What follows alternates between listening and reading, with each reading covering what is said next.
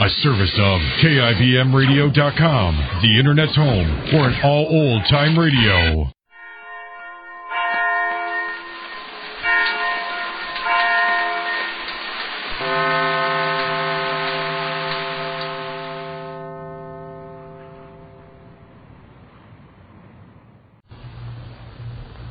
And now for our story. Yesterday, when Max Tilley came home after his talk with Dr. Benson about Mary's condition, he received a further shock on learning that Benjamin Carter had visited his home. Carter, the man whom Max hates, and who Max is now certain was responsible for Mary's violent illness from poisoning. What went through Max's mind when Mary told him of Carter's visit, we don't know. But we do know that Max ignored Mary's advice that dinner was ready, went on upstairs bent on some mission, and hinted that he was going out for a while. Today, we pick him up where we left yesterday, and our scene opens with Max Tilley on his way upstairs and Mary calling Burberry. Burberry. Oh, Burberry. Will you call for me, Mr. Tilley? Call for me? Yes, Burberry. Did you see Mr. Max when he came in? Do you know what's troubling him? No, Mrs. Tilley. I haven't the slightest idea what so concerns Master Max. I did observe he was not up to his usual chipper self when he came in. I don't understand him, Burberry. Says he has to go out and your dinner's ready. You'd better go upstairs and see if he's well. Yes, quite so. I shall do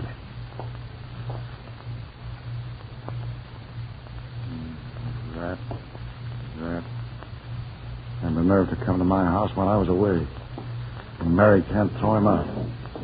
Trying to smooth over the damage he's done. Now, where is that? Well, maybe Mary is taken in by his soft soap, but not me. No, sirree. I know his kind too well. Mary only knows what I know. Where is that gun? Carter's done plenty to hurt our lives, and he ain't going to do no more. Crawling around my house, trying to wiggle out after he's done harm. Maybe Mary's soft-hearted, but not me. I'll show him he can't get away with it. Here it is. Carter will come around my house, will he? Oh, I say, Master Tilley. Oh, I say. Is there anything wrong? Oh, no, Blueberry. No, not a thing. Just looking for my collar button. You know, ain't it a funny thing the way collar buttons crawl around out of sight all over the floor? Yes, isn't it? Yeah. Yes, but, sir, you should call me when your collar buttons get the... What do you call it? The crawls? No, not the heebie-jeebies. No, they get the creeps. Really? Yeah. I don't quite understand. But never mind my silly questions. I should get right down under the bureau. Oh, no, Blueberry. Hey, never mind. The collar button's dark like the floor, see, and you may never find it. And besides, you ain't sure that you can get up once you get down there, see? Oh, sir, I'm really not as stiff as I seem. Every good valet should be able to find his master's collar button. Yeah. I shall retrieve it if it's the last thing I do tonight. No, Blueberry. I don't want you to keep the house up all night, see, so just forget about it, will you? That's a good boy. No. Very well, sir, if you insist. Yeah. I think maybe I'd better go in and see the twins. I ain't seen them all day. Indeed? Yeah. Yes. Yes, the little dears are asleep by now. Yeah, well, I won't wake them up. Oh, sir, if you don't mind, I see some heavy object bulging your jacket pocket there. Huh? Well, it isn't the stylish thing to do, you know, to put heavy objects in the suit pocket. Yeah. It pulls them out of shape, you know. Yeah, I know, but I don't mind that. See, I ain't one of them walking fashion plates anywhere, you know. Now, you better go downstairs and look after Mrs. Tilley, you know. She may need something. And I'll just go in and take a peek at the twins. Very well, sir. Yeah.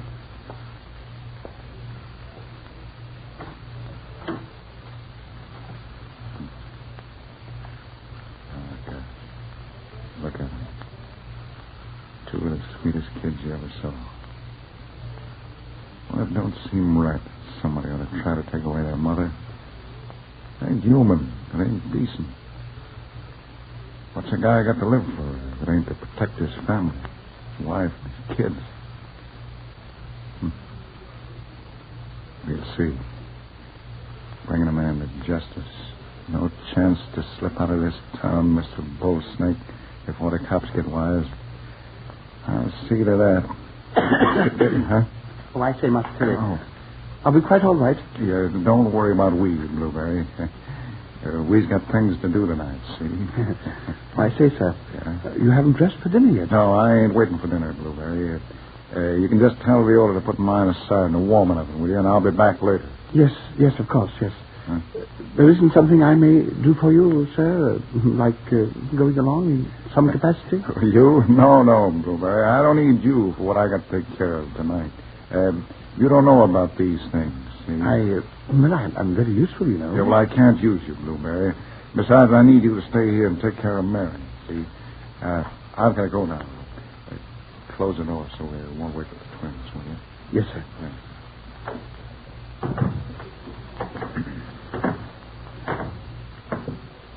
Oh, Max. Mary, don't wait up for me, will you?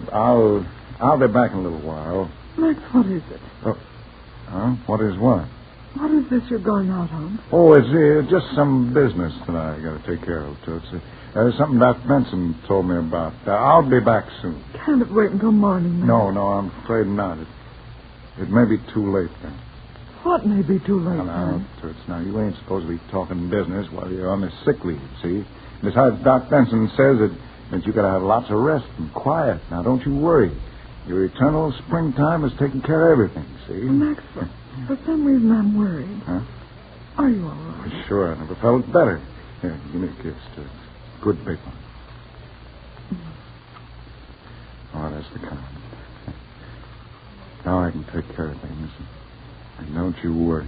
You will be back for dinner, won't you? Huh? I'll tell Viola to hold it up. Well, no, you better not, Mary. I told Burberry to have Viola keep mine warm until I get back. Well, so long, Toots. Goodbye, darling. And be careful, please. Yeah, sure. Oh, Burberry. Yes, Mrs. Tilly? Yes? I couldn't find out a thing from him. Wouldn't he say where he was going? No, not a word. It was strange indeed. He was rummaging through his bureau drawer for something he had lost.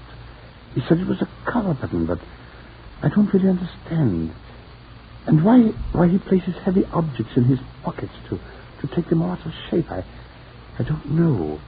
If you'll pardon me saying so, in England we... What heavy object did Max have in his pocket, Burberry? That I really don't know, but it ruins the suit. Did Mr. Tiller do anything else upstairs? No. Oh, yes. Yes, he said he'd better take a look at the twins and see how they were. Master Max is so fond of the little one. Very well, Burberry. You and Viola had better have your dinner. I won't eat until Mr. Tiller comes back.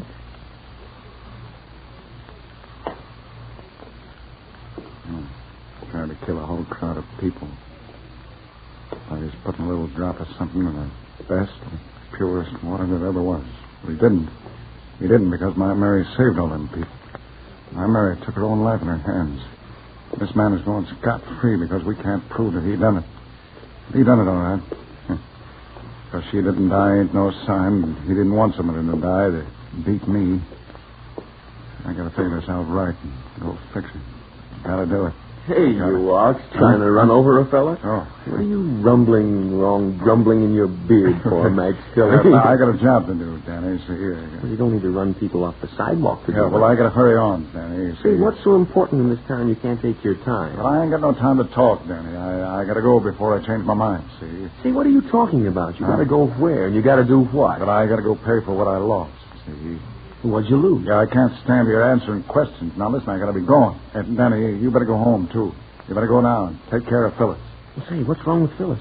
Huh? She was all right this noon. Oh, you gotta take care of Phyllis. When there's snakes around, they get into houses, and I see snakes. Max, are you cuckoo? Now, listen, you do what I say, will you? Go home and look after Phyllis. Tell me it's safe with snakes around. We got snakes here. I gotta go get rid of them. Say, Max, huh? What have you been drinking since you left the bottling works this afternoon? Now, listen, don't mind me, Danny. I know what I'm doing. Hey, you don't know about snakes like I do. Goodbye. I'll be seeing you. Well, and tell Mary that you've seen me and that I was all right, see? Will you do that? Goodbye. Well, yeah. Well, what do you know about that? Say, I better get home to Phyllis. Oh, snakes. What are you mumbling about, Max Tilly? Huh? Oh, hello. Davis. Well, my old friend John Davis. Hey, listen, John, take my advice, will you? Keep away from the snakes in this town. They're crawling around all over everything. You might get mixed up with them, see? Now, you ain't too straight yourself, John. That's just my opinion, of course. But you got a slippery side to you. And I don't want to see you getting down with the other snakes in this town, see? Now, look here, Tilly. Huh? Are you drunk? I never was more sober in my life. Well, you must be drunk. You can't get that crazy all at once. Yeah? Although you always have had a head start on a fool. But you've no business coming downtown here on Main Street to show off this way. Show off which way? Why, by the way you're showing off right now. Yeah? Running into people and talking as you do. Uh-huh. You, the upright citizen of this town. Yeah. Son of its founder and president of our bank. I've had about enough of these Sanders. It's time we got rid of them. Oh, I see. You think I'm drunk. You think I won't remember what you said, huh? That it? You haven't enough sense to remember anything, man. Hey, listen, you. I'll prove to you that I ain't drunk. We'll see what you think about the Sanders family. Oh, go away. Don't bother me with that now. I'm in a hurry. I'm in a hurry, huh? In a hurry. So he thinks I'm drunk, huh? Well, there's the director of my bank that I always can count on. Can count on doing a contrary thing against me. Well, I figured him out right from the first. Another snake. They crawl around on their respectability. Davis and Carter. Carter. He's the one I gotta see. Now I remember what I have to do. I gotta go find Benjamin Carter.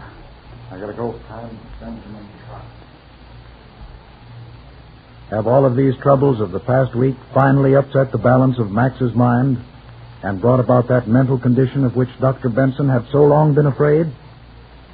Something serious is developing in the life of Mary Sothern.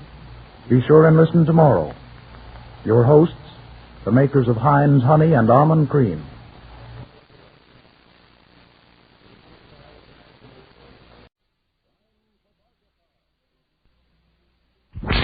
Crime Photographer.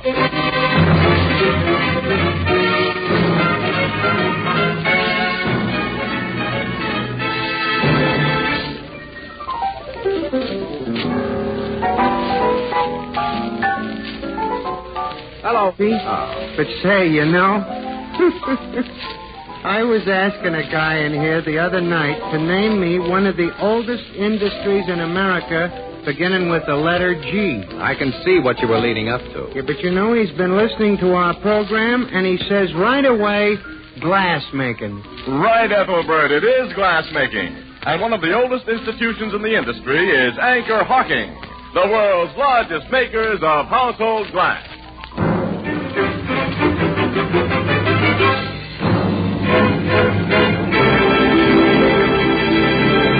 Crime Photographer. Brought to you by Fire King Oven Glass. Anchor glass containers, Anchor caps and closures. All products of Anchor Hawking, a great name in glass.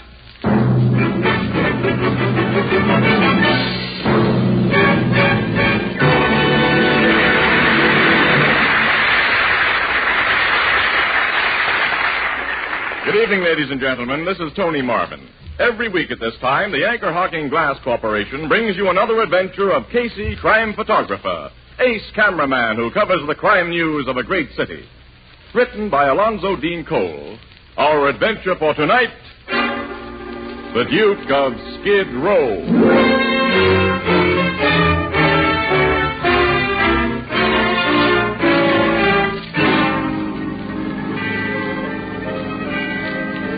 Midnight. A dingy, poverty-stricken street of gloomy tenements and cheap lodging houses. Above the uninviting door of one of these latter places swings a dimly lighted sign that identifies the Davis Hotel, $1 per night. A taxicab stops in front, and a tall, very thin man alights from it. His clothes are shabby but clean and well-fitting. In one eye is a monocle, in his hand a jaunty walking stick. How much do I owe you, please? The meter says $2.70. It is $5. Keep the change. Huh? Say, thanks. Good night. Hey. Yes? You know, cabs ain't easy to find in this part of town. Do you want me to wait for you? No. I should not be going out again tonight. Meaning you live in that flea bag? You may draw your own conclusion about my residence in the Davis Hotel. Oh, no offense, mister. Thanks again, and good night. Good night.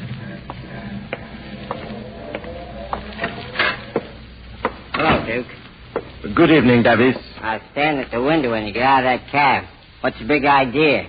I do not understand. Cab rides cost dough. You owe me over a week's rent. Oh, that little matter. The sum of my indebtedness to you is how much? $5 for last week, and you're 2 days into this one. Here is $20.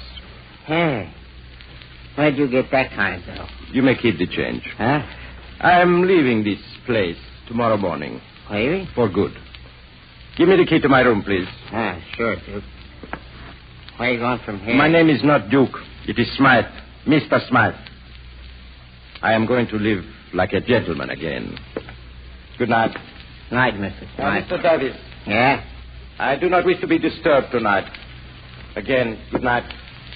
$20 he gives me. It's more than he asked me for the lend of a nickel. I can't figure that guy out. Hello, gents. What can I do for you? A man came into this place just now. A man that wore a monocle and carried a walking stick. What about it? We saw him go upstairs. So you must be a guest of this hotel. Who are you guys? We will ask the questions and give the answers. Hey, what's the idea? We will not harm you if you do as you are told. You will take us to the room of that man with the monocle. Okay. And be very quiet. His room's on the next floor, up them stairs. You first, just ahead of us. Sure. What you two gents want with the Duke? The Duke? Is that what he calls himself? That's what we call him around here. It's just a gag. I don't know nothing about him, gents. He ain't no pal of mine. I don't know nothing about the dough he had tonight, neither. Dough? What do you mean by that? That's what you hear about, ain't it? You're after the money he got someplace. This man you call Duke had money tonight? I only saw $20, sir, but he gave me the idea how... Never mind. Take us to his room and get him to open the door. He must think you are alone. If you wish to live, my friend, do not let him know that anyone is with you. I get it. There's his door. Knock. Who is there? It's Davis, Duke. What do you want? I got to talk to you, man. I told you I do not want to be disturbed. It's about personal matter, Duke. Open the door. Oh, very well. We get Anton. Oh, no, be specters. You, over. Please. You are going with us, Anton. No, I beg. And you will go quietly. Don't. Oh. You slugged him with that gun. Quiet, innkeeper. It was necessary. Now, for you, innkeeper, here is $100. That C note for me? Put it in your pocket. Oh, thanks. It is in payment for your services and for what we are now compelled to do. Well, what do you mean by that? This.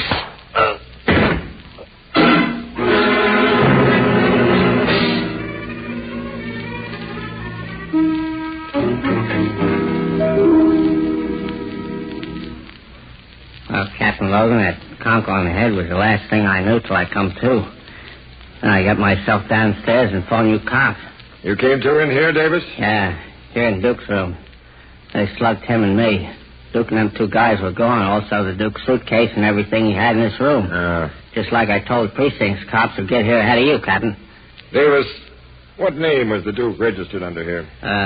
Smith, John Smith. Now, tell me all you know about this Duke, Davis.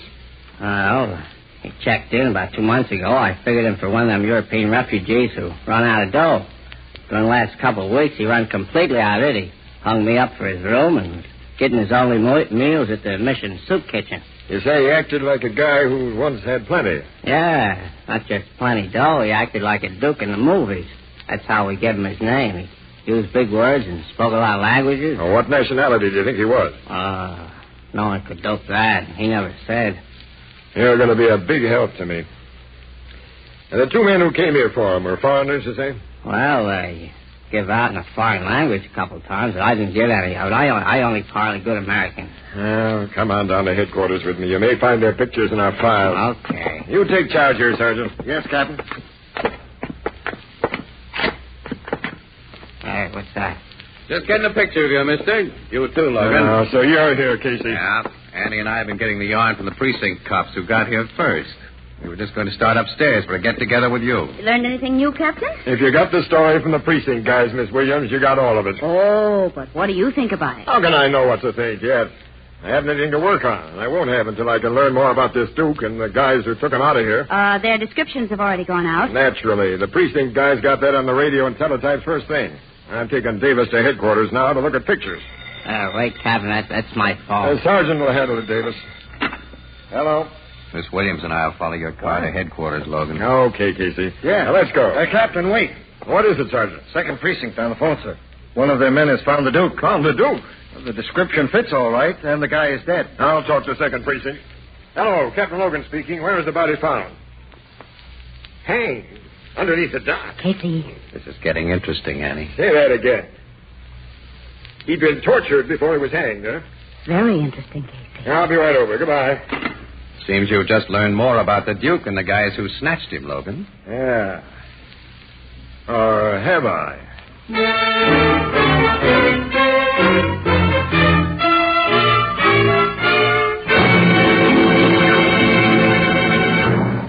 Fire King Oven Glass makes housework so much easier. Cuts dishwashing time, for example, by a full 2/3, and makes successful cooking practically a certainty.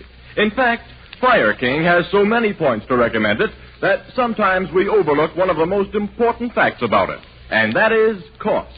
Fire King casseroles and baking dishes, Fire King Oven Glass pie plates and mixing bowls, and all the other Fire King Oven Glass dishes you will find at your favorite chain, variety, hardware, and department store are almost unbelievably low in cost. And each piece is guaranteed for a full 2 years against oven breakage. Ask for Fire King Oven Glass by name.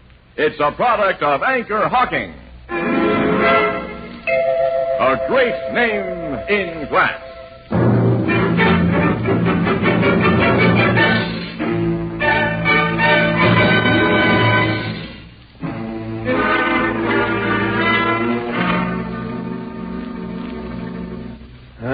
Come into my office. Thanks, Captain. You better sit down, Annie. You still look a little unsteady. I am. What that poor guy must have gone through before they strung him up. A sweet pair of killers did that job. And I still haven't a single lead to him. Logan, you sent Davis down here to look at pictures. Davis didn't find the kidnapper's pictures or one of the Duke either. Of course, your guys are trying to find the cab driver who dropped the Duke at his hotel tonight. Sure, they've been checking the hack stand since Davis told his story, but that'll probably take some time. Well, that driver can tell you where the Duke got into his cab, which may help you find out where he got his sudden wealth tonight. That money must have been the motive for the murder. Come in. We found that cab driver, Captain. The one who drove that Duke guy to Skid Row tonight. Oh, that's fast work, boys. Bring him in. Yes, sir. In here, fella. Okay. My name's Pincus, Captain. Milton Pincus. Hack license 100-208. Sit down, Pincus. Thanks. Your cops have told me what you want to know, so I won't waste your time or mine.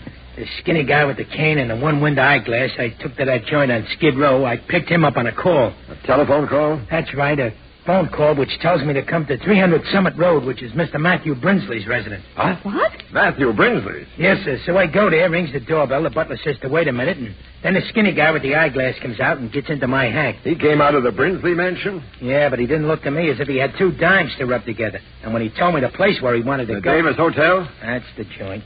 Well, when we get there, to my surprise, he hands me $5 and says, keep the change. Oh. What time did you drop him off at the hotel? Around midnight. That fits Davis's story. Did your passenger have you make any stops between the Brinsley house and the hotel? No, sir. Well, did he talk to you during the ride? Tell you anything about himself? I didn't hear a word from the guy after he told me where to go until he got out. And when your fare got out at the Davis Hotel, did you see anyone on the street who might have been watching him, waiting for him to show up? Yeah, I noticed 2 guys standing in the doorway across the street. Yeah? Yeah, but I didn't pay them no attention. The only thing on my mind was to get out of that lousy neighborhood where there was no business for cabs. You drove away immediately, huh? Yep. Okay, Pincus, you can go. Thanks, Captain. I want to get back on my job. So long. So long. How do you like the Duke's connection with Matthew Brinsley, Logan? That's a hot one, isn't it? Brinsley's a multimillionaire. Yeah, now that cab driver says the Duke had dough. Enough to give big tips. You know, Brinsley's been in several jams that his money's got him out of, Casey. Yeah, I know. For receiving stolen property. Oh, Casey, a man with his Oh, wealth? he's no fence, Annie. He's a collector of historical antiques. He's a bug on the subject. Yeah. Now, I've got to see what Brinsley has to say about this business. When? I'd like to go right now. I probably couldn't get into his place at this unholy hour. Let's grab a few hours' sleep. Get out there first thing in the morning. Well, okay, Logan. I'll be with you.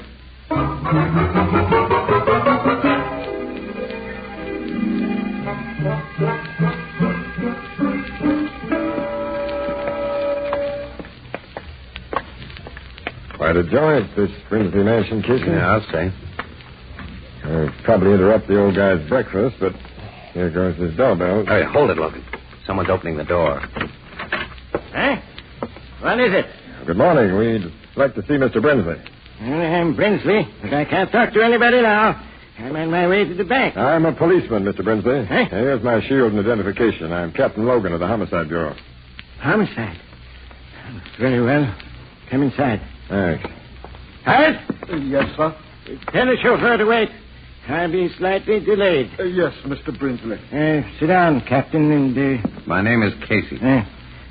What are you gentlemen here for? I haven't committed any homicide. Mr. Brinsley, you had a visitor last night. A tall, thin, shabbily dressed man who wore a monocle. What about him? I want you to tell me all you know about him. Why? He was murdered after he left your house.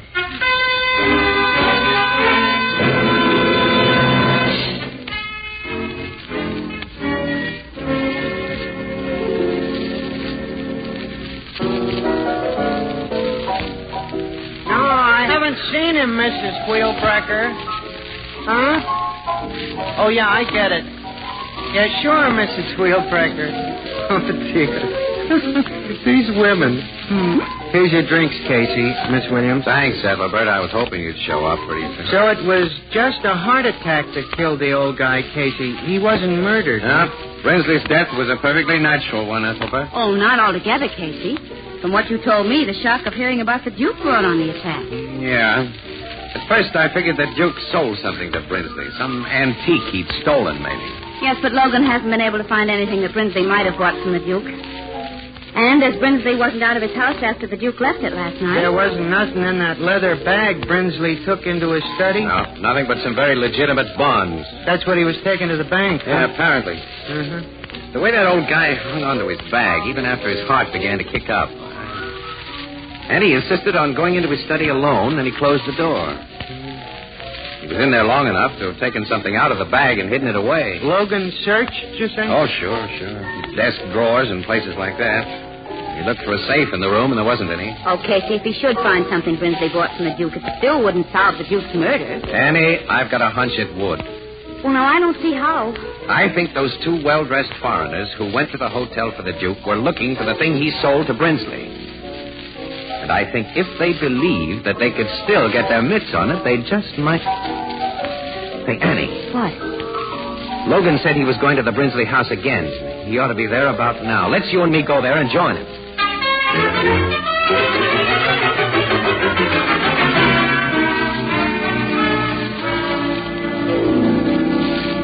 I got the same idea you got, Casey, so my men are giving that study in there a real going over right now. That's swell, Logan. Well, what do you know about that? It isn't often that you two have the same big ideas at the same time. Well, it's merely coincidental. I had a first-class basis for mine, Miss Williams, not one of Casey's hunches. Oh, what do you mean? Well, I've checked with Brinsley's bank, and they told me that 2 days ago he withdrew $30,000 in cash. Now, they record serial numbers when dough is passed out in chunks like that. And the $20 bill the Duke gave Davis last night has one of those numbers. Brinsley must have bought something from the Duke. What could he have paid the Duke $30,000 for? Captain Logan. Yeah, Sergeant? We found something. Let's see. Come on, Annie. There, Captain. That big leather chair. What? Wait till I show you. I'm used to trick hiding places, but this is one of the neatest I've run into. Look, when you press these 3 ornamental nails at the same time... The seat rises. Big cavity underneath. What's that thing in it? It looks to me like one of those gimmicks the King of Spades wears on his head. Casey, it's a crown. It's a gold crown. Yeah, it's not much of a crown. It's gold, but there are no jewels on it. I was just saying to myself, Captain, why hide that thing? It ain't worth more than $100. It's probably worth $100,000, Sarge. Huh? It's old and antique, can't you see that? That crown would have fitted nicely in Brinsley's little bag, Logan. He may have thought you knew the Duke had sold it to him, that you'd search for it. So he took it out of the bag and put it in that trick chair before his heart gave out. I know all that, Casey, but now, how will that thing lead us to the killers? Well, Logan, the good old power of the press can lead them to us. What do you mean? Now, look. The only metal in this chair are the nails and coil springs. And when that crown gets back under the seat, it'll show up nicely in an X-ray picture. X-ray picture? Yeah. That the Morning Express will be carrying in all its editions tomorrow. With a nice story that you'll write now. Well, okay, but what'll I write? An invitation to the death house.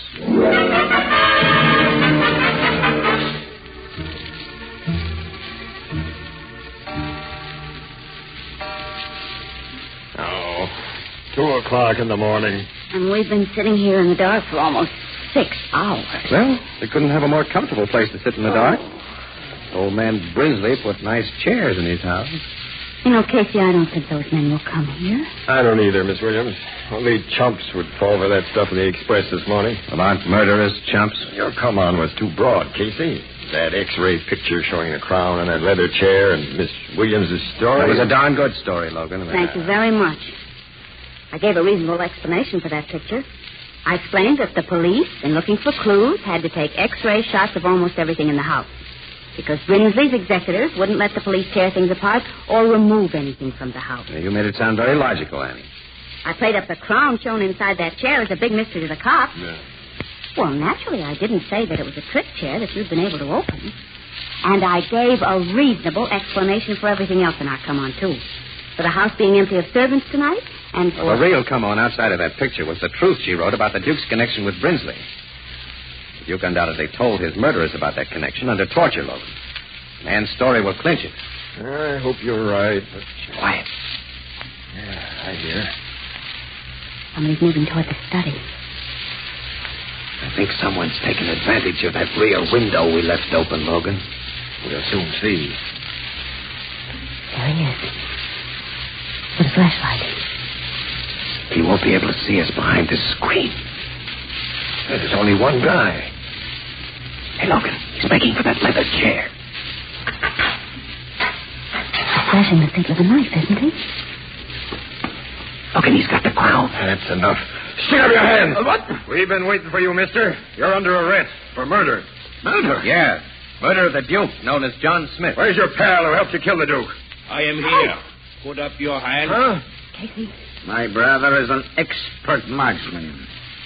You will do as he says. Where is he? I am in the dark, where you cannot see me. Drop your gun. Yes, he's got us, Logan. Yeah.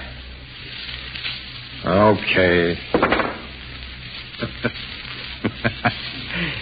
You are wise. Now. But how silly they were a minute ago. My brother, they thought I had walked into their trap alone. These Americans are very simple people, Tito. I see you have the crown. Yes. At last. Now, our labor is almost done. Why did you guys want that bum hunk of gold so badly? Father, he Quiet, calls Tito. He do not know what it is. He called this bum hunk of gold. Huh? Well, what is it? We have no time to answer your question or the inclination. Besides, it is foolish to satisfy the curiosity of soon-to-be dead people. Soon to be... I am sorry. If you live, you might cause great trouble. For the good of my country and for my brother and me, you must die. Shoot them, Baba. Now. Yes, Tito. Now. Sergeant, turn on the light. We got him all right, Captain Logan.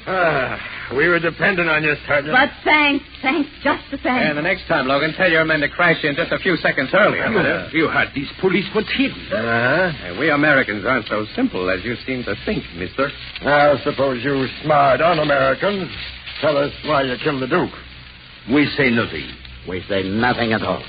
Yes, you will, brothers. Yes, you will. Get him to talk fast, Captain. We've got to get the story to press. You get the story, Annie. I'm going to get a couple of shots of these crown chasers and get them to the office. Okay, Casey, I'll meet you there as soon as I can.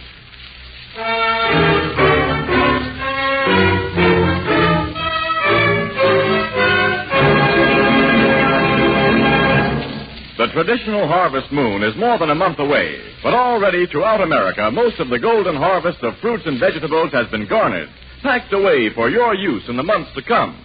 Now, the finest of these food products come to you in clean, sterile, crystal clear glass containers, and for a very good reason. The glass container lets you see exactly what you buy before you buy it, and the glass container protects the natural flesh flavor of its contents. A very large number of these finer products of field and orchard, of range and sea, come to you in crystal clear anchor glass containers sealed with tamper-proof anchor caps. Products of Anchor Hawking. A great name in glass.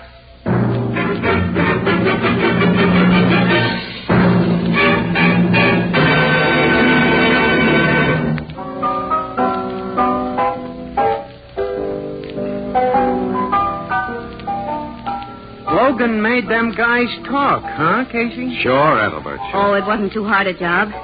After Davis positively identified them as the men who came to his hotel for the Duke. Tell me what they said. Well, to begin with, pal, they told us the Duke wasn't really a Duke. Oh, I knew that all along. He was only a count. Huh? He was an honest cigars count, too, Ethelbert. From one of those little European principalities that went out of business after the First World War. Yeah, and the Duke, I mean the Count, was a relative of the king who'd lost his job.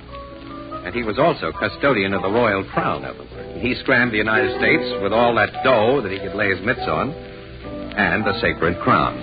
Only the money gave out after a while, and he had only the crown left. So he finally sold the crown to Brinsley. But the guys who killed him? They were stubborn royalists, Ethelbert. Fanatics about restoring their king, who had to have his traditional crown if and when he was restored. They went after the Duke and finally caught up with him. They forced him to tell what he'd done with the crown, and then they killed him. See, they considered the guy a traitor, Ethelbert, so they gave him the traditional punishment for traitors, hanging. They even tied a real hangman's knot. They thought were a legal execution. Well, in their screwy minds, it was a legal execution. Some people are certainly funny. Yeah. But as my sister Edna says, quote, if all folks was like you and me, wouldn't the world be dull? Unquote. And you know Edna.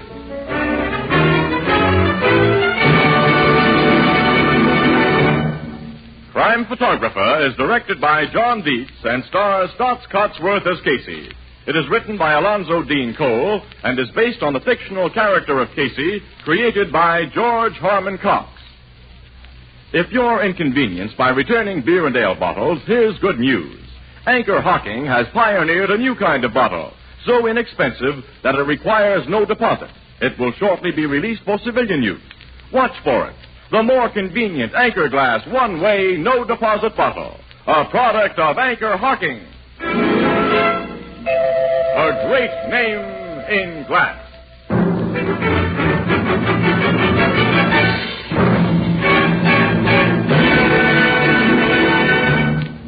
Our cast features Miss Leslie Woods as Anne and John Gibson as Ethelbert, with Herman Chittison at the Blue Note piano. The original music is by Archie Blyer.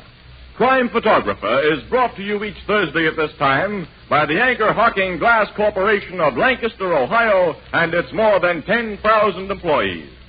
Anchor Hawking. A great name in glass.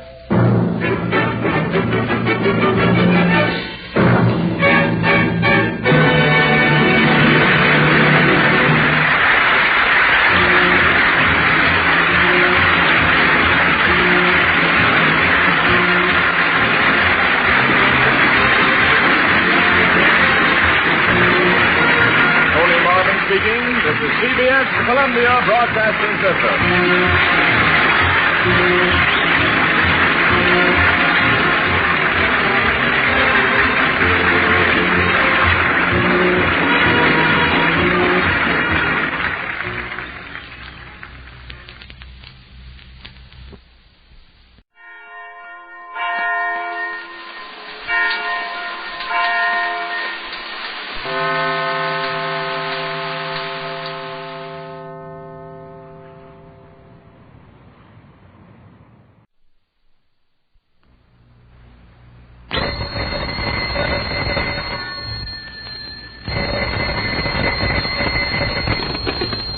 Hello. I hope I haven't kept you waiting.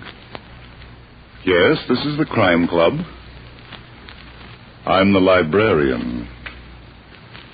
The Topaz Flower. Yes, we have that Crime Club story for you. Come right over.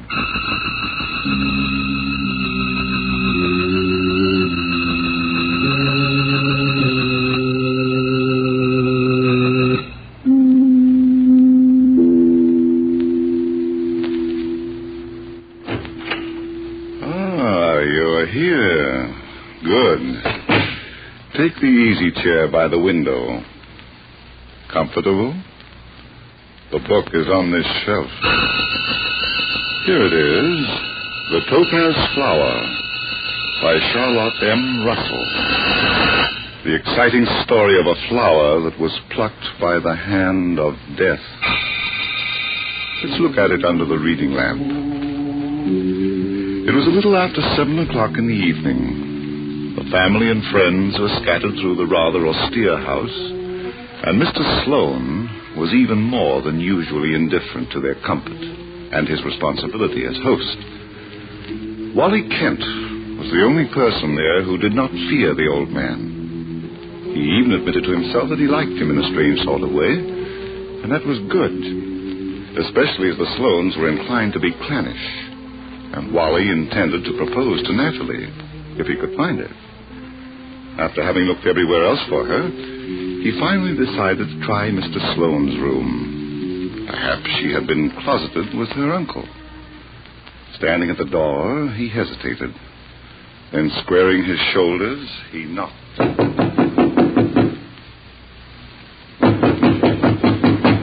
Mr. Sloane. Mr. Sloane, is Natalie there? Mr. Sloane. Hey, Mr. Sloane. Oh, it's locked. Natalie. Mr. Sloane. Oh, Natalie, darling. I've been looking all over the house for you. The party... Oh, honey, what's the matter? Let me go, Wally. Oh, but listen. Let me go, I tell you. Oh, what the... Mr. Sloane. Oh, my good God. Natalie, what were you doing? Did you call Mr. Sloane? Oh, Mr. Kent. Oh. Take it easy, Barbara. Oh, but he's murdered. Mr. Sloane has been murdered. Get to the phone, Barbara, right away. Call Captain Tom Bain of the Homicide Bureau. Tell him what's happened. He'll be here right away. Yes, sir. Oh, and Bauer, just see that nobody leaves until he gets here, will you? Well, sir, I don't know, but I'll try, sir. Oh, poor Mr. Sloane. And if you see Miss Natalie, tell her to come up here, please. It's very important.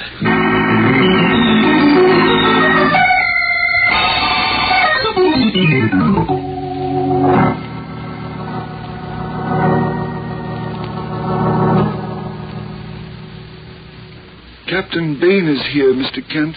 Oh, thanks, Bauer. Bring him right in here. Yes, sir. Come in, please, Captain. Thank you. Hello, Tom. Oh, Wally. You got a murder here. Got a dead man anyway, Tom. Let's have a look. Right in here.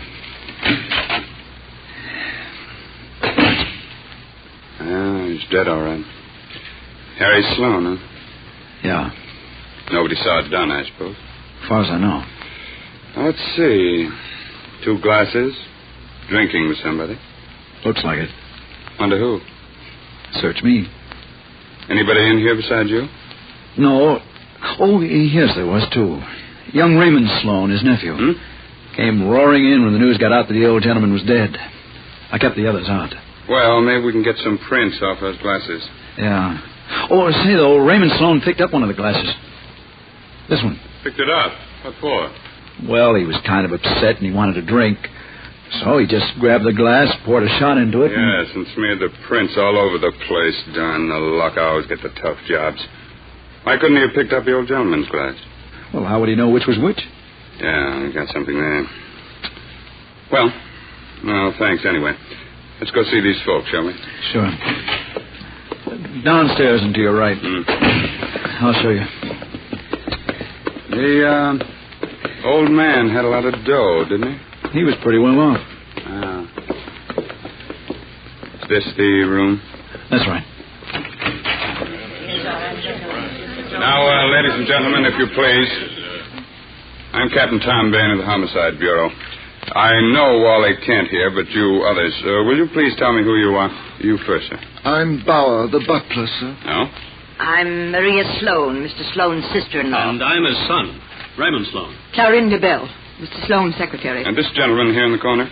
Joe Bannister. I'm an old friend of Harry Sloan.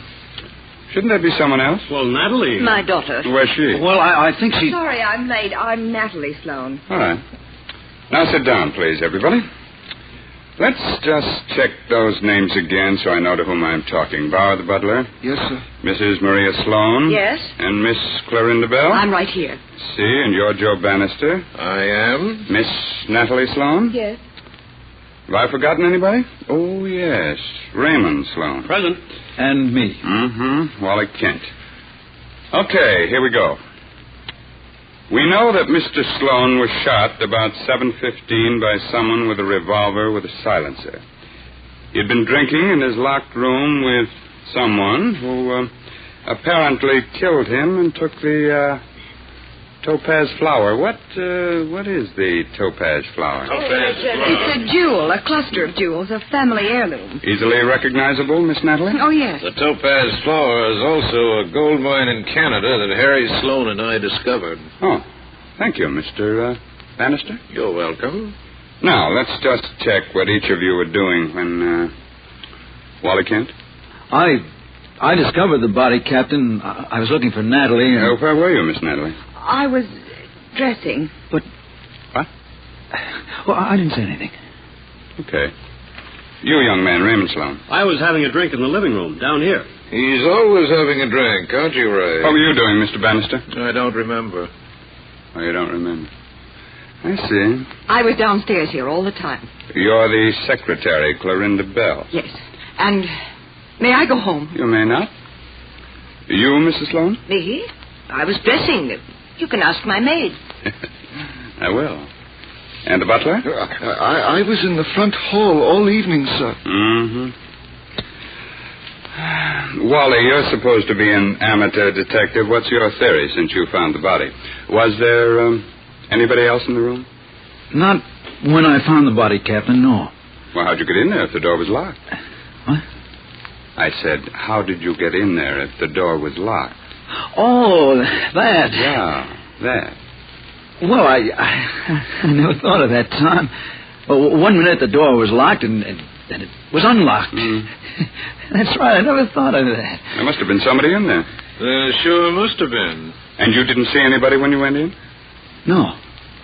No, I didn't see anybody. Well, perhaps whoever it was got out through the French doors that open on the terrace. Oh, they were locked, Mrs. Sloan. Were there any fingerprints on the glasses that they were drinking out of? Well, thanks to young Mr. Sloan here, no. He smeared his own prints all over him. Well, I was only trying to help. Oh, great help. Well, whoever killed Mr. Sloan took the Topaz Flower, I suppose. Oh, that couldn't have been the motive for the murder. It was only worth about $5,000.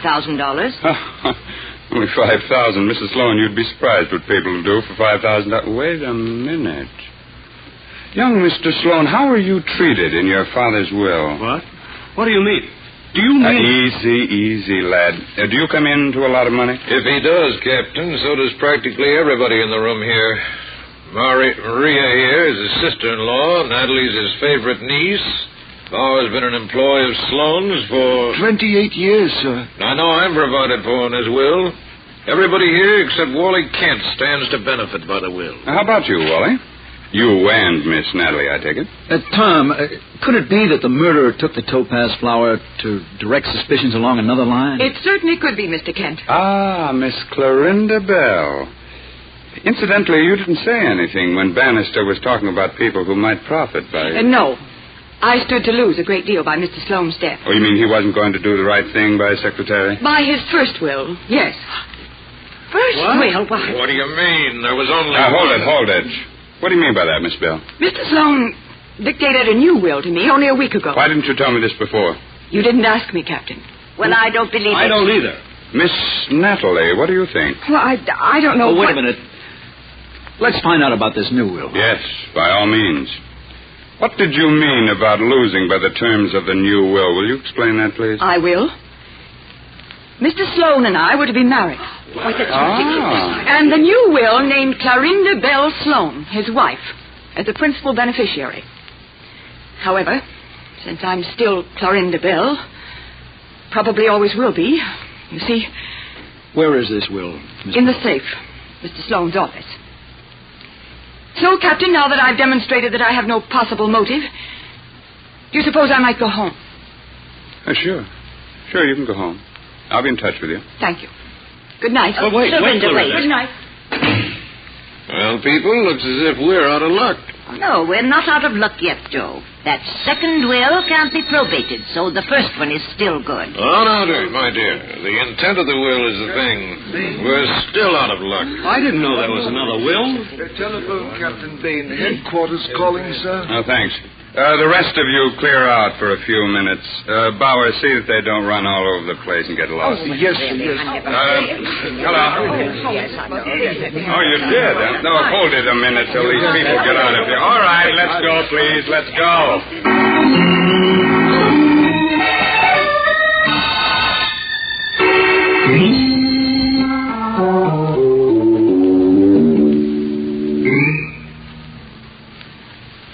Natalie. What, Wally? Come in here a minute, will you? Where? Here in this room, I want to ask you something. No, wait, let's see if there's anybody in here. No. Come on. What do you want? Now, honey, look at me. What were you doing in your uncle's room when he was shot? I don't know what you mean. Nat, darling, this guy Bain is a sharp cop. Now, look, I can't cover up for you all the time. Do you mean you think I shot Uncle Harry? Darling, no, but I mean, you were in there with the door locked. You unlocked it yourself. I nearly got caught when Bain asked me how I got in. You're not going to tell him, Wally. Natalie, darling, listen, please. Oh, Wally, can't I? I've been looking all over. Excuse me. Wally, I want to see you. Oh, excuse me, Natalie. I'll see you later, huh? Okay, Tom. What now? Sorry, Miss Natalie. Wally, we found the Topaz Flower. You what? Yeah. John Jarbo of the Hawk Shop Squad just called. That was the phone call. Found it in the shop 6 blocks from here, and he's bringing the owner in the Topaz Flower first thing tomorrow morning. Well, I'll be... It says fast work, Tom. Yeah, it sure is, isn't it? It says, woman hocked it. A woman? You suppose somebody could have gotten out of the house, run over to the Hawk Shop, and... Well, what did the woman look like, Tom? Well, the fellow said she was wearing a green hat, a purple scarf, and she had red hair. Red hair? Huh? Oh, well, thank goodness there's no red-headed women in this house. Now, think again, Wally. There may be a red wig.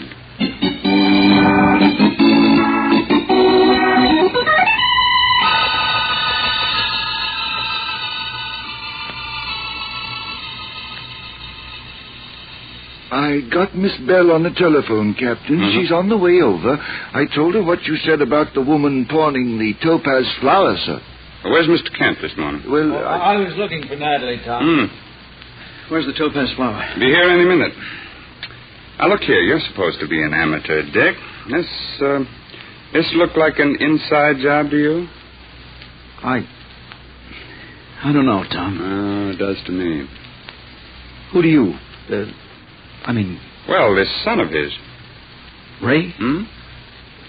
Well, he's kind of a young fellow they call a ne'er-do-well in detective stories. Drinking, gambling, women, you know. Yeah, he knocked off the old man. He sure made a mistake. Now, how'd they get along? Not good, I hear. That's right. But I doubt he's got the nerve to do such a thing. And that sister-in-law, Maria. Well, now, she's kind of malicious. But she's harmless. Mm-hmm. Well, you pick out the murderer. Oh, no, Tom, not for me. Not me. I wondered if you would like some coffee, gentlemen. Oh, no thanks. Bauer, that's your name, isn't it? Yes. But you can tell the rest of the people I want them in here now, please. Very good, sir. The guy snoops. Oh, no. Not Bauer. Well, how do you know he wasn't listening at the door? Well, Yeah, when you've been in this game as long as I... doorbell. Bauer will get it.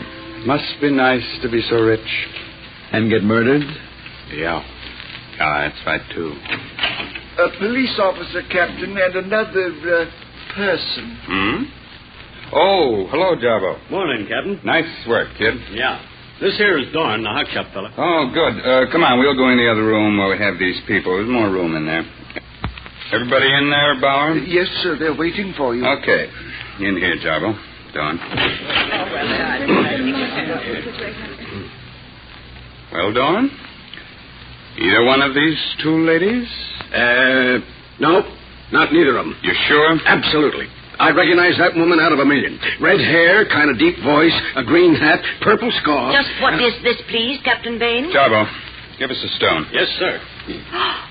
Why, it's the Topaz Flower. Where'd it come from? Where did you get it? Yeah. A woman with red hair. And a green hat and a purple scarf with a deep All voice. right. It was hawked at this man's place last night. A woman with red hair and a green... That's enough. You say it wasn't either of these ladies now? Positively. I'd know her in a million. Okay. Take them back, Jarbo. Okay, come on, lad. Is that all, Captain? That's all. Much obliged. You're welcome. Well, I must say, Captain... Hush, Mother. Say, Captain, as long as this fellow's trying to identify women for you, hadn't you better keep him here till Miss Bell gets here? Just to make it come out even, you know. Oh, yeah, sure. That's, Hey, Captain. What's the matter with you now? Look. The green hat and the purple scarf. I found it. Where'd you get that? Well, that's my hat. And my scarf. Now, wait a minute. Let's see that. It was right there on that thing in the hall. I never noticed it when I'd come in, but when I went out, there it was. And I knew it right away. Look, I bet there's maybe a red hair in it someplace. Look, huh? Well, what do you know? It is a red hair. Or am I colorblind, Ken? No, it's red, all right. Well, Aunt Maria, now who's in the suit? Well, I haven't seen that purple scarf in a week. Well, the lady that hawked the jewelry wore it. Natalie, when did you wear this hat last? Why, it was in my room. How'd it get down here? Young lady, I think we're going to have a lot of fun finding out. But I didn't... No. It wasn't her. Not her. The hat and the scarf might have been lent to someone. You make another remark like that. Let him alone, please, Mrs. Sloan. Now, shut that door, Bauer. Wait and see who that is. Yes, sir. Probably Miss Bell, Mr. Bannister. Now, see here, Captain. Hold it for a minute or two. Mr. Joseph Bannister. Come in. Bannister, we found the Topaz Flower. What? Yes. It was pawned at Mr. Dorn's shop last night. By a red-headed woman in this green hat. Yeah.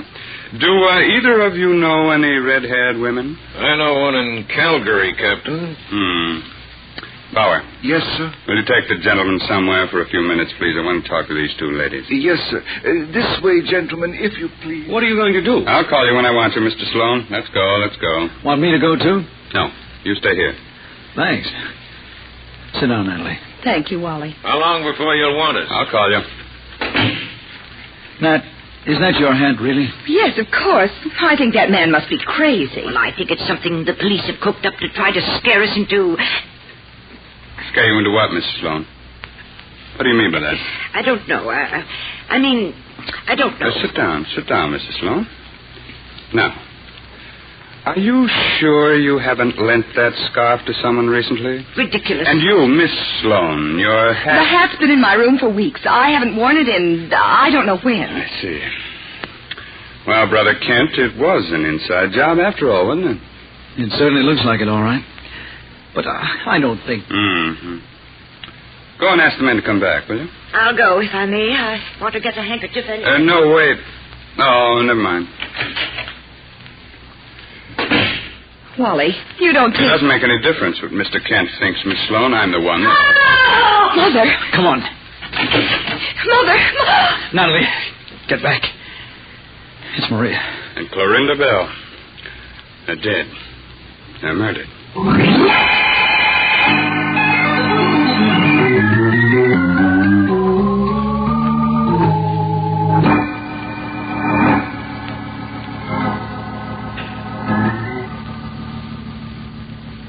How is Mrs. Sloan now? She'll be all right, Captain, but the shock... Yeah, I know. May I go up to her now, please? Sit down a moment, if you will. I won't keep you long. But... Sit down, please. Here, let me help you, Natalie. How did Miss Bell get in the house? Why, she had a key. She often came out here to work with Uncle Harry. I see. Do you know how she was murdered? She was stabbed, wasn't she? Yes. And when your mother saw her, she fainted. Well, what would you do? Faint, probably. Miss Sloan, this pencil was lying under Miss Bell's body. You ever see it before? Well, that's my pencil. Oh, it is? Miss Sloan, belongings of yours seem to turn up everywhere. Your green hat, your pencil. But I was in here, and I lost that pencil 3 weeks ago. Oh? No, see here, Ben. That'll do from you. Now, look, Natalie, I'm reasonably sure you didn't murder Miss Bell, but you wouldn't have lent the pencil? Please. Stop it, Ben. I told you I lost it. This is a very odd pencil. You pull the end off, there's an eraser. I know that. It's got another trick, too. I don't know what you mean. Now, look. You pull the eraser out. A knife. A little knife. Yeah, a little knife with blood on it. Miss Sloan, who murdered Clorinda Bell with your knife? Now, look here, Ben. Shut up. Take it easy, Kent. Answer my question, young lady. I tell you, I don't know anything about it. All right. You can go up to your room. But stay there, will you? I'll take you up, Natalie. No, you stay here. I want to talk to you for a minute. Go ahead, Natalie. Captain I'll Bain. see you later. All right.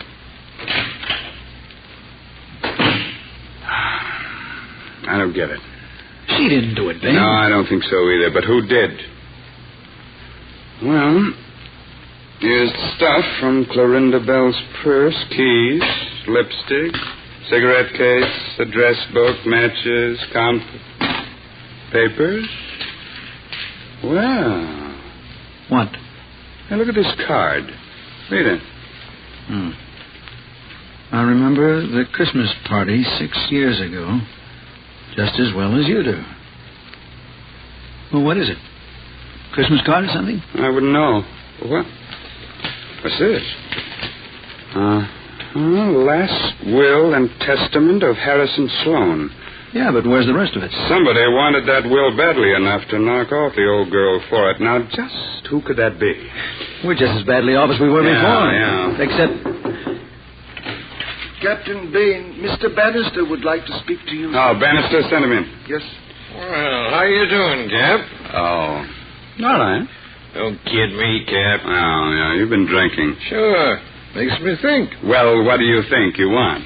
Makes me remember things. Oh, isn't that fine? Like what? Like things I see. Come on. I was out in the garden for a breath of fresh air about the time Harry got killed. And? I looked up at Harry's room. French doors, you know.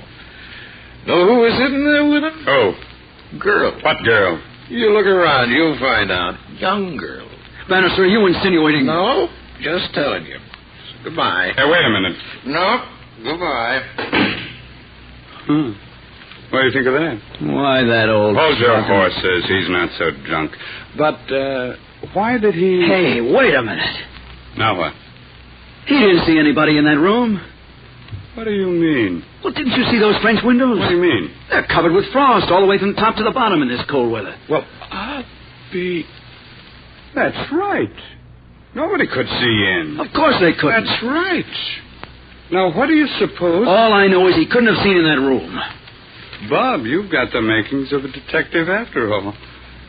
But why would he want to throw suspicion on Natalie? I wonder. Say, maybe he meant Clorinda. No, he said a young woman. He was a little drunk. I don't think Clorinda did it. Anyway, the hock shop man said she wasn't the one that had the Topaz Flower. Yeah, that's right. What about that card, though? The Christmas card? Now, let's see it again. Yeah. I remember the Christmas Eve party 6 years ago just as well as you do. Bain, I've got an idea. That's swell. Ring for Bauer. Oh, okay. You rang, sir? Yes, come in here, Bauer. Close the door. Yes, sir? Bauer, you've been here a long time. Yes, sir. Were you here at a Christmas party 6 years ago? That would be 1941. Yes, sir, of course. Who else of these people was here? Mrs. Sloan, Natalie? No, sir. They were in California. Let me see. Why, I think Mr. Sloan and Miss Bell and Mr. Bannister... Anything special happened that night? Special, sir? Something Miss Bell might remember, for instance. Let me think, sir. Why, yes, sir.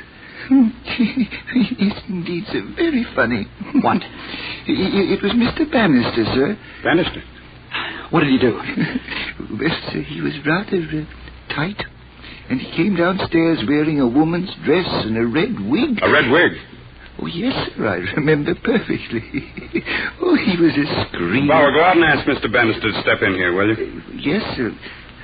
I hope you won't tell him. Snappy, Bauer, please. Yes, sir. Kent, nice going.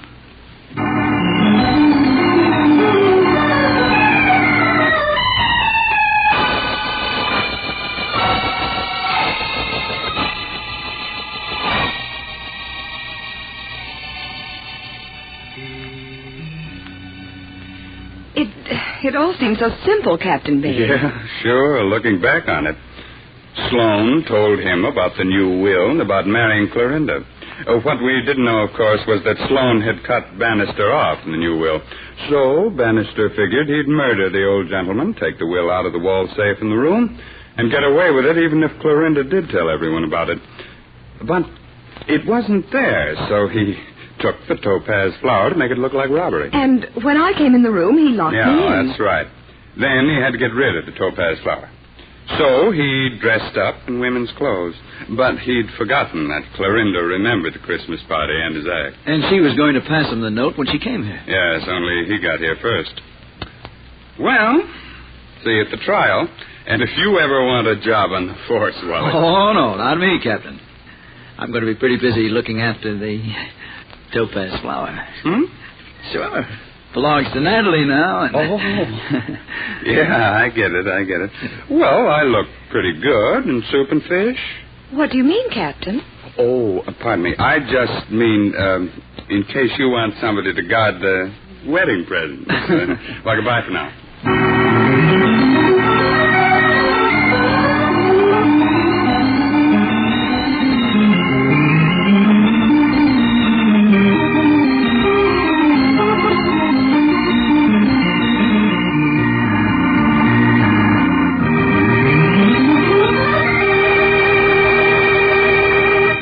And so closes tonight's Crime Club book, The Topaz Flower, based on a story by Charlotte M. Russell. Willis Cooper did the radio adaptation. Roger Bauer produced and directed.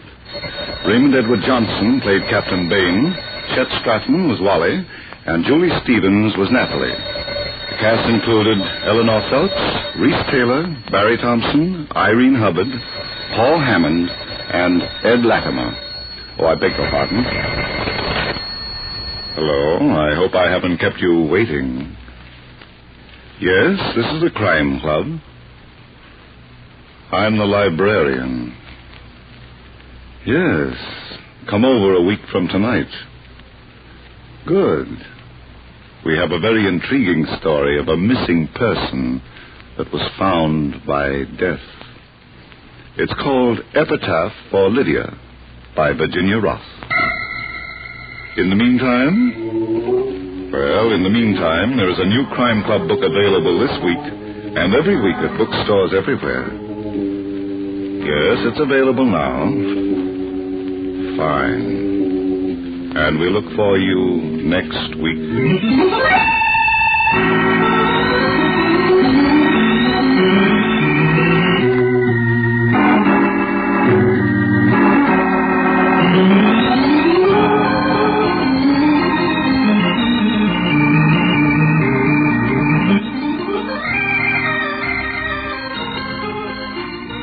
This program came from New York.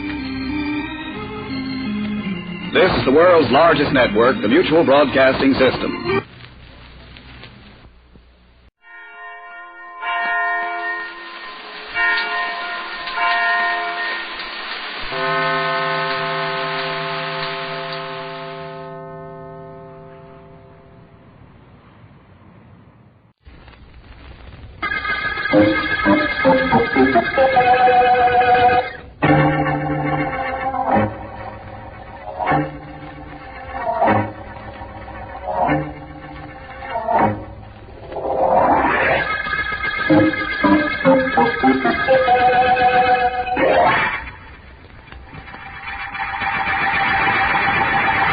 That's what I heard, Tommy. That's what I heard, I tell you. Frankie ain't going to stop until he stops you. That's right, Sick. Well, what do you know? So Frank Stacy's bringing that feud out into the open. That's what I heard. What are you going to do about it, Tommy? Stop fluttering around. Maybe I'll be able to think. Oh, when do they call you chick? You act more like a chicken than anybody I ever saw. A 40-year-old chicken. Yeah, that's really something. Well, they don't call me chick because I act like a chicken. Because I got a high voice. Because you're yellow, you're chicken hard. Oh, geez, Shut up. You're not my problem at the moment. What I told you about Frankie Stacy brought you down, huh? Not exactly. And it is making me think. I kind of got an idea he'd lay off if we'd keep away from his territory, boss. That's what's getting him so sore at you. What he wants doesn't interest me. Maybe if you two guys could get together, you could work something out. But you better do it fast on account of Frankie figures on knocking you off. Anyway, that's what I heard. I know that's what you heard. Chick, I think I got something. Yeah, what? Frank Stacy wants to kill me, but I'm going to see to it that he killed somebody else. I don't think that would exactly satisfy him. He isn't going to have any choice in the matter. Chick, I got it. Huh? Stacy's going to murder somebody in front of witnesses. Witnesses will talk whenever I say the word. Oh, I see what you mean.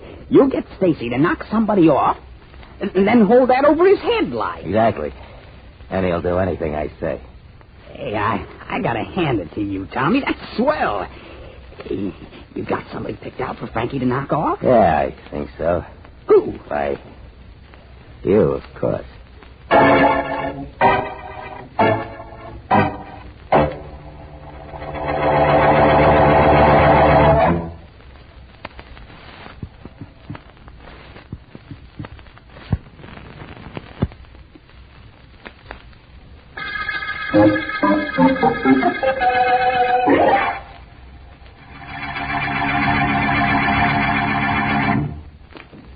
Good shot, Frankie. It was solid, Eddie. Solid. And I'm getting hep to all the angles on this billiard table of mine. I'm sharp, huh? Sure, Frankie, sure. You glad you bought the table now? Natch. Only I think I'm going to change the color. I don't like that green business. All pool tables got green, whatever that is on them, Frankie. That's the reason I'm going to change the color on mine. I'm going to be different. Keen, that's me. Now back up and watch me make a massage shot. Quarter says you can't. Put up or shut up. I can't do it for both of us. My money's good. Now shut up while I try this shot. Easy money, Eddie. Easy money. We're always making easy money, ain't we? Sure, but generally I'm on the collecting end, not the donating. That reminds me. Huh? Tommy Morrow is still moving in on some of our stores. Well, he won't be much longer. I'm going to take care of him and that stooge. Chick. Today, maybe. And I'll take care of him solid. I got a plan. Want me to get it, Frankie? Never mind. Yeah, Stacy talking. Frankie, this is Joey. So? So about Tommy Morrow. You better work fast, Frankie. I just heard that he's sending Chick Lewis out gunning for you. Straight tip, Frankie. Yeah, thanks, Joey. I'll remember this. What was it, Frankie? Anything important? Could be. Tommy Morrow is sending that stooge that acts like a chicken. You know, that Chick Lewis, out to knock me off. He's sending Chick? What's he going to do, peck you to death? That ain't funny, Eddie. I'm sorry, boss. What are you going to do? Me? I'm going to call Tommy and make a deal with him later. Right now, I'm going to try and make a 3-cushion shot with this billiard cue.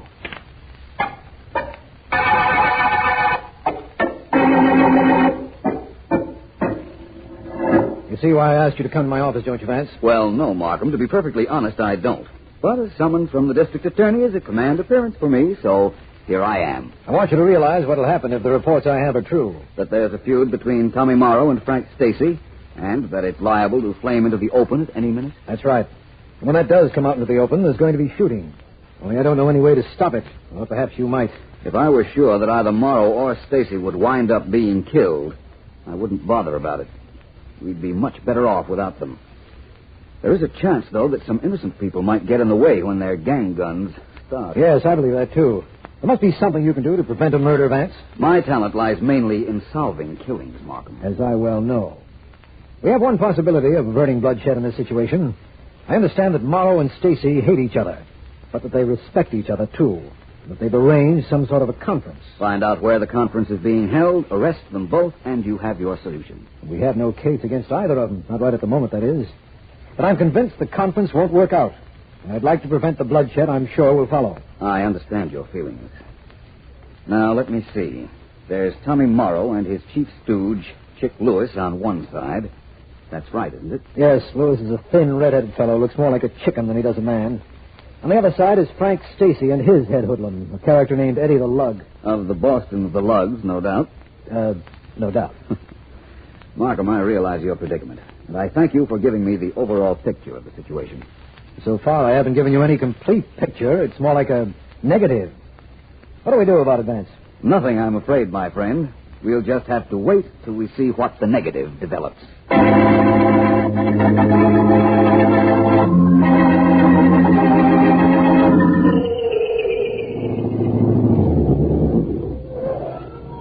Well, Tommy, here we are. You see any sign of Frank Stacy? I don't see none. No, Chick, I don't see any sign of him either. But he'll be here. This meeting was his idea. You think he was on the level when he asked you to meet him? Could be, and then again, maybe this is a gag. Now, you keep me covered all the time I walk up to meet him, and if anything happens, I'll... There's that car pulled up over there. Yeah, I see it. 2 guys in it. That should be Frank Stacy and Eddie the Lug. That's you, Tommy? Yeah, Frankie. I see you brought company. You ain't exactly alone either. I didn't bring Eddie to make trouble. Just to make sure you did. How about meeting me halfway? Good enough. I'll take your eyes off him a minute, Chicky, honey. Don't worry, Tommy. I'll keep Frankie between his gunman and me so Eddie won't do any shooting. You just make sure Frankie doesn't make a move. If he does, don't ask questions. Let him have it. Sure. You coming or not, Tommy? Right with you. Keep your hands away from your pockets, Frankie. I'll do the same. Solid, Tommy.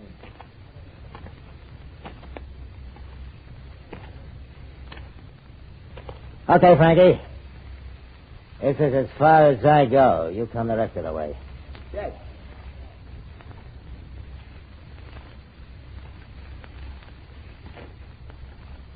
Glad you decided to meet me, Tommy. I listen to propositions all the time. What's yours? I hear you got your stooge, Chick, gunning for me. What I hear is that you're a little sore at me for cutting in on you. They're supposed to be out after me. Maybe the whole thing is a misunderstanding. I wouldn't bet on that. Now, look, Tommy. This is the deal. Stay away from my territory and there'll be no trouble. Keep cutting in and both of us will be sorry. You'll be sorry you did it and I'll be sorry about what I have to do to you. Latch on? That's no proposition. No? No. Well, this is. We start working together. Put your territory and mine together. Run things together and split the take right down the middle. Well, part of that sounds all right. It's okay with me to do just what you say, except one thing. We split 60-40, and I get the 60. That ain't exactly fair. So sue me. People say it's tough. I guess people are right. You don't like a 50-50 deal. Somebody must have told you. Okay, Tommy. You had your chance. As far as I'm concerned, we dig each other. The meeting's over. Good enough, only let me tell you something. Tomorrow at this time, you're going to be begging for the chance at a 40% cut. Spend a little time thinking about that, Frankie. You ain't got much more than a little time left.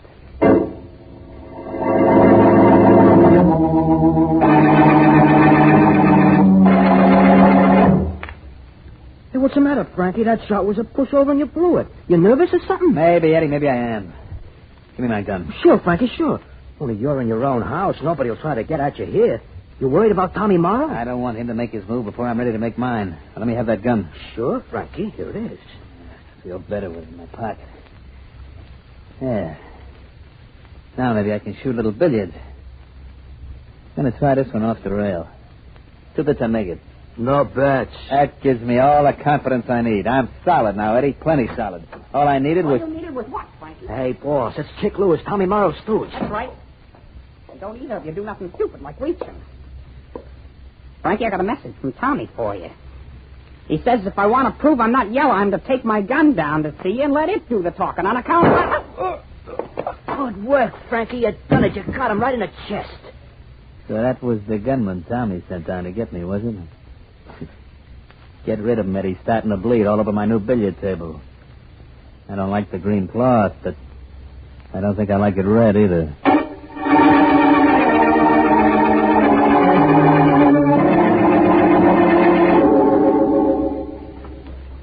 In detailing my notes on the Sterling murder case, It struck me that the first incoherency was... Vance, are you busy? Oh, please come in, Markham. I was just dictating some notes to the machine so Ellen could type them up the first thing in the morning. But it can wait. Just a second now till I turn this off. Glad to see you here, Markham. Thanks. Sit down. Your face tells me somebody's been killed. I must remember to make it a little less revealing because that's exactly right, Vance. One of those two gangsters you were concerned about? No. No? No, it's one of the henchmen I told you about. Remember a fellow named Chick Lewis? Yes, he worked for Tommy Morrow. And he acted a little like a chicken, I believe you said. That's the one. We found his body dumped in a lot about an hour ago. He'd been shot. One bullet did it. What's the obvious implication? That he was sent to kill Morrow's rival, Frank Stacy, and Stacy shot first. But that's not what you're thinking. It never is. You refuse to accept the obvious, ever. That's one of the reasons I came down to you right away, even before we picked up Stacy. Now, wait a minute, Markham. I never refused to accept the obvious at any time. The point I think you were trying to make is that some things are obvious to me that aren't to other people. Nothing you've told me makes me believe that Chick Lewis was killed by anybody other than Frank Stacy. Good. That's all I wanted to know. Oh, that might be for me, Vance. I left word where I was going. There's only one way I know to find out. Hello. Hello, this is Marcy, homicide. Is District Attorney Markham there? Just a moment, please. Here you are, Markham. Take the phone on the other side of the desk. I'll continue with my dictating. Good enough, Vance. Sorry I'm such a bother. Hello?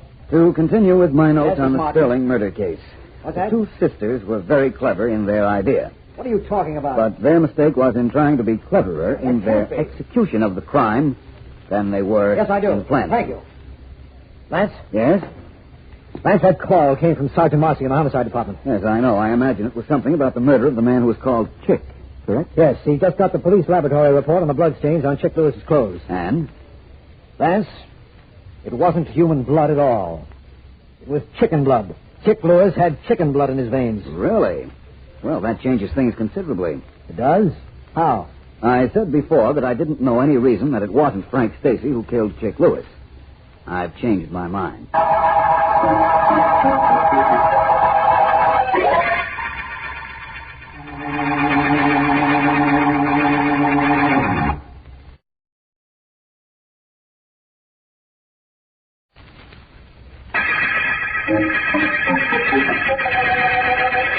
This is District Attorney Markham.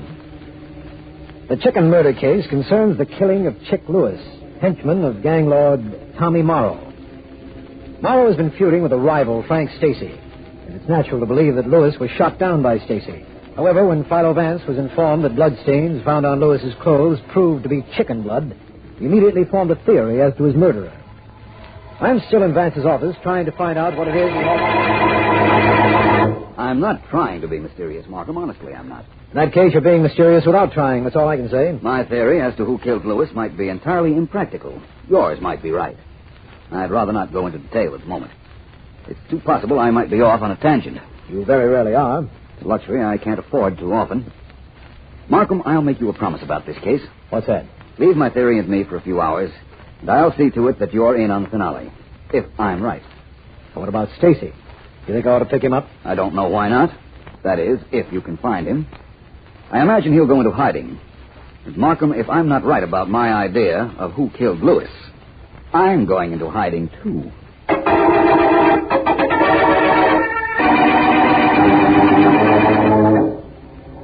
Well, this thing worked out just the way I planned it. Thanks for your help, kid. It's okay, Mr. Morrow. Now, remember what you did. It helped me get Stacy over a barrel, and that's what I'm going to keep him to. Oh, and you can cut out that Mr. Morrow stuff, kid. Just call me Tommy. That's okay. Now, just a minute.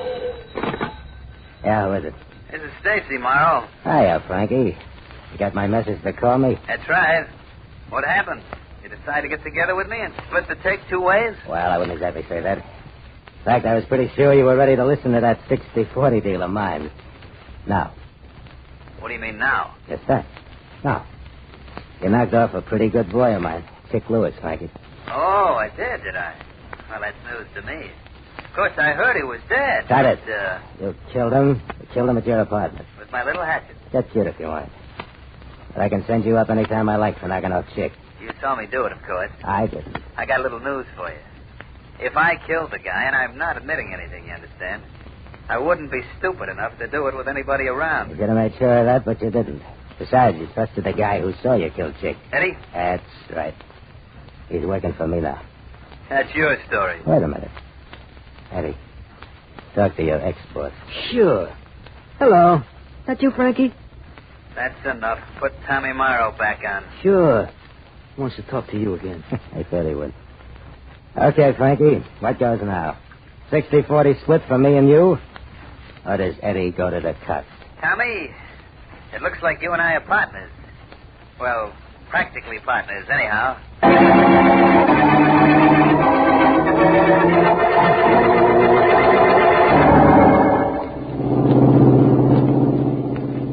Feel like telling me where we're bound for, Vance? Yes, Markham, I do. I feel very much like telling you. Well, then? But I'm not going to. All I can say is that we're en route to find the murderer of Chick Lewis. You've told me that Frank Stacy can be found in his apartment, generally. That's correct. And that Tommy Morrow, who employed the dead man, operated from a store. I want very much to talk to one of those two men.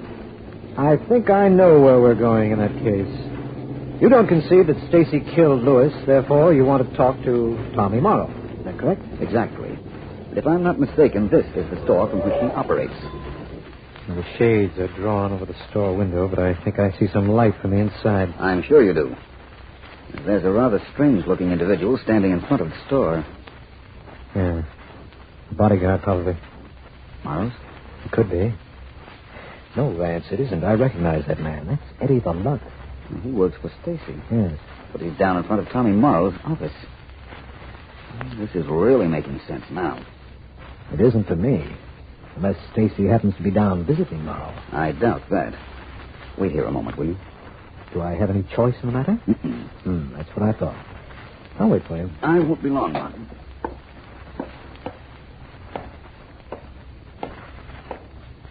Going somewhere, Bud? Yes, I think so. I'm going in to see Tommy Morrow. What makes you think so? Look, I don't have any time to delve into my reasoning with you. Step away from that door. Apparently you didn't hear me. Let me try your other ear. My name is Philo Vance. As soon as you step away from that door, I'm going in to see Tommy Morrow because I think he killed Chick Lewis. Come on, move, you. Make me. All right, I will. Don't think so. I imagine you're right, Vance. You didn't need any help, did you? Not with that character. Well, as long as you're here, Markham, let's go into this store and we'll see Tommy Morrow together. What about him? Oh, leave him lying there. He's a good advertisement for me. Yeah, I know what you mean. Well, let's go.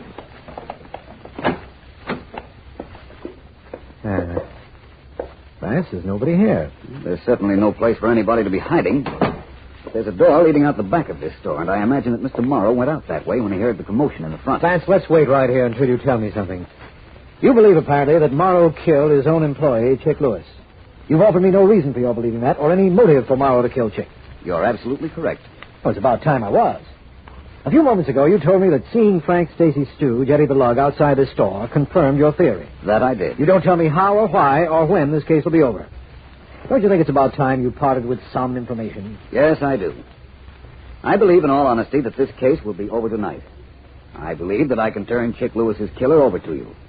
And what's most important, I believe I can prove everything I say.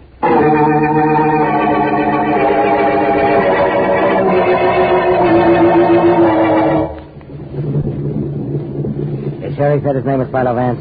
Sure, I'm sure. And he was looking for you, Tommy. He knew something. I'm sure he knew something. That Vance is an awful het character, Tommy. How about he ask you, Frankie? Well, I can tell you what I think, can't I? We're partners now, ain't we? 60-40 maybe, but partners just the same. I think getting rid of Vance is a good idea. That's why we're here in front of his apartment, ain't it? That's why Eddie has his Tommy gun pointed at the window, ain't it? And I'm awful anxious to get even for that knocking around he gave me, too. Believe me, I am. A couple of shots from this gun will square things. It always does. You know, Tommy? What?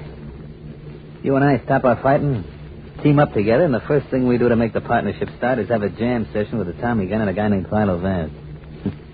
Hey, by the way, you were pretty smart. What do you mean I was smart? Buying off Eddie here so he'd be on your side after I killed Chick. That wasn't dumb. No, that was sharp, keen, solid. I like having a smart partner. Now, if only Vance would show his face out of that apartment house door, we could go celebrate someplace. Let him show his face. Just let him show his face. Get Eddie getting sore. He's got to work himself up to shooting a guy. Well, they could make an exception in your case if you keep needling him. That ain't wrong, neither. All right, I'm sorry. Hold it, Frankie. The apartment has doors opening. That's Vance in the doorway. That's Vance, all right. Posed nice and pretty. just waiting for this. He's falling. You got him, Eddie. Let's get this car moving. Not so fast. Don't move, you three. My men have this car surrounded. That's Markham, right. the district attorney. Well, Markham, maybe you got it. We did a lot of characters a favor knocking off Philo Vance just now. He's smart, yeah. But he couldn't outthink a machine gun bullet. If you knew how I felt about Vance, you wouldn't talk that way, Morrow. I have a good mind to take care of you three personally. Forget about the law. That's not necessary, Markham. That's the guy we killed.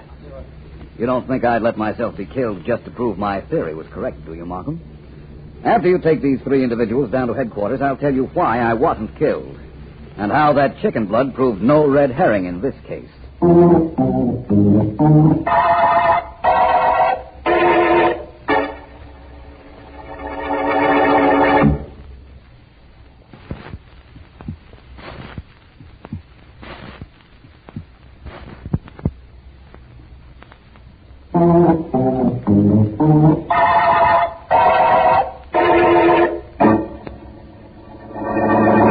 You better start from the beginning, Vance. I have a hunch this is going to be complicated. It isn't at all, Markham.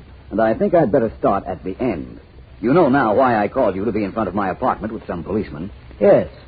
You saw something that led you to believe there'd be an attack on your life because you knew too much about the Chick Lewis killing. And there was. And we heard enough while the police and I were hiding in the hedges near the gangster's car to send them all away for a long time. If not forever. Very well, then. We have that much out of the way. I'll take it from there. When I saw the men parked in front of my door, I suspected who they were, so I called you. And then fixed up a dummy to resemble me as much as possible. Then you came down, opened the street door, set the dummy up, and ducked out the back way. I gathered that. That much is true. Now you want to know how the fact that there was chicken blood on Chick Lewis's clothes proved to me that Frank Stacy didn't kill him. Before you go into that, I think I'd better tell you that Frank Stacy has already confessed to killing Lewis. Well, I have no doubt that he thought he killed the man. What? This is what happened. Tommy Morrow wanted to get something on Stacy, so he framed the murder. He had Chick Lewis show up at Stacy's apartment, a bladder containing chicken blood underneath his coat. He had already bribed Stacy's stooge, Eddie the Lug, to put a blank cartridge in Morrow's gun. I see now. I think. Stacy fired the blank. Chick Lewis fell, and as he was falling, broke the bladder containing the chicken blood. In other words, the whole thing was staged to make Stacy think he killed Lewis. That's right. So that Morrow could, in the future, dominate Stacy. But if what you say is so, Vance, that Stacy fired a blank, Lewis would still be alive. Yes, and the chances are he still would be alive if he hadn't quarreled with his boss, Morrow, after the supposed murder. This is pure supposition, of course, but I imagine Morrow's confession will show you I'm right. In other words, the supposedly dead Lewis was carted out of Stacy's apartment by Eddie. Lewis then went to report to his boss, but they quarreled, and Morrow killed him. I'm sure that's what happened. It was the only reasonable explanation of why there was chicken blood on Chick Lewis's clothes, Markham. You remember that's what interested me in the beginning? Yes, I do. And I'll be glad to remember that this is the end of the chicken murder case.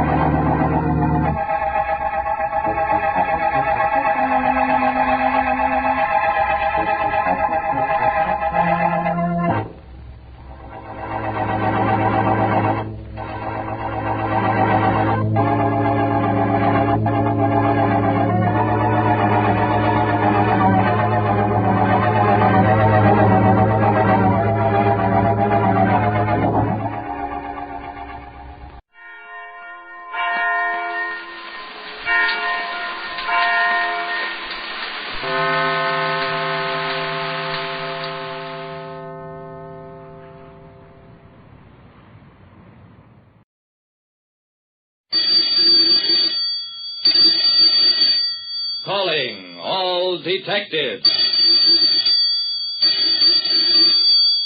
Twin brothers, a package of diamonds, and a hard bargain. Those are the exhibits on this page from my casebook. The casebook of Jerry Browning, private detective. Every once in a while, a private detective like me, Jerry Browning, runs into a criminal who's just too smart. I was at the Central Railway Terminal, winding up a routine check for the Great Valley Railroad. The case had been easy, and I felt good, with nothing to do for a few hours but relax. I wandered into the main waiting room, sat down on a bench, and watched all the people who were hurrying to or back from someplace. Oh. When I heard the groan, I looked around, realized it had come from the well-dressed man sitting alongside of me. I turned to him. "Excuse me, sir, but if you're in trouble, maybe I can help you. I'm Jerry Browning, a private detective." He gave me a shy smile, dabbed at his eyes with an expensive handkerchief. "I am Peter Van Broek. 20 years ago, I came here from South Africa to engage in the diamond business. Greatly have I prospered, but all this time, so unhappy I am because I long for the presence of my twin brother, Kurt." "A twin brother? What happened to him?" "That I do not know, Mr. Browning. Always I urged him to come here, and finally he consented. Last week already he should have arrived. That he came off the ship, I know, but since disappeared." "Why would anybody want to hurt your brother, Mr. Van Broek?" "Because of a quantity of diamonds he was carrying with him. These I sent him the money to buy, and gladly would I suffer their loss if my brother could be safe." "Was your brother supposed to arrive on the Great Valley Railroad, Mr. Van Broek?" He nodded vigorously. "Okay, I represent the Great Valley, and I'll undertake to find your twin brother, if he's alive." When a wealthy diamond dealer's twin brother disappeared, I started the machinery of an intensive search.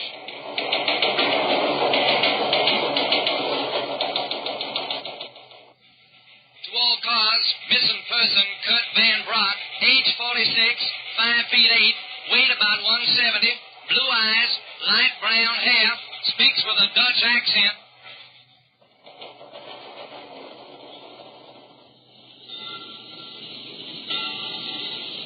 Wilbur Norris, first vice president of the Great Valley Railroad, frowned up at me.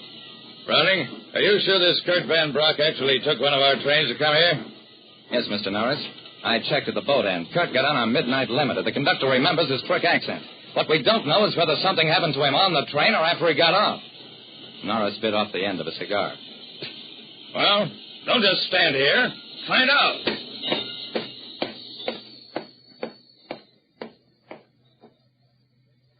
For 2 days, nothing happened. The search for Kurt Van Broek widened out into a 6-state alarm.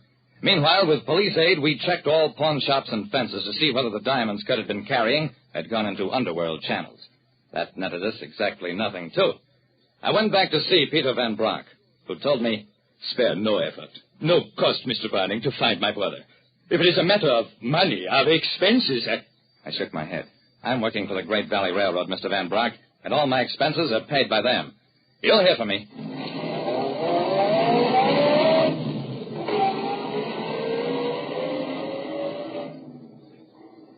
The break in the case came the next day in the form of a message from Lieutenant Dawson of the Homicide Squad.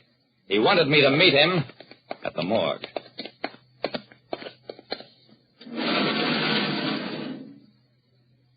Dawson and I stared down at the body on the slab. "That's him, isn't it?" I nodded. Even in death, Kurt Van Broek was the exact image of his brother. He'd been shot to death. There was no money, no diamonds, no papers on the body. "We found him on the waterfront, dead about 8 hours. They must have been holding him prisoner, killed him when they thought we were closing in. I'm sorry, Jerry." "Yeah. Well, I guess I'd better break the news to his brother."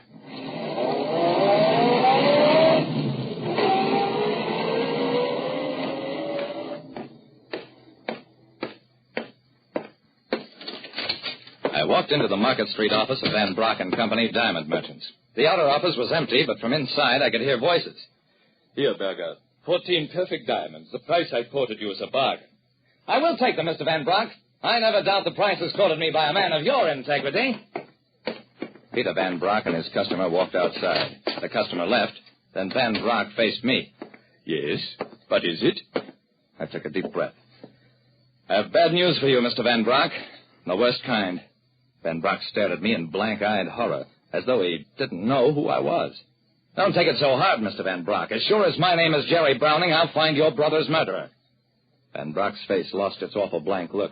He even managed a weak smile.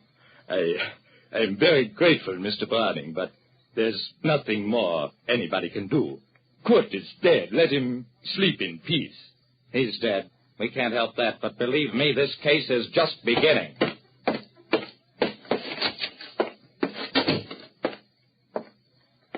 walked outside, shook my head at the kind of resignation Peter Van Brock had shown. I could just see myself telling Mr. Norris something like that, and the cold outrage with which he would instantly fire me. Oh, maybe Peter Van Brock was satisfied to let the thing drop, but that's not the way we did things.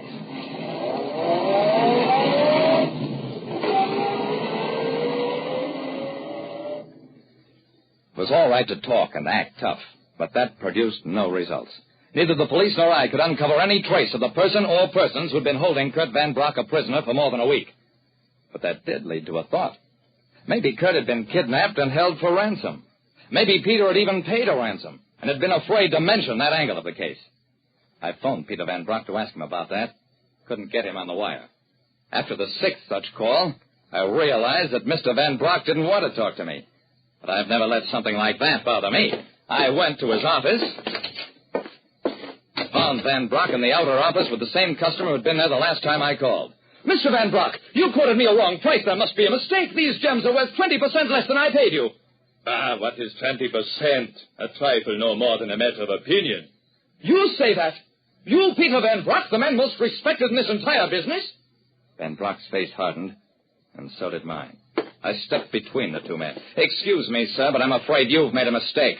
Peter Van Brock wouldn't cheat you. But this isn't Peter Van Brock. Peter is dead, and you're talking to his brother, Kurt. Van Brock blustered until I told him, you made a bad mistake, Kurt. You didn't realize that in this country the fingerprints of all diamond merchants are registered. That's how we found out you're Kurt, and that you killed the brother who was looking for you. He broke down after that, signed a confession that he'd arrived in town as scheduled, trailed his brother for a week, learned his habits, and then murdered him in order to take over his business. That stuff about registered fingerprints wasn't true, of course, but Kurt did make one mistake just as bad as the one I'd accused him of. When he took over his brother's life and business, he forgot to take over Peter's integrity, the most essential part of the man. Like I said, some criminals are just too smart, drive too hard a bargain, and wind up behind bars a lot sooner than they expect. Listen next time to Calling All Detectives, mystery drama, mystery quiz, and a chance for you to match wits with yours truly, Jerry Browning, Private Detective. Mr. District Attorney, starring David Bryan. Mr. District Attorney, champion of the people, defender of truth, guardian of our fundamental rights to life, liberty, and the pursuit of happiness.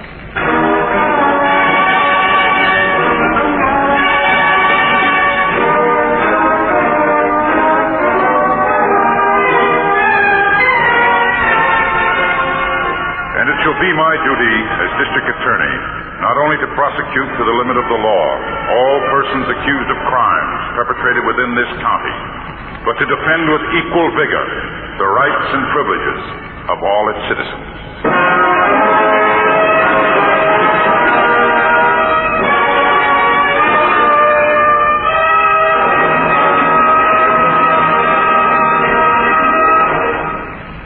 This is David Bryan.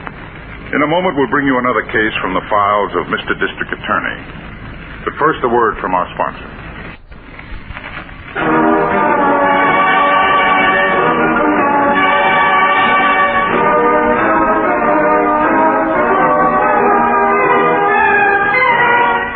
And now, here is our star, David Bryan, as Paul Garrett, Mr. District Attorney.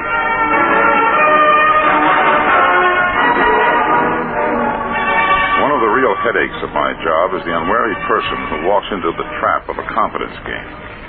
If these people are lucky, they lose only their money. All too often, as you will hear in the case that follows, they also lose their lives. This heat.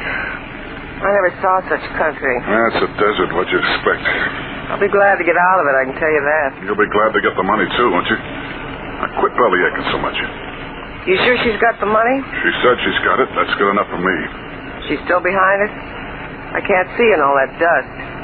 Yeah, she's still behind us. Dad, you still think it's a good idea? Suppose somebody comes along and finds her. Out here, this road hasn't been used for 10 years. What are you stopping for? This is where we're going to do it.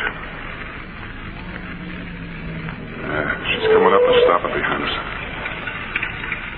Trouble, Mr. Morrow? You can all take my car if we have to.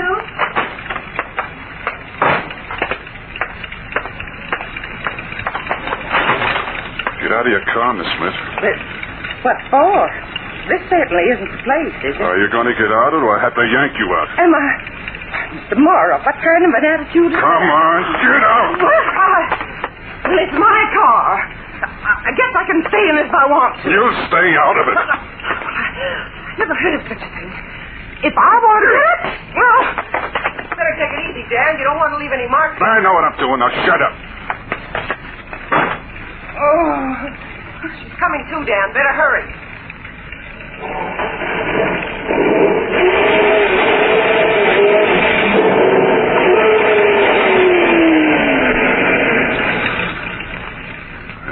That was it.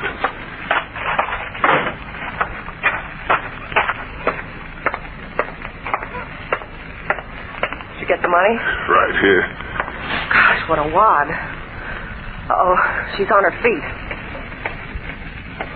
Mr. Morrow, will you please tell me why you stalled my car and sand? Keep you from driving it, Miss Smith. You'll have to back to town and tell them about it. How are you going to make it back to town? Well, I guess I can... Wait a minute. You wouldn't leave me out here. There'd be no one to help me. Person would die out here alone. In this heat. Oh, please let me in the car. Get away from that. No! Don't leave me! I'll die! I'll die! Mr. Morrow! Mr. Morrow!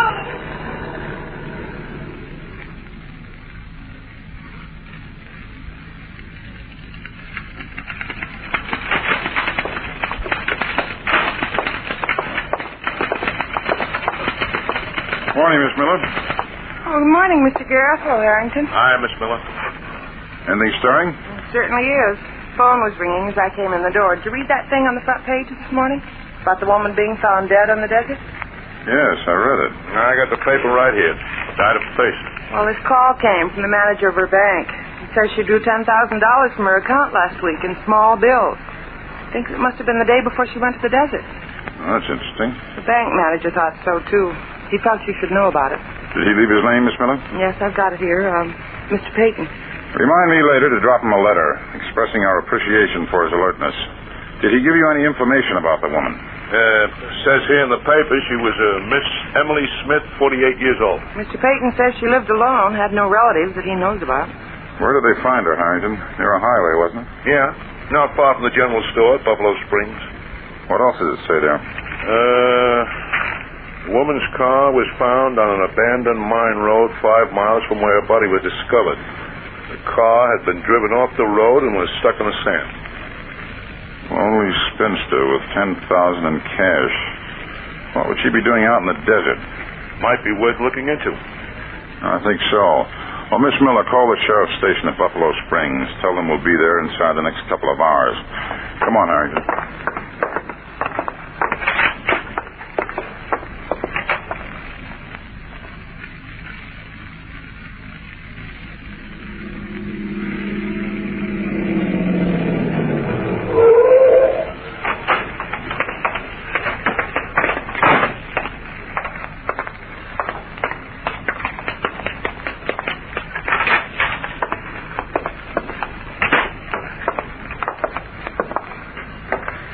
Captain Kane in? Right here, Mr. Garrett. I've been expecting you. Oh, hello, Harrington. Hiya, Pete. Hey, you guys really get it hot up here, don't you? Oh, dry heat. It's good for you. It wasn't so good for that woman you found yesterday. No, it sure wasn't. That why you came up? Oh, that's right, Kane. What do you have on the case? Not too much. Think there's something funny about it? Did she have any money on her? Some silver in her purse, couple of bucks. Anyone see her alive? Yeah, she went into the store, bought some bottles of pop to take along with her.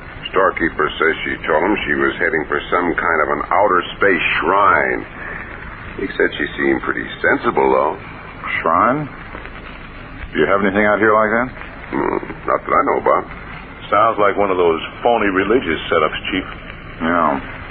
Going coroner's wagon hasn't come up with the body yet, Mr. Garrett. Would you like to take a look at her? Might as well, I guess.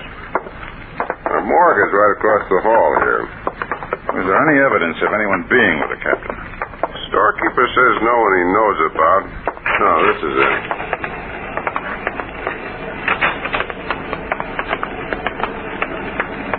Second table here. Wow. I never saw anything like that before. Dehydration 48. She looks like 148. As soon as we get back to town, I'd like you to do a checkup on this woman, Harrington. Her habits, friends, everything.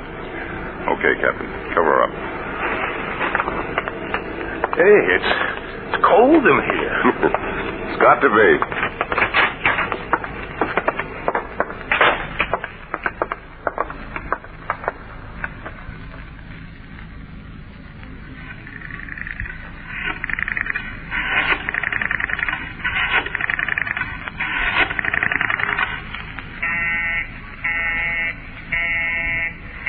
Darn it.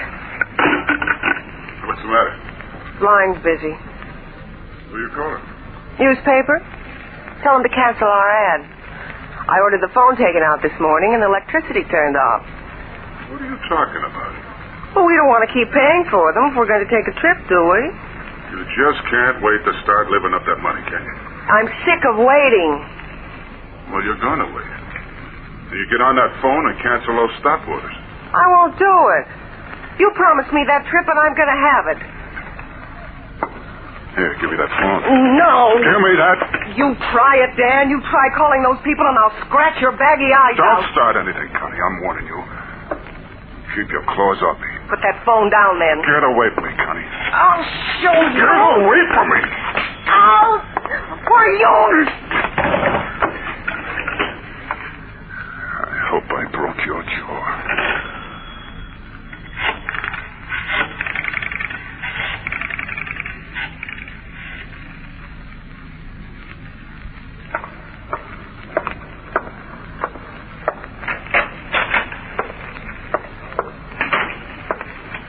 Hello, Miss Miller.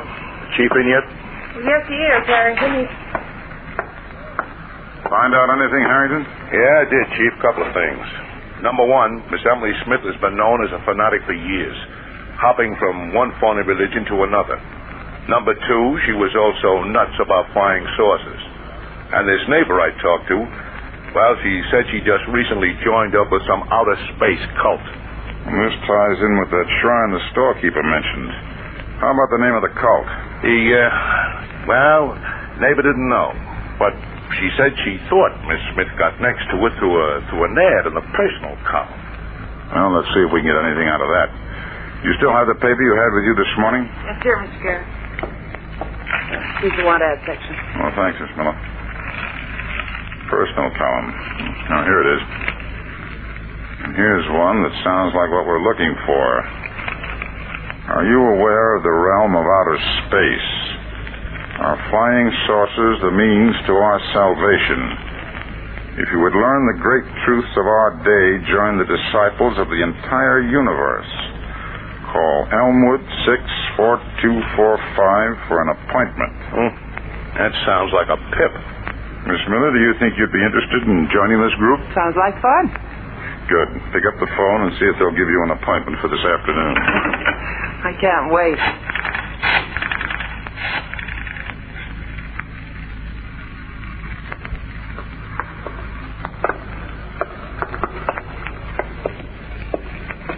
This is our present meeting place, Miss Miller. But of course, it's nothing to what Mrs. Morrow and I have in mind for the future. You see, Miss Miller, we expect to build a temple of our own. One of the most unique edifices the world has ever seen. A shrine, Miss Miller. A shrine to which the superior beings of outer space will be drawn, summoned by the vibrations of welcome which we will project into the ether. And where will the shrine be located, Mr. Morrow? In the vast open reaches of the desert, but not too far from here. Well within commuting distance. Fascinated. But won't this take a lot of money? Yes, it will. Our greatest problem. And we have no one to turn to but the people who associate themselves with us. Perhaps Miss Miller might be interested in furthering the development of the shrine.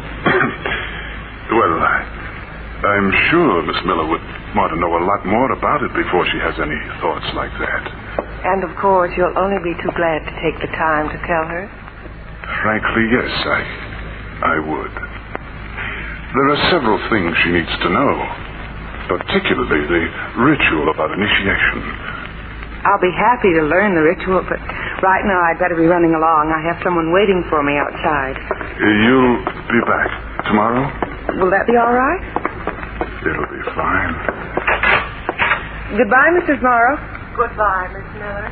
Goodbye, Mr. Morrow. Goodbye, my dear.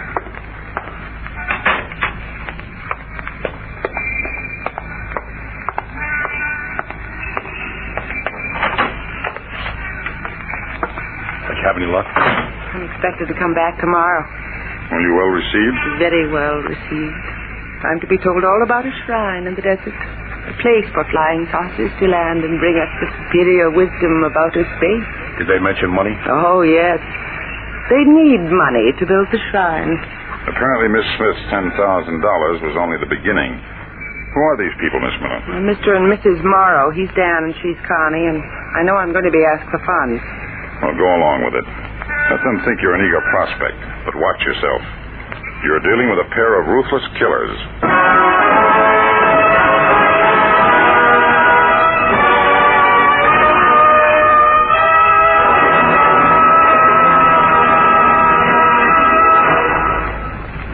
This is David Bryan. Before we continue with Mr. District Attorney in the case of the Desert Killer, here is an important message I'd like you to hear.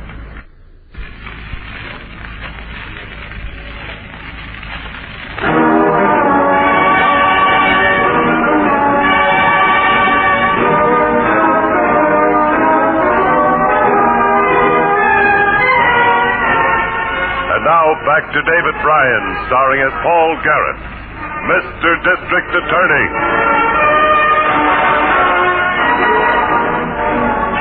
A woman had been found dead of thirst in a desert, 5 miles from a stalled car.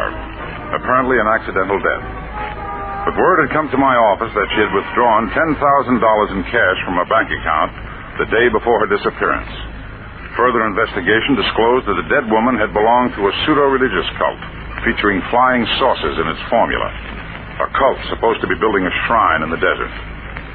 Miss Miller had joined the group, and as you'll see, this gave us the break we were waiting for. Well, what are you doing here at this time of the day? I'm waiting to meet Miss Miller. And why can't you meet her at the apartment like you did the others? Is it because she's young and good-looking and you can't bear the thought of having me around when you're with her? Oh, let's not start that again, Connie. You've been seeing her for 3 days now, Dan. Is she ready to buy in yet? I don't know. All right, keep quiet. Here she comes. Good.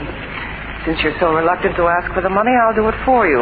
I'll give her the same spiel you gave Emily Smith. Listen to me, Dan. I'm pretty good at it. Shut up. Good morning, Miss Miller. Oh, good morning, Mr. Morrow. Hello, Mrs. Morrow. Good morning. You've come in at a rather sad moment in our lives. Oh, I'm sorry. Is there anything I can do to help? Well, it's rather involved. You see, we have this option to buy the land for our desert shrine, but it runs out tomorrow at midnight. And unless we can put up $10,000, we're going to lose it. Oh, but you can't lose it. That's what we've been telling each other. But there it is. There must be something. Well, the other day you said you might be willing to accept a financial interest in the shrine. Oh, yes. Stop worrying about it, Mrs. Morrow. I'll put up the money. Wonderful. Could you meet us out there with the money tomorrow afternoon? In the desert? Yes. It's a little place called Buffalo Springs. We could meet in front of the general store. Consider it settled. Miss Miller, you're an angel. Isn't she, Dan? Yes. Yes, she certainly is. Oh, you're too kind, both of you. Now I'd better go and make arrangements about the money. I'll see you both tomorrow.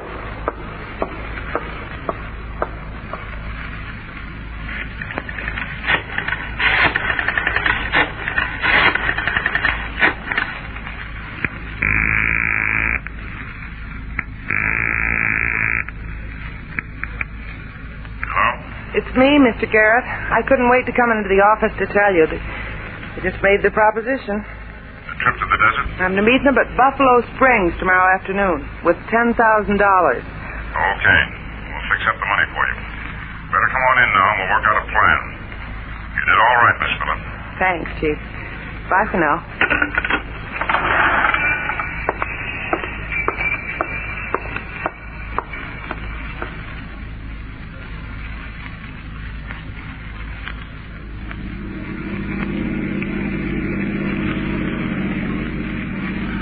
There's Miss Miller's car, Chief. Better go behind the store, Harrington, so the Morrows won't see us. Yeah. That's a good spot. Right. Well, we can see from here, and they won't notice us. Wow. Boy, this is hot country. Look at that thermometer. 110 degrees. 108, Harrington. You'll never notice the difference. Be philosophical. Remember what Captain Kane said? It's dry heat. It's good for you. Whatever it's good for, I probably don't have. Whew, boy. There are the Morrows. Yeah, we aren't going to be able to follow them too closely. They'd see our dust. We know where they're going, and that's the main thing.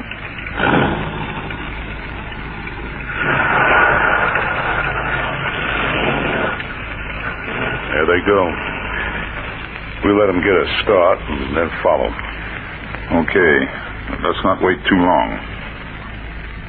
Yeah, I guess that's far enough ahead now. Let's go.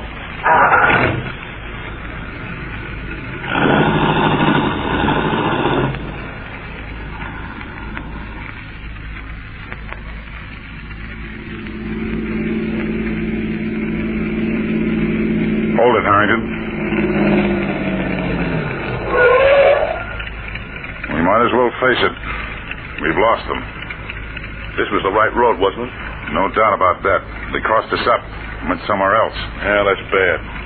I guess we let them get too far ahead. Well, we've got to move fast. No use chasing them all over this desert. There's an airport at Silver Wells. Head for it.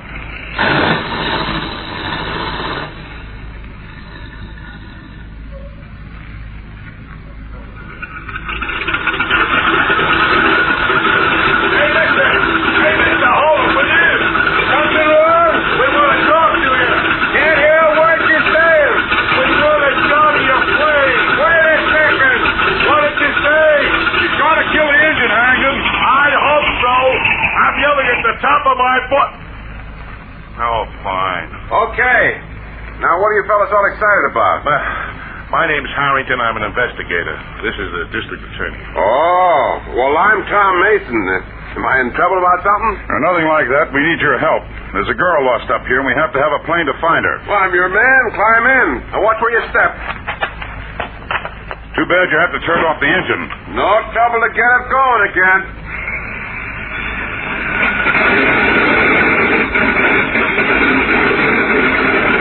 All set? Let her go. Let her go!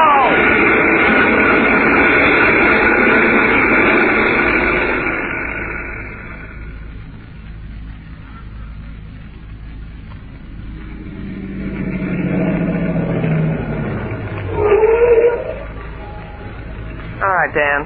Get out and do your stuff. Let's call it off, Connie. Let's tell her we've changed our minds. I thought you'd come up with something like that, so I brought this gun along. You won't take care of her? I will.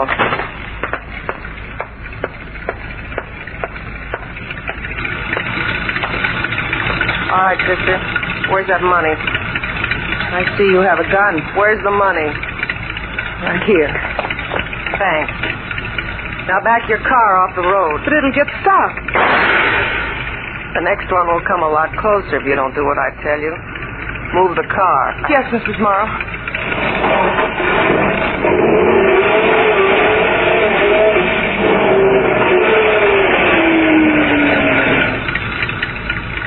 Now what am I supposed to do? Why don't you try walking? See if it'll do you any good.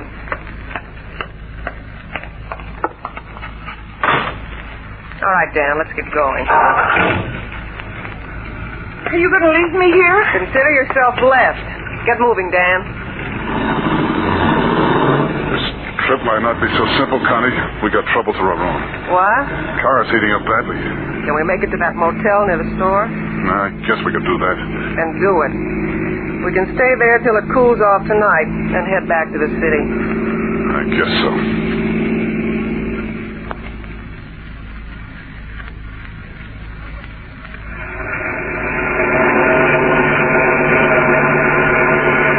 See anything down there, Harrigan? No, not a thing. I'm beginning to get worried. How far from the store will she be? Could be miles. Well, we've still got lots of time before dark. Hey, wait a second. What is it? Well, I saw a car down there off to the left. I'll bank around.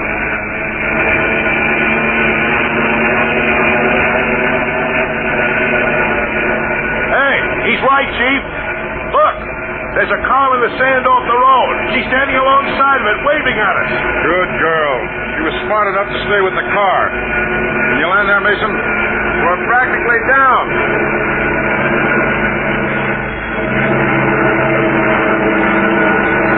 Nothing doing on that road. Here we go.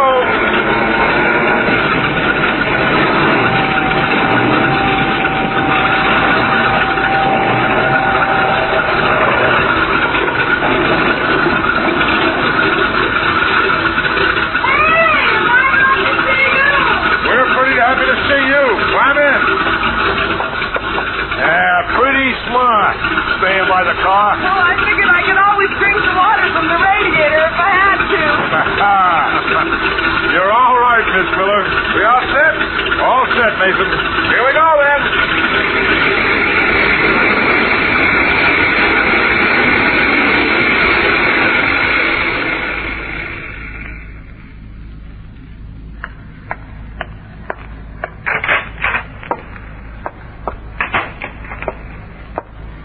This motel is all right.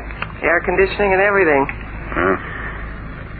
How do you think that girl feels by now? Who cares? Who's that? How do I know? Open the door.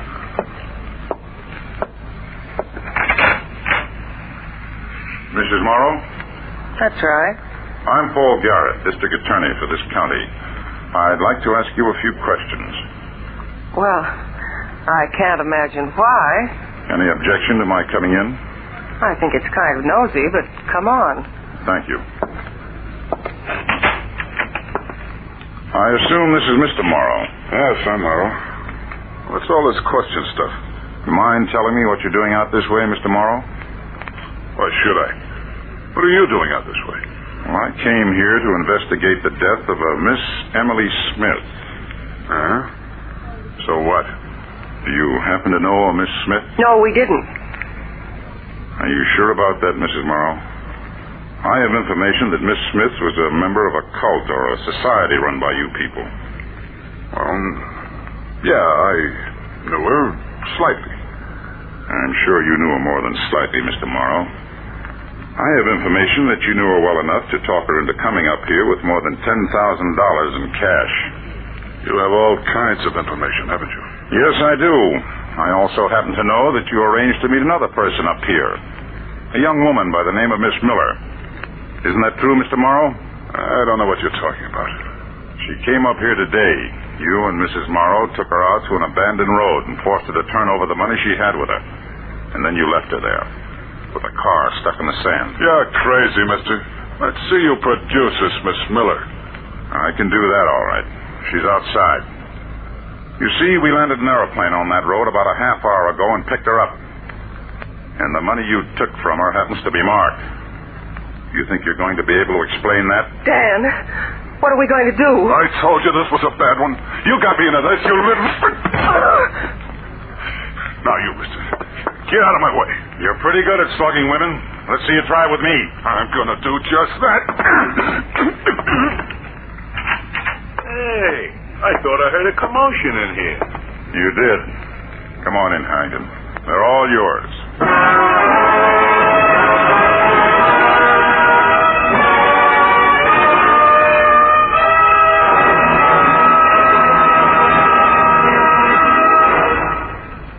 This is David Bryan.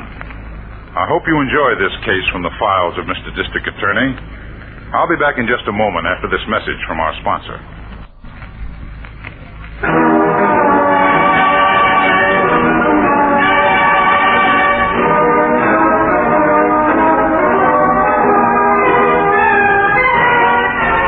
Now, here's the star of Mr. District Attorney, David Bryan, with a word about the program you have just heard. No doubt you remember the facts of this case. The couple we call the Morrows were tried and found guilty of murder in the first degree, also of conspiracy to commit murder and highway robbery.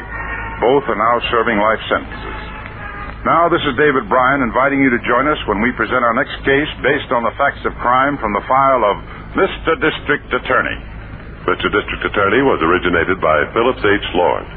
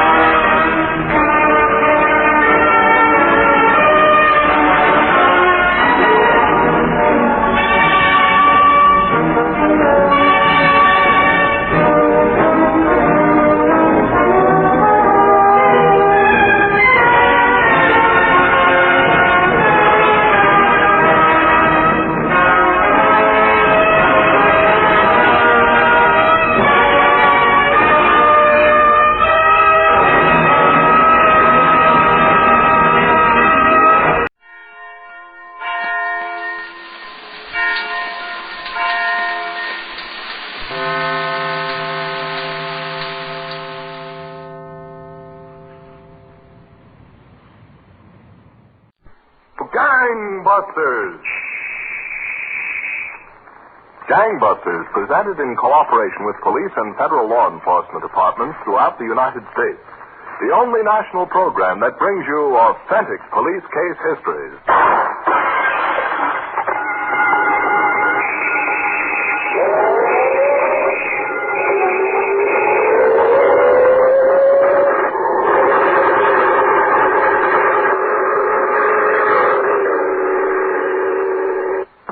Valentine, who has just resigned as commissioner of the largest police department in the world, takes over for Gangbusters to interview by proxy Chief of Police Hans Halverson of Ray, North Dakota. Commissioner Valentine. Now, Chief Halverson, the official police reports show that John K. Giles was an exceptionally cunning criminal. And deadly, Commissioner Valentine.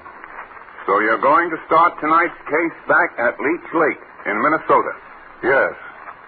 There was a tall, wealthy sportsman, a Mr. George William Stubblefield. He had one of the fashionable cottages with a Mr. Barton, and they were there for some bass fishing. Now, in that same section was reported to be the super criminal John K. Giles, like lightning with a gun. At 10:30... in the evening of September 2nd, Mr. Stubblefield and Mr. Barton were in their cabin, alone, looking over their bass fishing equipment. I think I'll try my double spinner with the bucktail streamer tomorrow, Mr. Stubblefield. Yeah? Well, let me see it. The water's pretty warm in the lake, and I think the bass are down pretty deep. It's here somewhere. Get those hands up. Both of you. Get those hands up or I'll shoot. Well, we have company. I know you're both rich and you're alone out here in this cabin. I guess he means it too, Mr. Stubblefield. Young man, don't you realize that crime doesn't pay? I don't want any sermons. I want cash. Well, it so happens we have our hands in the air. Very little money grows on ceilings. All right. You first. Me? Yeah, you. The name is Stubblefield. All right. Lower your right hand and pick out everything there is in your pocket and drop it on the floor. It'll get all dirty. Do as I told you. All right. All right. But I only have $100 or $2 in my pocket. There's some. And here's some more. I wouldn't try to pick that gun up. Don't you anymore. Hey, don't. Look. My hand. I told you, young man. Crime doesn't pay. The easiest thing to do, Stubb, would be to put a bullet through the back of his head and drop him into the lake. Hey, no. You can't do that. Hey, let me go, will you? Say, you don't suppose he's that famous gunman they say might be around this section? That John K. Giles? Oh, I doubt it. No. Hey, no. I'm not Giles. Oh, I just pull little stuff. All right. I'm going to count to 3. If you're still around. 1, 2. Streak of lightning, huh? That's the best show I've had in weeks. If he only knew he tried to hold up the famous John K. Giles himself. He ought to be wrapped in swaddling clothes. You know, Barton, the feel of this gun in my hands, well... Thank George? Yeah. The one I've been planning. The bank at Ray, North Dakota. But what's the matter with what we're doing now? 2 wealthy fishermen, the bass are biting good. You've got 3 rich dames here crazy about you. There's plenty of women and plenty of bass other places. Start packing up, Barton. This little gun, and you and me, are going to pay a visit to Ray, North Dakota.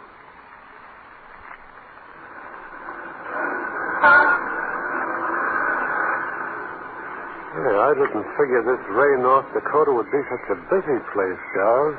You ready? We'll take a little walk into the bank. Okay. Wait a minute. Don't turn around. Somebody's walking up and back here. Who is it?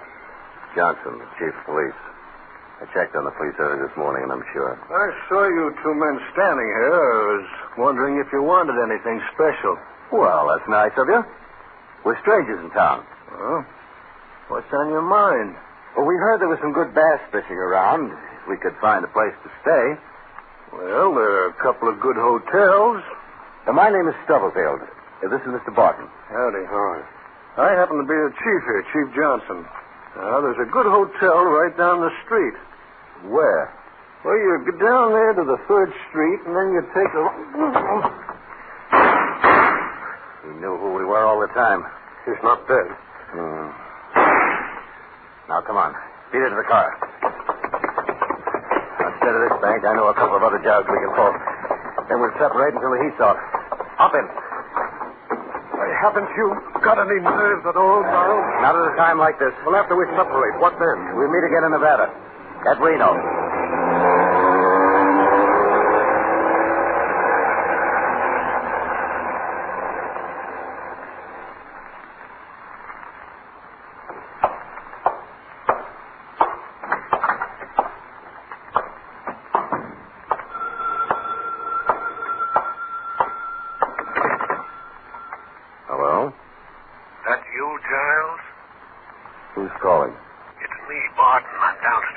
Well, welcome to Reno. I missed you, Barton. Come on up. I'll be right there.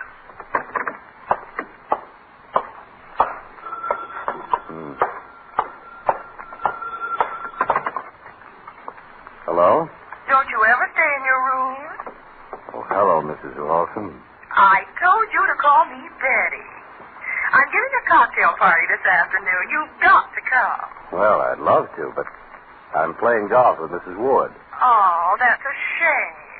It's getting so the divorcees around here won't go to a cocktail party if you aren't going to be there. Well, that's very flattering, but I'll tell you what. I'll see you at the roulette table tonight. You will. Will you drive me home afterwards? Hey, what a swanky joint. Oh, somebody just come in? My butler.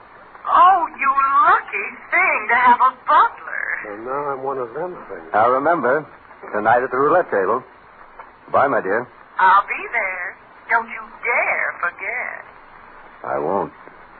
Goodbye. So now I'm your butler, huh? Oh, sit down, Barton. Yeah, things have been pretty rosy since I saw you last. Yeah? What have you got lined up? About 10 divorcees for a relaxation. And the gambling casino for us to take over. Say, how about a little first question, huh? Champagne? Oh, no.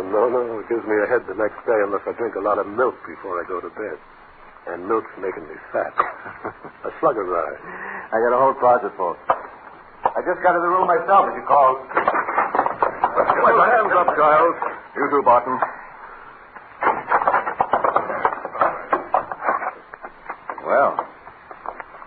popping out of liquor closets? Police popping out of bathrooms? Any more under the bed? Put the cuffs on both of them. Nice reception I get, Giles. Don't worry, Barton. We'll get a little rest for a few days. And we'll break out of whatever they put us into. Pretty cocky, aren't you, Giles? As cocky as you cops are lucky. No, it wasn't luck, Giles. After you killed Chief Johnson in Ray, North Dakota, you robbed the First National Bank of Genoa. Then you hired a private plane to bring you from Salt Lake City here to Reno. Well, where do we go from here? You're going back to Iowa. You've escaped from every prison you ever put into, Giles. But you ever hear of the specially built Potawatomi prison? Hey, that's quite a name, isn't it? The Potawatomi. Oh, never mind. I'll be out of it before I can pronounce it. And so, Commissioner Valentine, cop killer and escape artist John K. Giles was headed for prison. But we've just started our case. Well, Chief Halverson, we certainly want to hear what happened next. Now, back to tonight's Gangbusters case of John K. Giles and Commissioner Louis J. Valentine. No, Chief Halverson, cop killer John K. Giles was headed for prison. And Commissioner Valentine, Potawatomi Prison in Iowa was the last word in prison. Giles and Barton were being ushered through the prison corridor.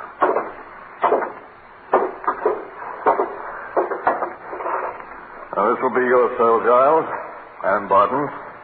Quite an iron box, this, isn't it? You're quite an escape artist, Giles. That's why a special cell like this was built for guys like you. You see, it's built on a turntable made of steel. There's only one door to it. The floor is steel. Well, in fact, you might try it out with a hacksaw blade. I would, if we had one. Use the one you have hidden in the heel of your shoe. Oh. Well, I guess they've got us this time, Giles. All right. Seeing you know I've got a hacksaw blade, I'll try it just for fun. When you go through a door and have metal on you, it signals.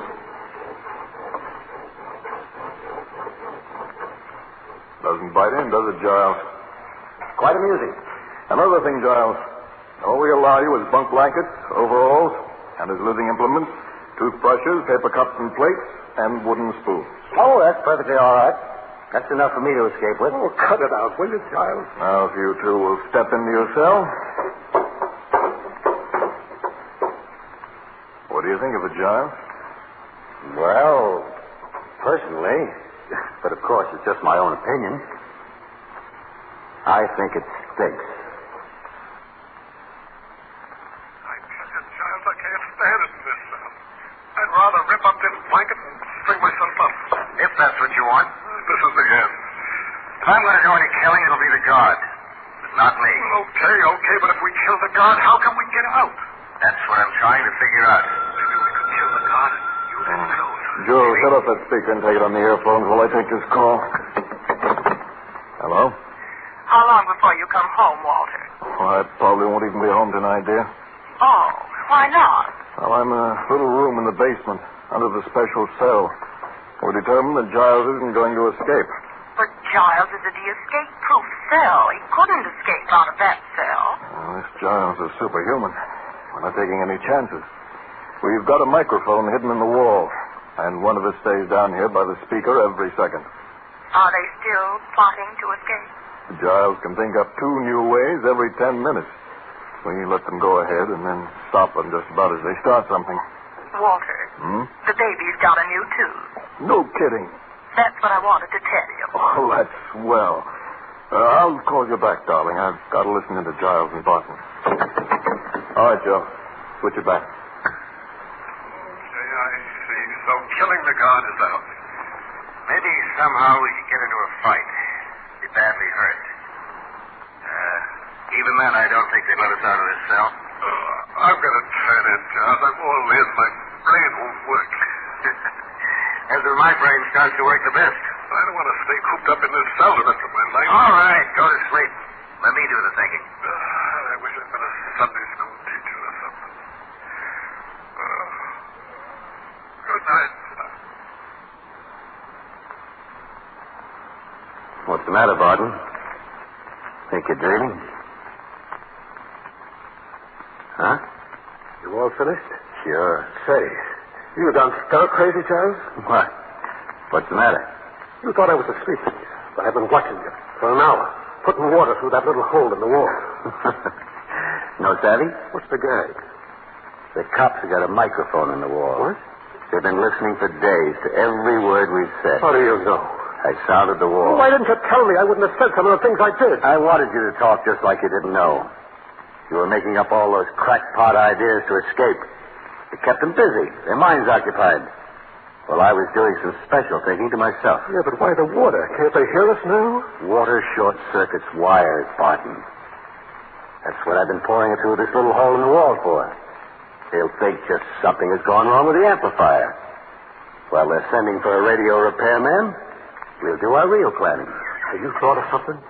We're going to start out of here in about 2 minutes. Now, listen, you wouldn't kid me. You wouldn't kid me. Look, we didn't have anything to work with, but I made something. I chewed up part of a paper plate till it was a pulp. Yeah? Then I chewed up a few cigarette papers.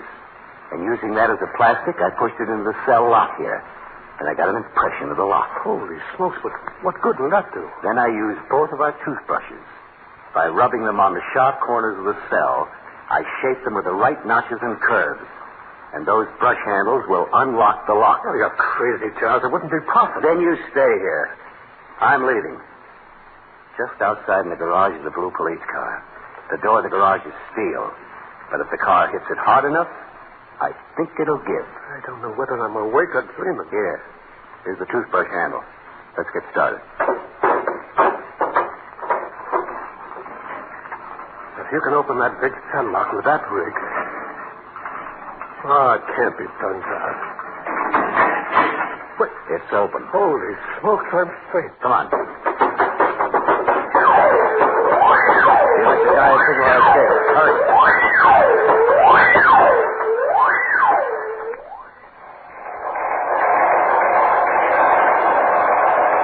Shenandoah, Iowa. Escaping convicts Giles and Barton have broken into cleaning establishment and now have fresh clothes. Disregard previous reports of how they were dressed. Attention.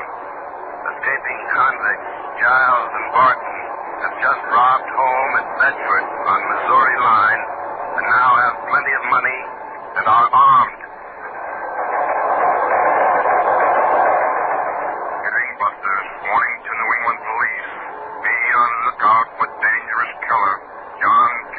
Giles, 6 feet tall, brown eyes, dresses smartly, scar on left side, rear of neck.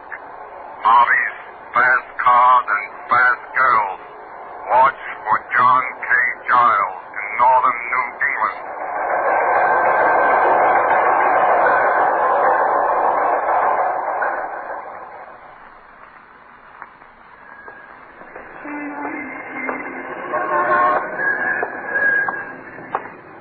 Pardon me, buddy. Got a match? What? I'm all out of matches. Oh, yeah. I got one here somewhere, I think. Good. I just saw you come out of the movies. How'd you like it? Well, not bad. You haven't got a bad little town here. Mr. Concord, New Hampshire don't take second place to any town. You know, there's a lot of excitement in town today. Yeah, why? That criminal Giles, you know, in the papers. Yeah? They found the car he'd been driving in town in a parking lot last night. They think they'll get him. Yeah, okay, Bud. Don't move a muscle, Giles. There are 4 officers who've come up behind you with submachine guns. They'll cut you in 2. So that was the store, huh? And I fell for it. Yeah. And we have your pal Cook, too. Remember, boys, this guy killed one chief of police without giving him a chance.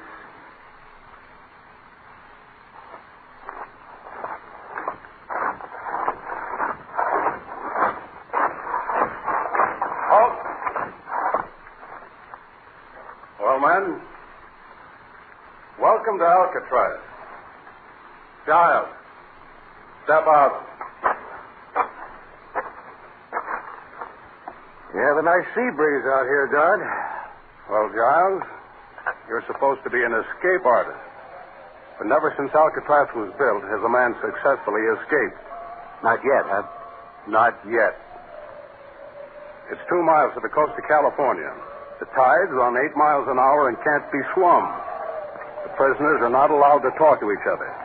The prisoners are counted every 30 minutes. Oh, you guards here can count, huh? You're assigned to the laundry. Pressing clothes. You're doing the laundry for the Army now. And besides, Giles, a cop killer isn't very welcome at Alcatraz. All right, men. Start marching to your assigned places.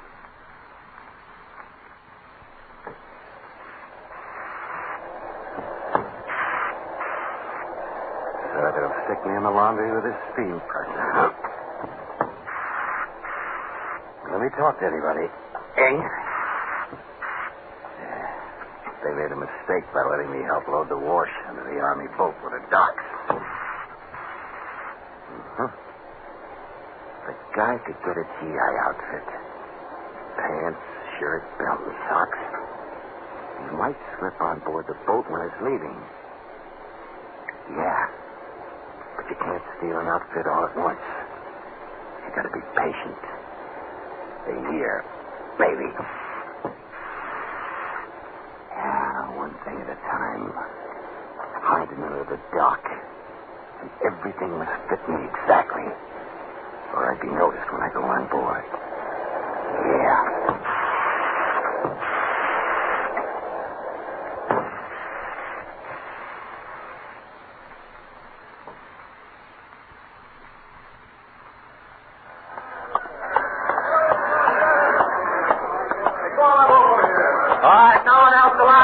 We're casting off. You got all the boats aboard? It's all aboard, Sergeant. Fine. I'm going aboard, then. Yeah, they're sailing right off, huh? As soon as we get the gangway up, Sergeant. That's the stuff. Every trip, the sooner we can get away from this Alcatraz dock, the better I like it.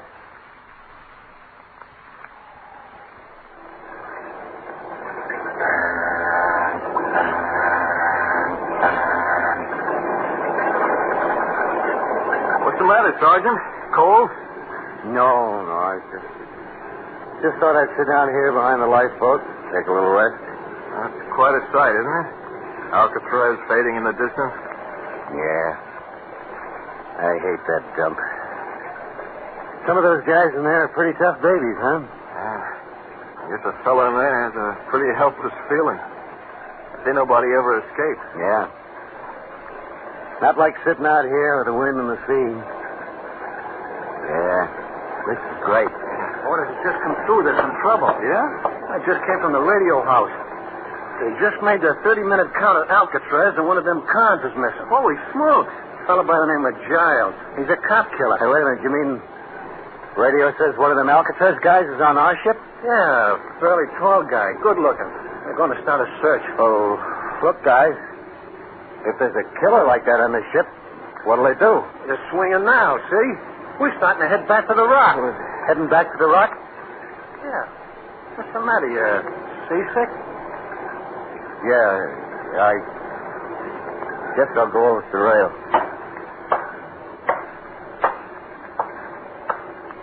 What's the matter with him? Hey, notice how he acted? I don't think he's seasick. Hey, I'll bet you. I don't recognize him. I'll bet you Hey, he's starting to climb the rail. That's Giles. Sure, he's going to commit suicide. Come on, let's rush him. Get back. Well, Giles, okay. Okay, you got me. I'm through. I'm washed up. Yeah, washed up. For keeps. I'll go back to the rock. And die there.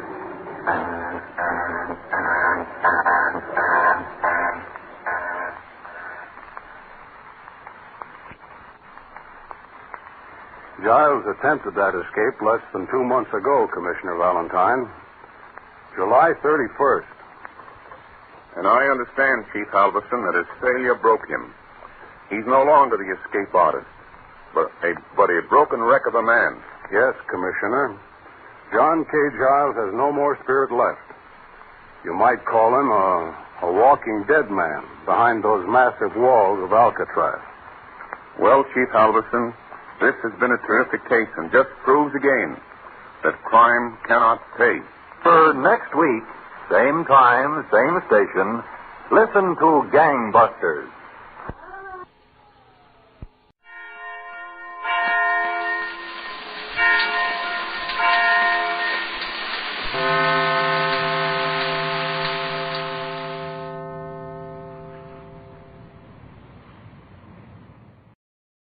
This is Conrad Nagel inviting you to stay tuned for the next half hour for one of radio's outstanding dramatic productions on Proudly We Hail.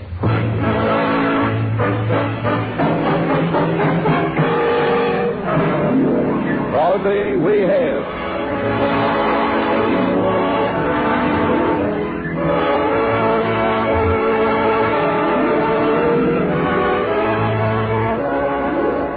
And now another Proudly We Hail, one of radio's outstanding dramatic half hours, transcribed coast to coast in cooperation with this station and presented by your Army and your Air Force. From Radio City, New York, here is your host and star on Proudly We Hail, the distinguished star of the theater, screen, radio, and television, Conrad Nagel.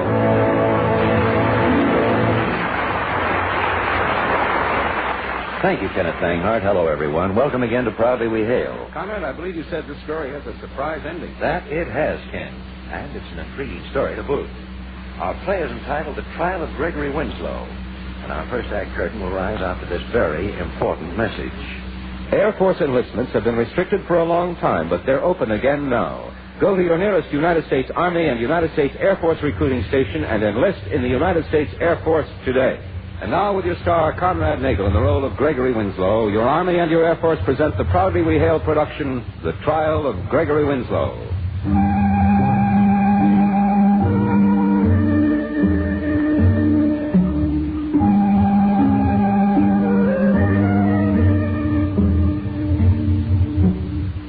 Gregory Winslow was one of the most brilliant lawyers that ever stood before a jury.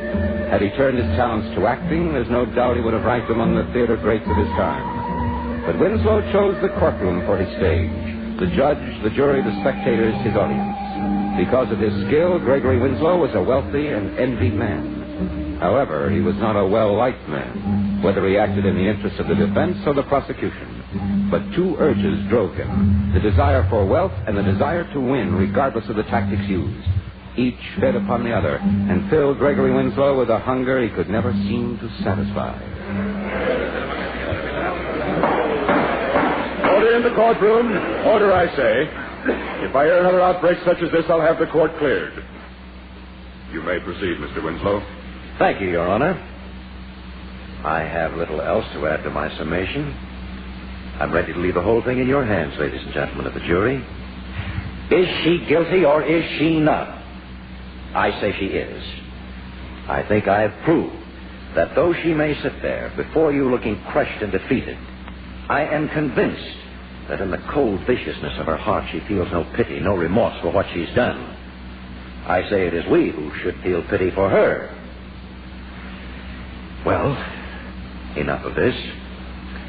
My case stands. Now it's for you to decide. Thank you.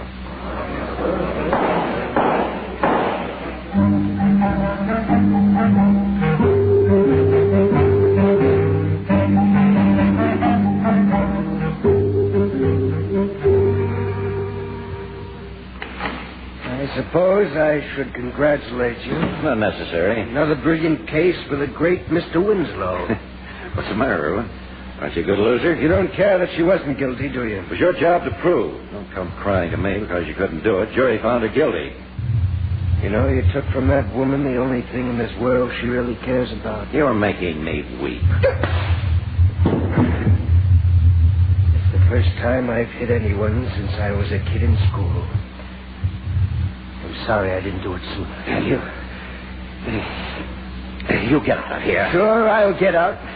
It's just a wonder to me that you stay alive. Despite what the press and most people think about you, you're nothing but a cheap tin-horn crook. You're a disgrace to the profession. Get out of here, Irwin. Get out of here before I have you thrown out. Gladly. I hope someday it all catches up with you, Winslow. Truly I do.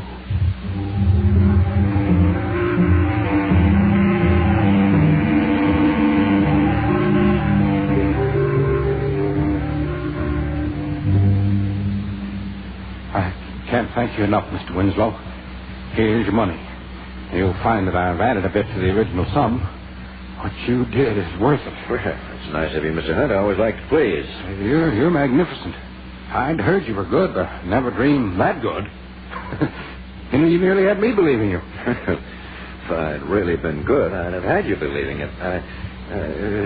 Something the matter, Mr. Winslow? No, I guess not. I got a little dizzy for a second. I'd be all right. Let me get you a drink. Yes, that might help. Funny, I never felt like this before. Something you ate, probably. Yes, that must be it.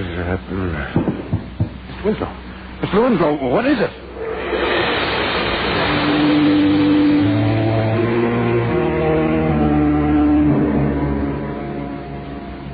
All right, nurse. You may roll him in. Yes, Doctor.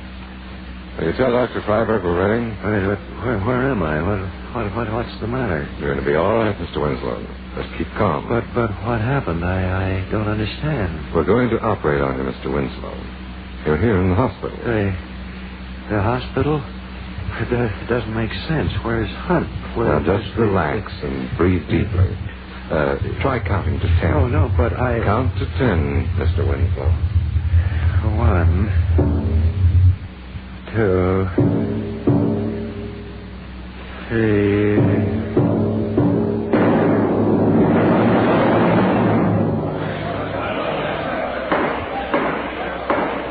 Order in the court. Order, I say. You may bring the defendant forward. Say, wait a minute. What goes on here? What's the idea? Take your hands off me. Your Honor, what's this all about? Mr. Gregory Winslow, isn't it? Yes, that's right, but Mr. Winslow, you have been brought before this court on a very serious charge. I have? Are you joking? What court is this, anyway? Mr. Winslow, I'll have to ask you to remain silent until I've finished. I have no desire to hold you in contempt. You have been accused, Mr. Winslow, of one of the greatest crimes known to mankind. What crime? The crime of inhumanity. How do you plead, Mr. Winslow? Guilty or not guilty? Are you crazy? I beg your pardon, Your Honor, but in all my years of practicing law, I've never heard of anything like this. Is this a joke? This is no joke, Mr. Winslow. You may not have heard of such a crime. However, here in this court, you are to be tried on the charge of inhumanity. How do you plead, sir? Huh? Well, well, not guilty, of course. The defendant pleads not guilty to the charge. I think we are ready to proceed. You may sit down, Mr. Winslow. I assume, being a lawyer, you will wish to plead your own case. Yes, that's right, Your Honor.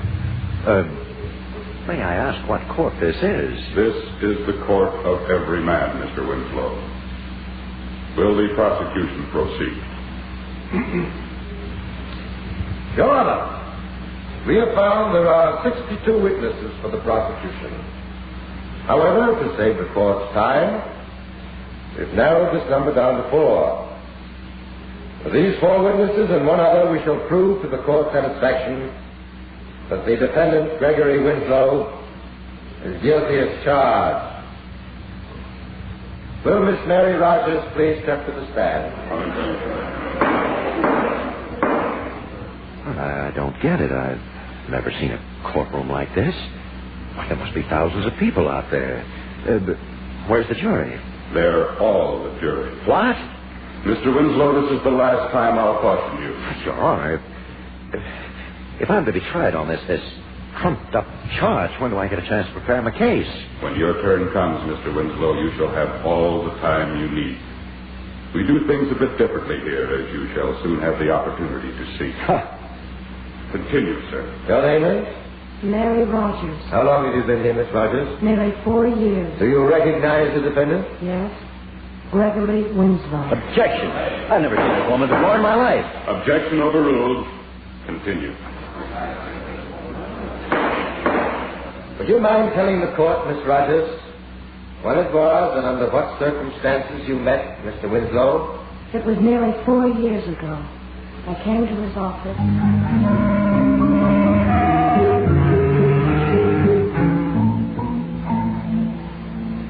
Well, sit down, Miss Rogers, is that it? Yes. Thank you. Now, how can I be of service? Well, my brother is Frank Rogers. Oh, there, Miss Rogers. Calm yourself. Frank Rogers, eh? Oh, you want me to defend him? Oh, yes. Would you? Oh, please say that you will. Do you think he did it? No, I know he didn't. Do you have any proof? No, but I just know. Well, now, how much can you pay, Miss Rogers? I have a little money saved up, and I can borrow some. It's not very much. I don't work for love, you know. It's not an easy thing to defend a man accused of murder, especially when it seems like such an open and shut case. I know, but you... Oh, Mr. Winslow, you must take the case. No, please, Miss Rogers, no tears. Save them for the courtroom. How much can you pay right now? About $500. $500? My dear young lady. I'm afraid you've come to the wrong office. I know it's not much to you, but... Well, you have so much. Please, couldn't you find it in your heart to do this? I might find it in my heart, Miss Rogers, but certainly not in my pocket. In all things, I'm guided by my pocket. The court will assign a good lawyer to your brother, and if he's innocent, he'll go free. He won't do it? No, I can't do it. I can't afford it. If I did this once, then everyone with a cross to bear would be flocking in here to see me. Now, excuse me, I have an appointment. And then what did you do, Miss Rogers? I went back to the prison and saw Frank. I told him. He was very despondent anyway. He didn't seem to care anymore. Later, they tried him, and he was convicted to serve a life sentence. I couldn't stand it. I came here. Thank you, Miss Rogers. Your witness. Miss Rogers, I'm sorry I didn't remember when I first saw you. I see so many people.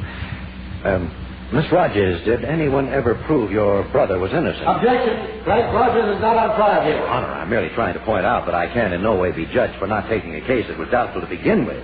My doubts were verified later by 12 good men and true. Mr. Winslow, you are accused of inhumanity. If you can question the witness to prove otherwise, do so. If not, I'll ask the prosecution to proceed. But, Your Honor, what is inhuman about refusing a case? That is for the court to decide.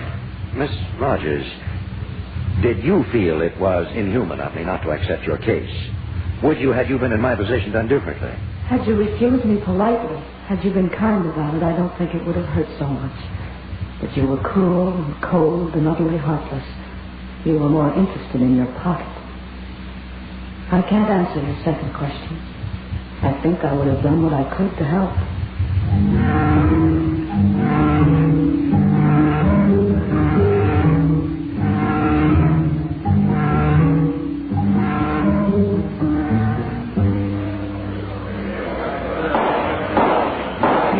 I should like to call my next witness, Henry Tyler. Henry Tyler. Where did I meet him? I wish I could figure this thing out. I don't like it. Seems more like a dream, a nightmare. What is your name? Henry Tyler. How long have you been here? 3 years. Do you recognize the defendant? Yes, sir. He's right over there. Do you mind telling the court when it was and under what circumstances you met the defendant? It was a little more than 3 years ago. It was about my property.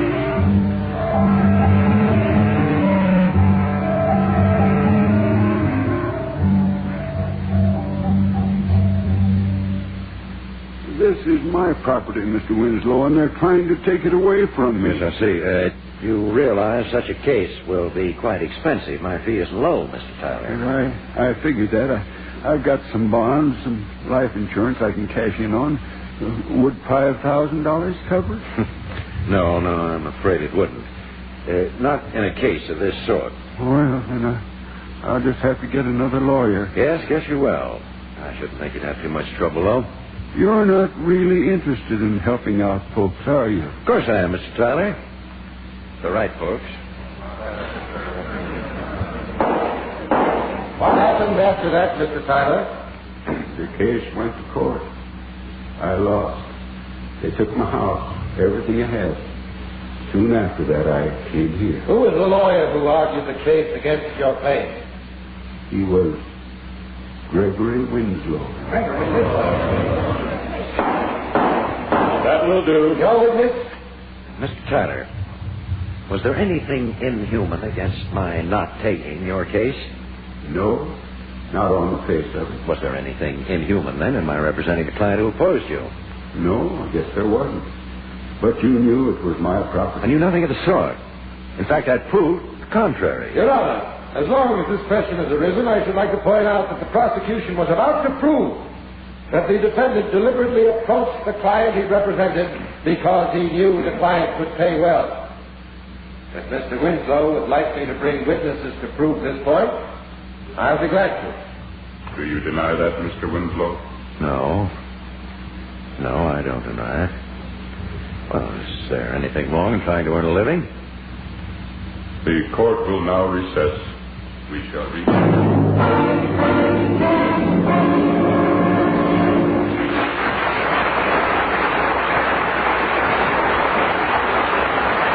Conrad Nagel, starring in the role of Gregory Winslow in the proudly we hail production, The Trial of Gregory Winslow, will return in just a moment for the second act. I have a message for the young men of America. Enlist in the United States Air Force. By doing this right now, when the Air Force is expanding, you have the opportunity to really get ahead. The Air Force needs specialists in radar, radio, weather, aircraft maintenance, and numerous other technical fields. Yes, the Air Force can train you for one of its many technical jobs. Go to the nearest Army and Air Force recruiting station. Have a talk with a recruiting sergeant. Find out for yourself the advantages you can gain by enlisting in the Air Force now. You are listening to Proudly We Hail. And now with your star, Conrad Nagel, in the title role, we present the second act of The Trial of Gregory Winslow.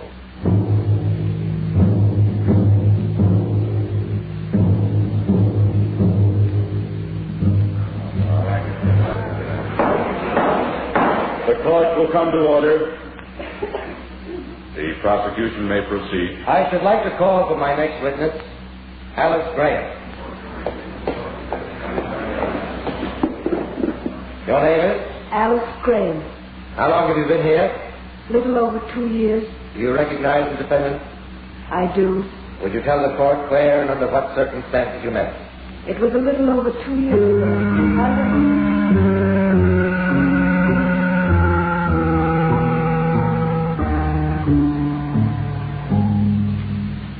Well, Miss Graham, aren't you in the wrong office?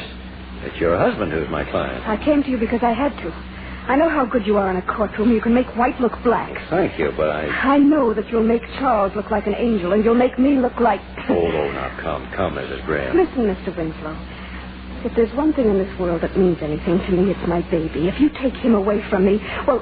Mrs. Graham, your husband retained me. He wants the child, and it's my job to see that that's just what he gets. I know that. And that's why I came here, to see if there was anything that would make you drop the case. If I committed a crime, it was to marry the wrong man. I haven't done anything else, and I want my baby. Don't you have a lawyer? Yes, but what can he do against you? I'm flattered. Oh, stop it. How much money will you take for you to drop the case? Very unethical, you know. Your husband is paying me $50,000. I have about 1/4 of that. Well, that's too bad. I'd really like to help you. You won't drop the case. Under the circumstances, no. And you'll go into that court tomorrow and prove that I'm an evil woman, when you know perfectly well that I'm not. I'll go into court tomorrow to win for my client, that's all. No, that's not all. You'll win and he'll get my baby and you'll kill me. Oh, come now. After all, perhaps some arrangement can be made so that you can visit the child once in a while. There's nothing to make you change your mind? No, I'm afraid not, Miss Graham. I see you in court. And what happened after that, Mrs. Graham? He won the case for my husband. I lost my child. I had a weak heart. The strain was too much. I didn't care anyway. I came here. Your witness? Mrs. Graham, what do you mean when you say you came here? Well, don't you know? I mean... Objection. That has nothing to do with the case. Objection sustained. Continue, Mr. Winslow. What? I have no more questions. For my next witness, I'd like to call John Merlin. John Merlin? I've never heard that name before. I know it. Well, maybe I'm going crazy, but am I dead? Your name is John Merlin? That's right. How long have you been here? Not quite a year. Do you know the defendant? No, I don't. Could you tell the court how you got here? I was a teller in the First National. There was a holdup. A man named Philip Kramer shot me. Would you care to ask the witness any questions, Mr. Winslow? Why, no. Very well. Step down, Mr. Merlin. My final witness is the defendant himself, Mr. Gregory Winslow. Me? Yeah, but that's not... Will you please take the stand? Your name? Well, don't I get sworn in? That's not necessary in this court. Oh. Well, my name is Gregory Winslow. You've not been here before? Before? Why, no, not that I know of. Did you recognize Mr. Merlin? He told you he didn't know me. I don't know him. But you did recognize the name Philip Kramer, didn't you? Yes, it was one of my biggest cases. I defended him. And the jury found him not guilty of the charge, which I believe was murder. Mr. Winslow, was Philip Kramer guilty of charge? The jury didn't think so. That does not answer my question. I refuse to answer it. Very well, since you refuse, we will show the court the answer. This scene took place in Mr. Winslow's home.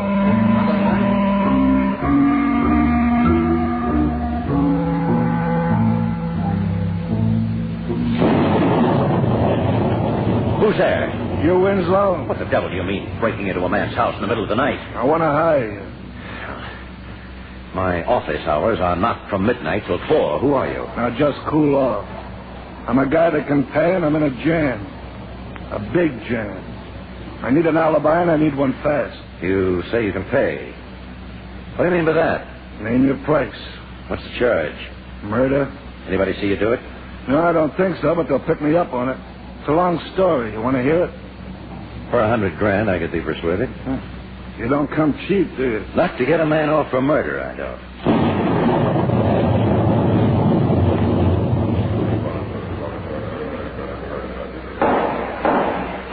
Would the prosecution please tell the court what this scene has to do with the witness, John Merlin? Yes, Your Honor. Because Gregory Winslow was able to convince the court that Philip Kramer was innocent, he was set free. A month later, John Merlin was shot and killed by this same Kramer. Had Winslow refused to take his case and turned him over to the police, this never would have happened. Then I am dead.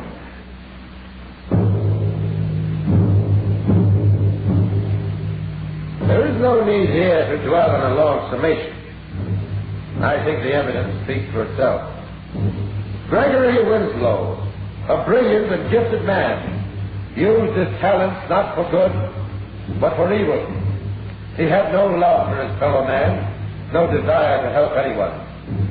Although it is true Mr. Winslow defended many innocent people, it was always done for a price, and not for an honest desire to see justice done. As he himself said, he was more interested in his pocket than his heart. An empty pocket and an emptier heart. I ask the court to bring in a verdict of guilty. I ask for the maximum penalty. Thank you. Mr. Winslow, do you care to say anything?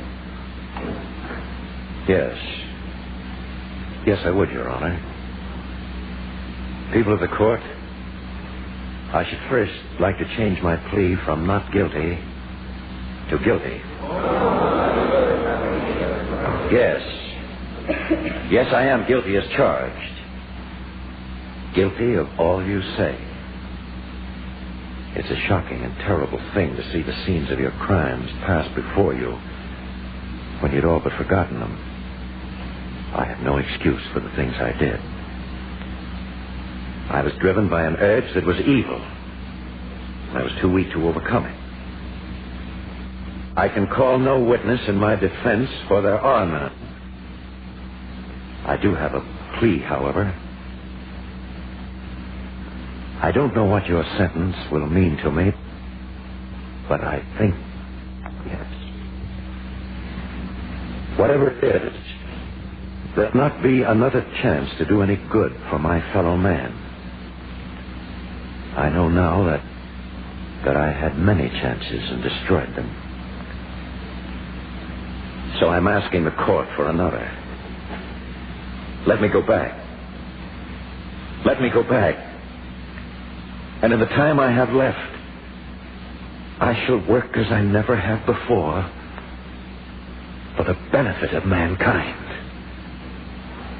I know I can't undo what I've done, but there will be many I can help. If you refuse to let me return, I'm lost forever. And what I could do, and never did do, will be lost too.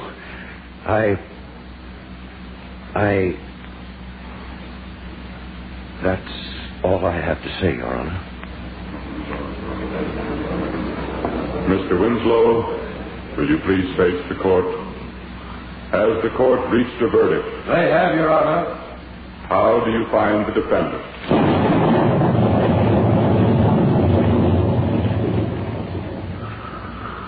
Well, Doctor, that was a close one, wasn't it? I thought we were going to lose, Mr. Winslow. Tougher than he appears. Strange how these things work. You do everything you can, and it looks like it's not going to be enough. And then somehow, for some reason, it is enough. It's beyond me or my skill.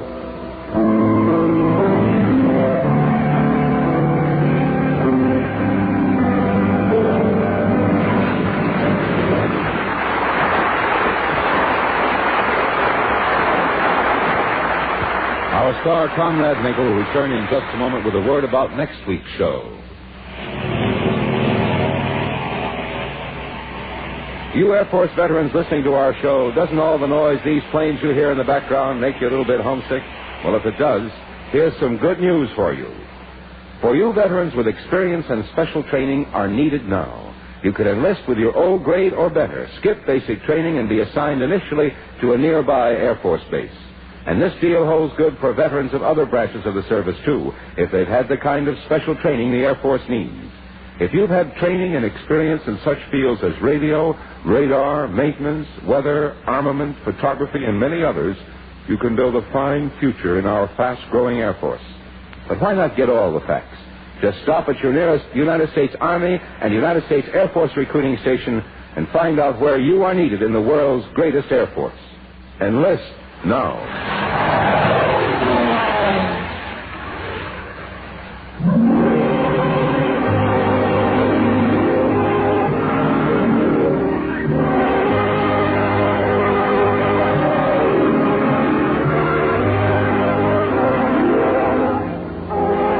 This has been another program on Proudly We Hail, presented transcribed in cooperation with this station by the United States Army and the United States Air Force Recruiting Service. Proudly We Hail stars Conrad Nagel.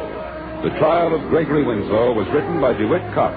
The music was composed and conducted by John Guarnieri. This program was produced under the supervision of Charles and Rogers Productions and directed by Charles Wilkes. This is Kenneth Banghart speaking, and here again is your host and star, Conrad Nagel. Well, friends, we hope you'll join us next week again on Proudly We Hail for a thrilling adventure of the French Foreign Legion. We will meet the besieged garrison at Fort Boudel in the French-Moroccan desert. Until then, goodbye.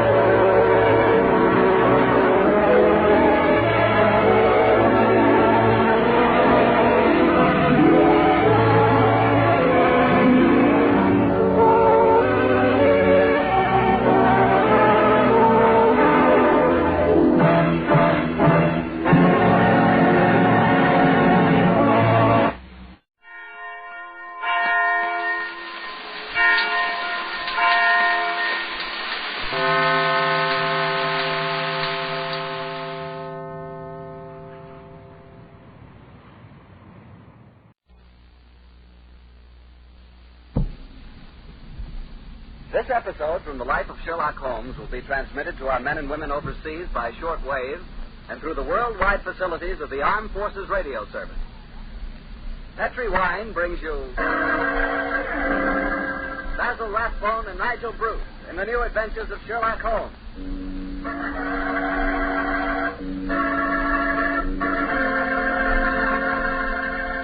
The Petri family, the family that took time to bring you good wine, invite you to listen to Dr. Watson tell us another exciting adventure he shared with his old friend, that master detective, Sherlock Holmes. And if you don't mind, I'd like to suggest something that you might share with your friend. And that something is a glass of sherry before dinner. Naturally, a glass of Petri California sherry. I say Petri sherry because it's the perfect before-dinner wine. You couldn't think of a better way to begin a meal. That Petri sherry has a beautiful, inviting color, like dark amber. And for flavor, well, you've heard sherry described many times as having a rich, nut-like flavor. But if you want to learn for the first time what those words rich and nut-like really mean, you just taste Petri sherry. It's wonderful. Serve Petri sherry by itself or serve it with hors d'oeuvres with those little cocktail sandwiches. And incidentally, if you prefer your sherry dry, not sweet, just ask your wine merchant for Petri Pale Dry Sherry. The important thing to remember is, if you want sherry, you want Petri sherry, because that means good sherry.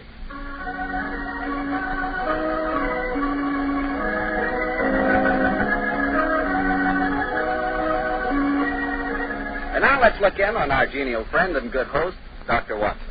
Good evening, Doctor. Good evening, Mr. Bartell. Punctual to the minute as usual. Never keep a doctor waiting, I always say. Particularly Dr. Watson. Draw up a chair, my boy. Thanks. That's it. All ready to tell us the Sherlock Holmes adventure of the Speckled Band, Doctor? Yes, I'm all ready, Mr. Bartell. Say, Doctor, just what does the Speckled Band mean? Wait till I've told you the story, young fellow, my lad. You'll find out for yourself. Sorry. The floor is all yours, Doctor. The adventure of the Speckled Band began on a rainy April morning in 1883.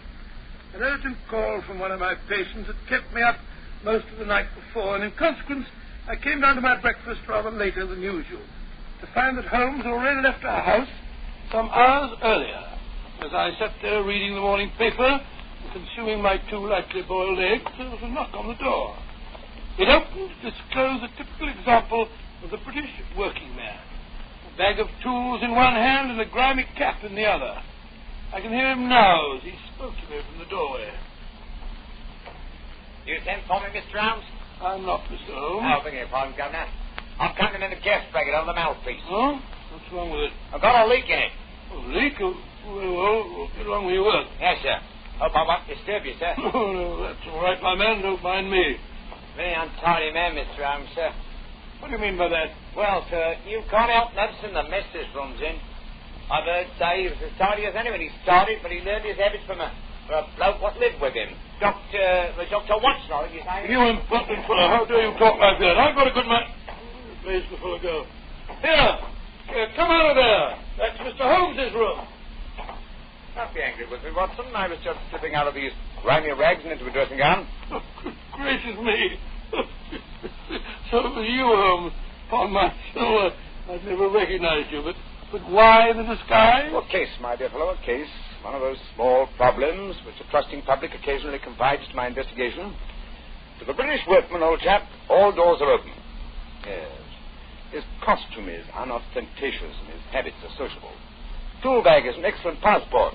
And a tawny moustache will secure the cooperation of the maid. Oh, but what's the case, Holmes? Modest little drama of life in the kitchen. One of those seemingly inconsequential affairs, and yet the honor of a duchess is at stake. What? Mad world, my masters, a mad world. Now I feel a little more comfortable. Let's return to the sitting room, shall we? And a strong cup of tea would be acceptable. Oh, wish you'd tell me about the duchess and life in the kitchen. Another time, old fellows, another time. At the moment, suppose you tell me what you know of Miss Helen Stoner. I received a letter from her this morning in which she informed me that she would be calling here at 11, and also that she was a friend of yours. Yes, Helen Stoner. Oh, yes, indeed, a charming girl. Then pour me a cup of tea, Watson, and tell me about her. Well, I befriended her at the time of the tragic death of her sister 2 years ago. I told you about the case. Don't you remember? The sudden death of Violet Stoner, At an old house in Stoke Moran? Yes. Huh? It all comes back to me now. There was an inquest, wasn't there, with a string of stupid and ineffective witnesses. What stupid? I was one of them. Oh, I beg your pardon, old fellow. Then you were the exception, of course. Wait a minute. Let me see. I docketed the evidence on the... Where was it? Stratford. Oh, yes, here we are. Now, let's see. Yes. F. Salisbury, Hatchet, murder, Lordson, Simon. Here we are. Stoke Moran. Oh, yes, of course. I remember the affair quite well now. The villain of the piece was Dr. Grimsby Roylott, wasn't he? Yes, dreadful fellow. He's the stepfather of the two girls. Violet, the one who died so mysteriously, and Helen, the one who's coming here to see you. Dr. Roylott has a pretty record. 55 years of age, killed his hitmaker in India, once in an insane asylum, married, money, wife died, distinguished surgeon. I wonder what the distinguished surgeon has been up to now. Some deviltry, I fear. Oh, why do you say that? You remember that Miss Violet Stoner's death followed close upon the announcement of her engagement? Yes, I do. Well, I met Miss Helen Stoner in the street a few weeks ago. She told me that she had just become engaged herself to a young fellow in the army who was leaving for the Far East. She was very upset at the thought of being alone with her stepfather at Stoke Moran. Well, that's quite natural.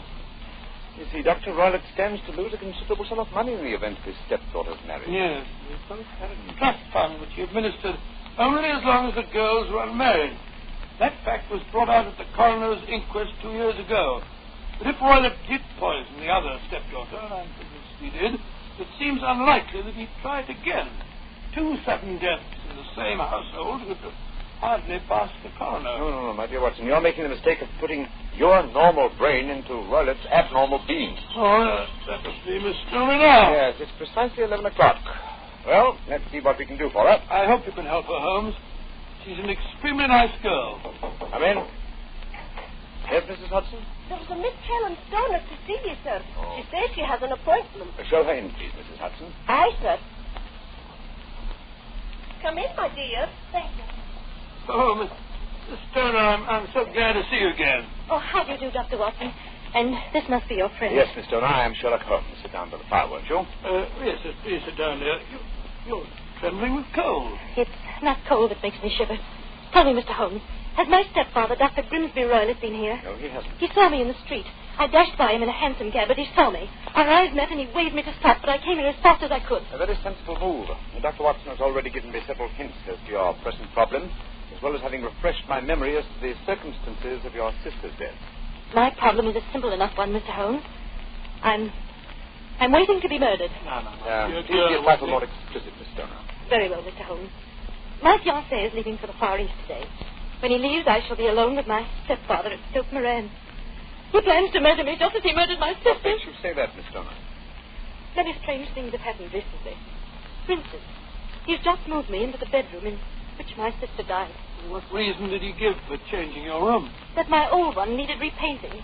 It didn't need it, but Dr. Roylott did need to move me into that horrible room. And other things have happened. I've heard the music again. Music? What music? My sister first heard it a few days before she died. I heard it myself on that dreadful night she breathed her last. Oh, Sam, I'm terrified. Don't worry any more, my dear. Don't worry. You have friends to help you now. Look here. Do you mind if I ask you a few questions? No, of course not. Very well, then. Now, this music, does it seem to come from inside the house or outside? Well, it's hard to say. It sounds so faint. What's it like? A sort of soft, droning sound. Like a flute or pipe? Yes, it reminds me of native music I heard during my childhood in India. India, eh? Oh. There's one other thing that puzzles me, Mr. Holmes. Oh, what's that? My sister's dying words. As she lay in my arms, she gasped out 2 words. What were they? Band and Speckled. You remember that evidence from the inquest, don't you, Dr. Watson? Yes, I do. I couldn't make head or tail. Oh. Band, Speckled, Indian music. Miss Stoner, do you sleep with your door and windows fastened? Yes, Mr. Holmes, but so did poor Violet. It didn't save her, though. What did you gather from your sister's dying allusion to a band? A speckled band?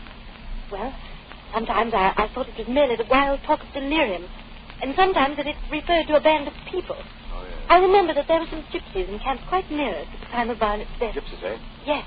It occurred to me that the spotted, gaily-colored kerchiefs, which so many of them wear over their heads, might have suggested the unusual adjectives which my sister used. Miss Stoner, how long is it since you heard this strange music that you told us about? I heard it last night. Last night? Our fiancé leaves today, you say? Yes, Mr. Holmes. Well, Miss Turner, I shall do everything I can to help you. If we were to come down to Stoke Moran today, would it be possible to see over your rooms without the knowledge of your stepfather? I think so. He told me this morning that he intended to take a late train home tonight. Splendid. Watson up at the timetable, old fellow, and look up the trains to Stoke Moran. Right, you are, Holmes. Oh, that's my stepfather. I know it is. Oh, yes. Yes, there he is on the doorstep. Oh, Mr. Holmes, he's followed me. What shall I do if he finds me here? Don't worry, Miss Turner. Please don't worry. There's a private exit through that room there. Watson will show you the way. Come along with me, my dear young lady. And you will come down today, Mr. Holmes? Certainly, Miss Turner. I'll telegraph you the time of our arrival. Goodbye and courage, my dear. Goodbye, Mr. Holmes, and thank you. Come along, quickly, Miss Turner. Helen? Yes, Mrs. Hudson? A gentleman, sir. I told him he wouldn't see anyone without an appointment. Out of the way, woman. Will they push me like that? I'm sorry, Mr. That's all right, Mrs. Hudson. You can leave us. What kind of gentleman does he call himself, pushing an old woman? So you're Sherlock Holmes. You have the advantage of me, sir. Your name is... My name, sir, is Roylott. Dr. Grimsby Roylott of Stoke Moran. Oh, yes, of course. Charming place, I hear. And obviously good for the lunch. You won't trifle with me if you know what's good for you. Ah, Watson, there you are. How was the experiment? Very successful, Holmes. Good day to you, Dr. Roylott. I haven't seen you since I gave evidence at your stepdaughter's inquest. Yes, I remember you, Dr. Watson. Now listen to me, you two. My stepdaughter's been here. I placed her. What's she been saying to you? It's a little cold for the time of year, isn't it? You answer me. I hear the crocuses promise well. You dare to try and put me off, do you? I know you, you scoundrel. You're Holmes the meddler. Oh, am I? Holmes the busybody. I believe that a man should occupy his time. Holmes the Scotland Yard jack in office. When you go out, close the door, won't you? There's a draft. I'll go when I've had my way. Keep your nose out of my affairs, do you hear? Oh, yes, my hearing is excellent, thank you. And your diction and delivery most forceful. But time flies, my dear doctor. Time flies, and life has its duties as well as its pleasures. Goodbye. Insolent rascal. Here. See this poker? Oh, the fire doesn't need cooking, thank you, doctor, please. But I should be obliged if you put some more coal on for me. You laugh at me. You don't know my strength. Look. There. Your poker's been doubled. And that's what I'll do to both of you. Don't keep out of my affairs. Oh, dear. I had a presentiment that he'd slam the door. Phew. He's an ugly customer. Literally as well as figuratively. Watson, I'd be much obliged if you get your revolver. It may prove to be an excellent argument for the gentleman who twists iron pokers into knots. The fellow's amazingly strong. Well, look at it. Well, I don't want to appear flamboyant, but... there we are. Great. Scott Holmes, you straightened the poker out again. Yes, it was utterly useless in its former shape. And now, Watson, that timetable will catch the next fast train for Stoke Moran.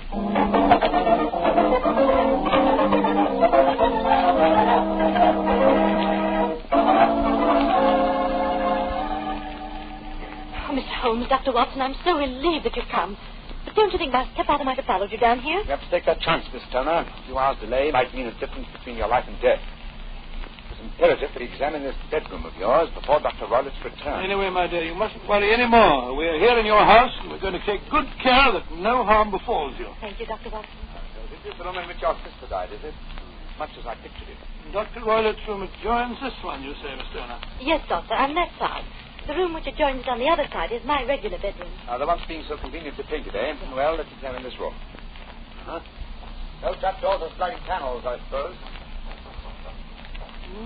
Sounds solid enough, Holmes. Yes, I think it is. Hello, what's this? Are you aware that this bed is clamped to the floor, Miss Turner? Why, no, Mr. Holmes, I didn't know that. What an extraordinary thing. Was the bed in your other room anchored also? No, I don't think it was. Very illuminating. And this bell pull hanging against the wall above your bed. Oh, it doesn't work. Well, but if you want to ring. There's another one on the other wall over there. Then why this one? I don't know. My stepfather made a number of changes after he came here. Yes, quite a perspective in the apparent area. And it took some strange shape. Oh, why are you standing on the bed, Holmes? I'm curious, old fellow. It may interest you to know that this bell rope is fastened to a brass hook. There's no wire attachment. It's a dummy. A dummy? But why? There's a small screen above it. It's a ventilator, I suppose. Yes, Mr. Holmes. Yes. A ventilator leading into your stepfather's room.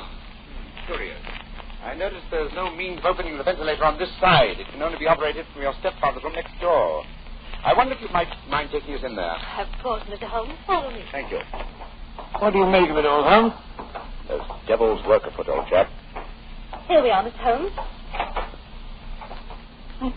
Much the same as the other room. A bit bigger, perhaps. That large step against the wall seems to be an unusual piece of bedroom furniture. What is it, Miss Stoner?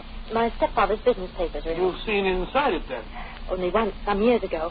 I remember that it was full of documents. What's this saucer of milk doing on the top of it? Does Dr. Rowlett keep a cat? No, but he does have a cheetah and a baboon as pets. He brought them with him from India. Well, Holmes, a cheetah is just a big cat. That's true, my dear fellow, but I doubt if a saucer of milk would go very far in satisfying the appetite of a cheetah. Well, I think I've seen enough. This matter is too serious for hesitation. Your life may depend upon your following my instructions, Miss Stoner. I'll do anything you say, Mr. Holmes, Is anything. that the village inn I see through the trees from this window? Yes, the Queen's Arms. Your bedroom windows would be visible from there? Yes, Mr. Holmes. Very well, then. Watson and I will go there now and obtain accommodation. When your stepfather returns, you must confine yourself to your room on the pretense of a headache. You follow me? Perfectly. When Dr. Rowlett retires for the night, you must open your bedroom window and put your lamp on the sill as a signal to us at the inn. Then withdraw quietly to your usual bedroom and the one that's been painted. I'm sure that you could manage there for one night. Of course. But what will you do? When we get your signal, Dr. Watson and I will come here and spend the night in your dead sister's room. We are going to solve this mystery of the dummy bell pull, the unusual ventilator, and the strange music in the night.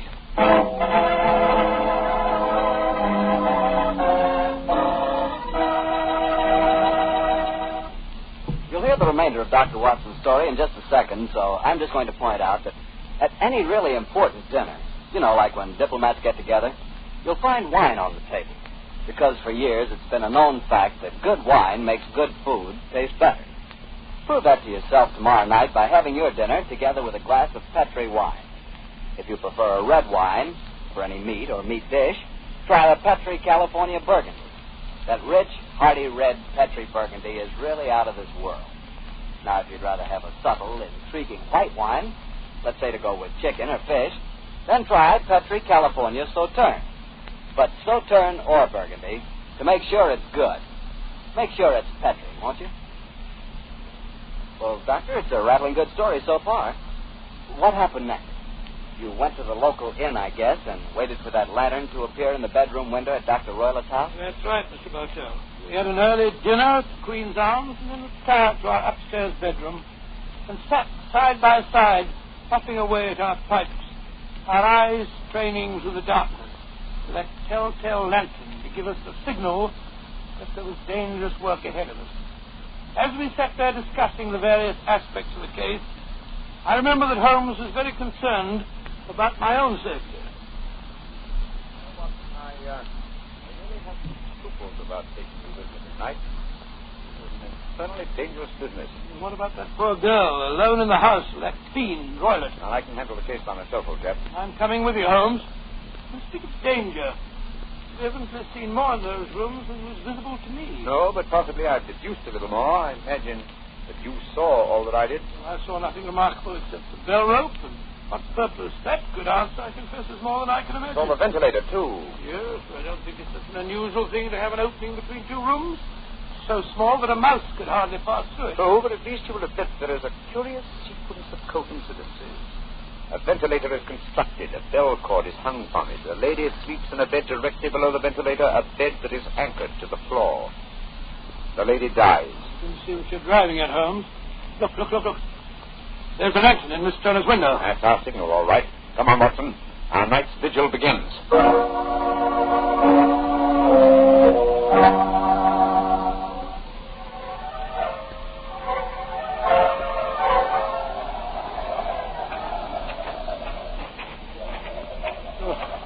Foul night. Foul night for foul business, Watson.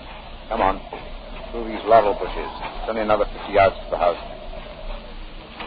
The lantern's still burning away in the bedroom window. Yes, and all the other lights are out. Including the one in Dr. Roylett's room. He must have gone to sleep. To bed, possibly, Watson, but not, I think, to sleep. Great heavens, Holmes. Look at that frightful creature leaping about in the moonlight. It looks like some hideous child. That's Dr. Roylett's pet baboon. It looks positively human. Yes. Probably a great deal more so than its master. Let's open the window now. This ivy provides a most convenient ladder. I'll go up first. Here, wait. Come on, careful. I hope the thing is strong enough to hold us both. Oh, wait, look. pretty stupid an accident in the mud. Give me a hand, Holmes, will you? I can't quite get my leg over this window ledge. There you are. Thank you. Shows the shadows. Exactly the same as it did this afternoon. Least sound would be fatal to our plans. Keep the lamp covered, so that if the ventilator is open from Dr. Walliot's room, no light will show from in here, you understand? That's it. Oh, why are you carrying that sticker? Prepared for a visitor, and I expect before the night is over.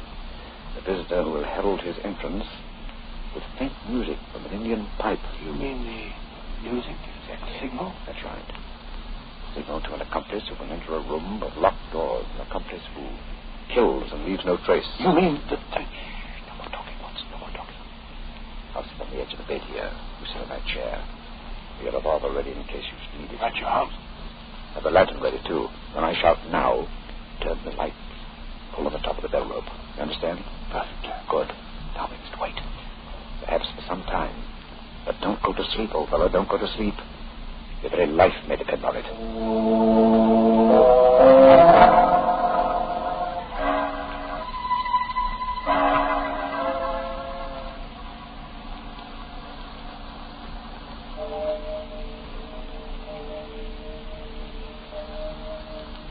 Watson? Yes. You're not smoking, are you? No. There's no tobacco smoke. Must be drifting through the ventilator. Exactly. Dr. Walliot is up. Look. It's a tiny shaft of light showing up in the ventilator. Quiet. Listen. There's the music. Yes. Heralding the messenger of death. Have you your lantern ready?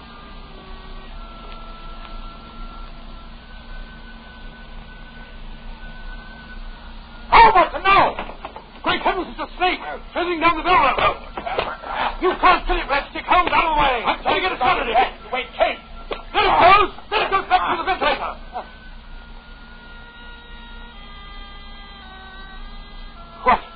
What a fiendish plan. Great Scott, what's that? I think the devil has turned on his master. Come on, Watson, into Dr. Walliot's room. Dr. Walliot! Good Lord Holmes, look at him sprawled on the bed. Look at his eyes. Yes, and see what's coiled round his body. It's a snake. Yes, the band. The Speckled Band. He's dead, Holmes. Yes. He's been bitten by the deadliest snake in the world, the Indian swamp adder. Deadly fangs produce death within 10 seconds. Well, Watson, violence does in truth recoil upon the violent, and the schemer falls into the pit which he digs for another. What should we do now, Holmes? We must remove the macabre headgear from the dead doctor and return the snake to its den. And I suggest we tell Miss Stoner that there's no more danger for her under this roof. After that, we can turn the matter over to the local police. Our work is done.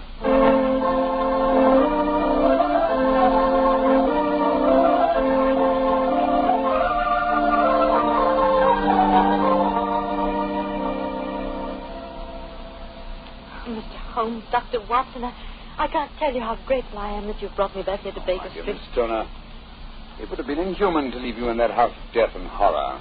We've a spare bedroom, and Mrs. Hudson is a motherly and understanding woman.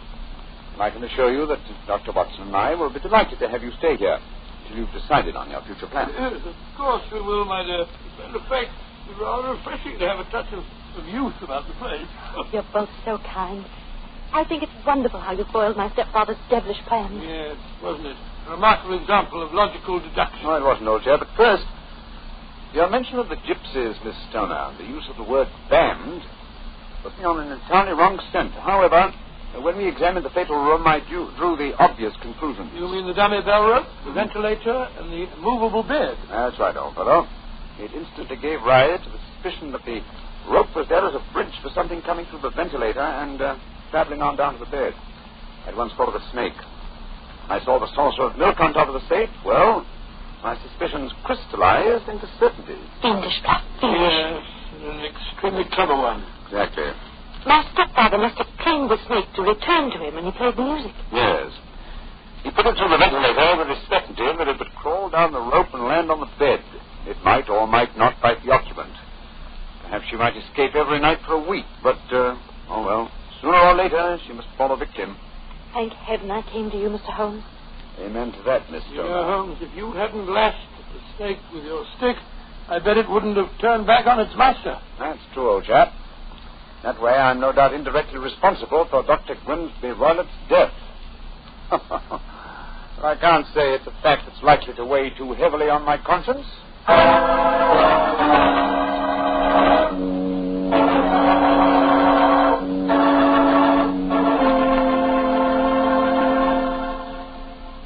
Well, Doctor, that was quite a fascinating story. You know something? I'm not exactly a coward, but no kidding. My toes really curl when I get mixed up with snakes. Well, I'm alone in that respect, Mr. Bartell. I must admit that I like to have a revolver and at least 20 feet between me and any snake that wants to cross my path. Well, if you want a revolver and 20 feet, I'll take a cannon and 20 miles. Fortunate that you're a wine expert, Mr. Bartell, and not a detective. I'm afraid you wouldn't, shall we say, find detecting much to your liking. We certainly shall say it. And incidentally, I'm not a wine expert, Doctor. All I know about wine is that it either tastes good or it doesn't. And I also know that Petri wine always tastes good. The Petri family sees to that. The name Petri on the label is the personal assurance of the Petri family that every drop of wine in that bottle is good wine. And they know how to make it good, because they've been making fine wine for generations, handing down from father to son, every secret, every skill of the winemaker's art. Yes, the Petri family took time to bring you good wine. That's why no matter what type of wine you wish, you can't go wrong with a Petri wine. Well, Dr. Watson, what new Sherlock Holmes story are you planning to tell us next week? Well, now, let me see. Next week, Mr. Bartell, I think I'll tell you an adventure that took place at a gambling casino in the south of France. A strange story of sudden tragedy and death. I call it The Adventure of the 00. Sounds swell. We'll all be listening. Oh, now, just a minute, Mr. Bartell. Before I go, I want to say that every one of our friends bought war bonds to help our boys win the war. Now let's all buy victory bonds to help bring them back home again. Yes, and let's buy victory bonds to make sure that the men who were wounded will get the finest possible care. Those same victory bonds will help make the GI Bill of Rights a success, too. And they'll help provide for the families of those men who gave everything, including their lives. The men of our armed forces finished their job. Now let's finish ours. Buy victory bonds.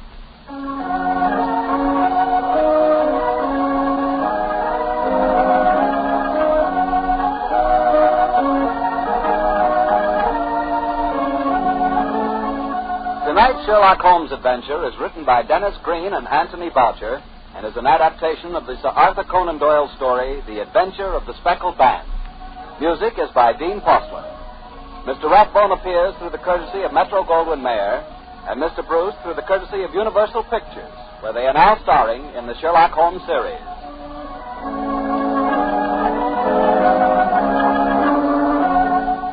The Petri Wine Company of San Francisco, California, invites you to tune in again next week, same time, same station. This is Harry Bartell saying good night for the Petri family.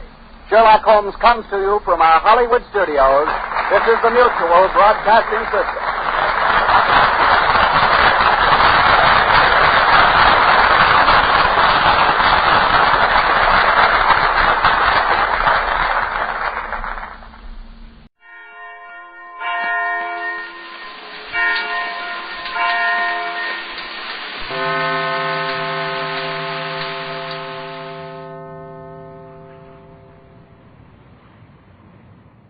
Here's another in NBC's great parade of new shows.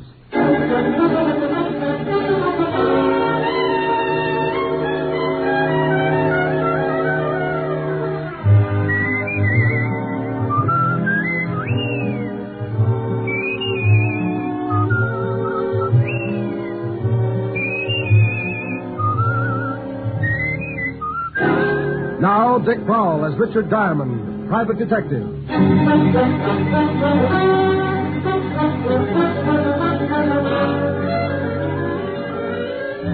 Hello there, this is Diamond. You know, if you've ever got a few idle minutes, You need a good chuckle to keep you going.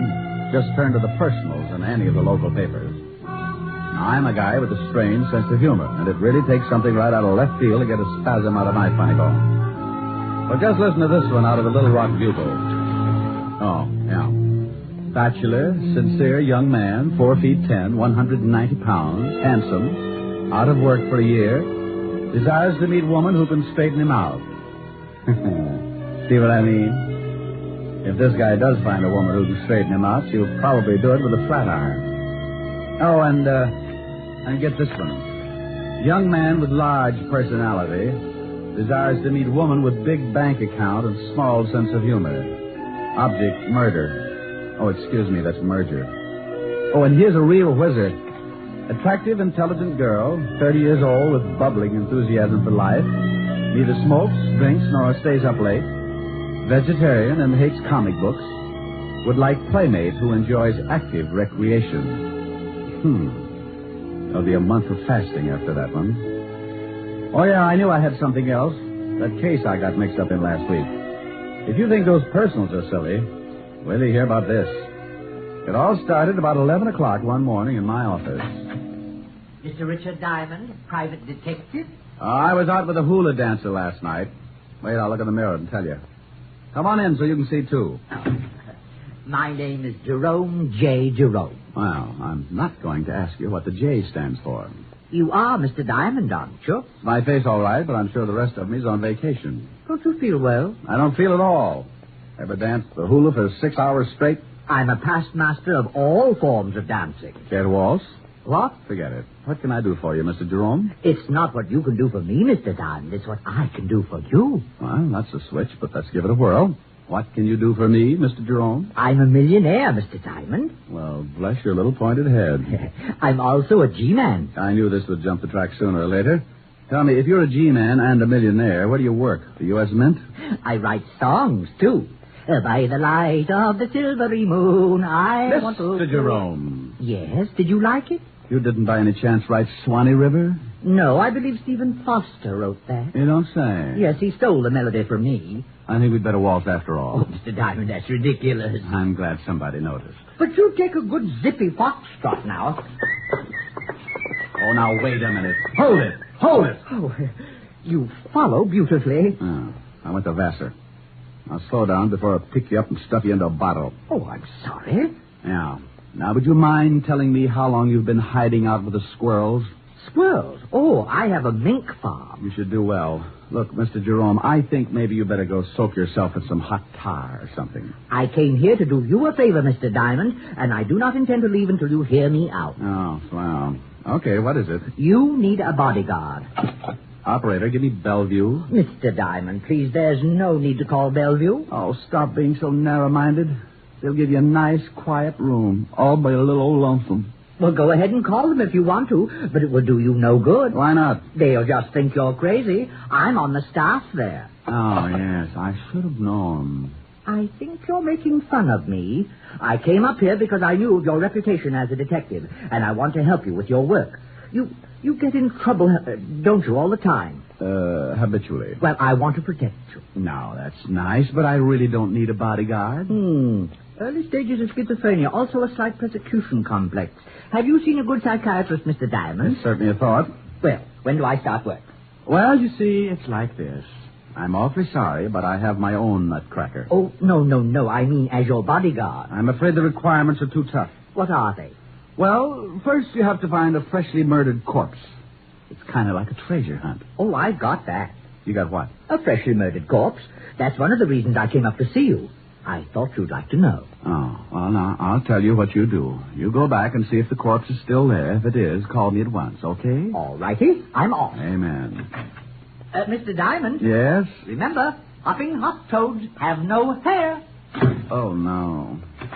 Mr. Diamond? Huh? Oh. I thought you'd better know something. I can only be your bodyguard for a week.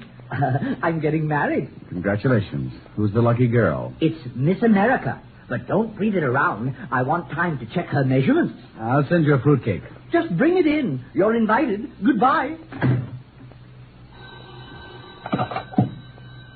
Diamond's Rest Home. We specialize in nervous disorders, ingrown scalps, and the world's largest bowling alley. Oh, don't laugh. If you'd seen what just walked out of here, you'd go back to yo-yos. Well, what did just walk out of there? I'm not sure, but he had lovely blonde hair. He did? Yeah, all over him. Rick, what in the world are you talking about? I'm talking about nothing in the world. Come on, tell Helen. Well, I've got to get it all straight first. If I figure it out, I'll come over and we can throw sesame seeds at each other. Oh, I'd love to. When will you be here? As soon as I shine up my elk's tooth and lock the office. Bye.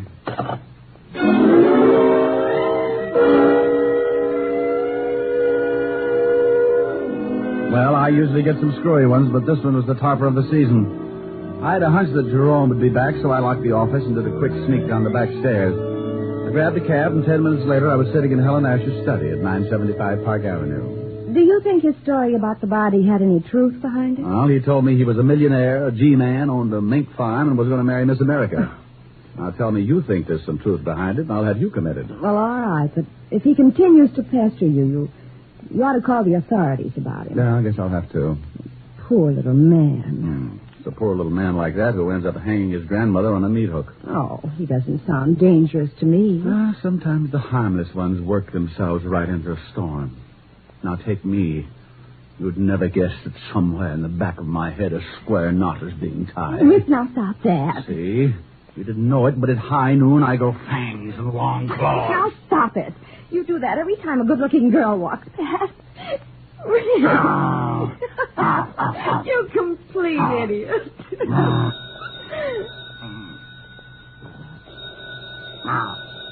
Rick, the phone's ringing. Oh, I hope it's happy. It might be something important. Oh, Rick, you're mussing my hair. Now, don't stop that and answer the phone. Oh, you woman are fiend. Hal Appleknocker's Happy Home for Hogs. Rick. Who is this? What's the matter with you all? Ain't you got your ear trumpet tipped right? I know it's you, Diamond. No, it ain't. This is old Hal Appleknocker. I'll let you talk to my gal, Lulabelle. Say hello to the Lieutenant, Lulabelle. Howdy. Now, Diamond, you stop that. I just got back from my vacation, and things are already so confused I may turn in my badge before the day is over. Well, come on down to the hog ranch, and I'll cook you up some hocks. Now, come on, Diamond. I'm not in the mood for any of your wild humor. Oh, what's the matter with you, Walt? Did you catch any fish? Oh, wait till I tell you. I got one that was so big. Is that why you called me? Huh? Oh, no. Some guy's been pestering me for the last half an hour. Wants to know where you are. Says he's an old friend. Oh, his name wasn't Jerome J. Jerome, was it? Well, that was the first name he gave me. The last time he called, he said he was a G-man. That's Jerome. Want me to tell him where you are? You do it, I'll handcuff you to Sergeant Otis. Oh, don't say that name to me ever again. Why, Walt, you sound bitter. That hornet head worked nights just messing things up in homicide. Lieutenant Waldo is taking calcium shots. The chief has locked himself in his office. Won't even open the door for food. Well, if Jerome calls again, tell him I joined the South Siberian Balloon Corps. Now, wait a minute. Well, what do you want now, bonehead? It's that Jerome guy. He wants Diamond again. Says he found the body right where he left it. What? Diamond! Now, you wait a minute, Walt. What are you doing? Oh, picking up my eardrum. You better watch that yelling. You'll have an office full of hogs. Keep Otis out of this. And I'll yell if I want to. Now, you get down here and explain about this body. Walt, I don't know anything about the body. The Jerome guy is off his trolley. Yeah?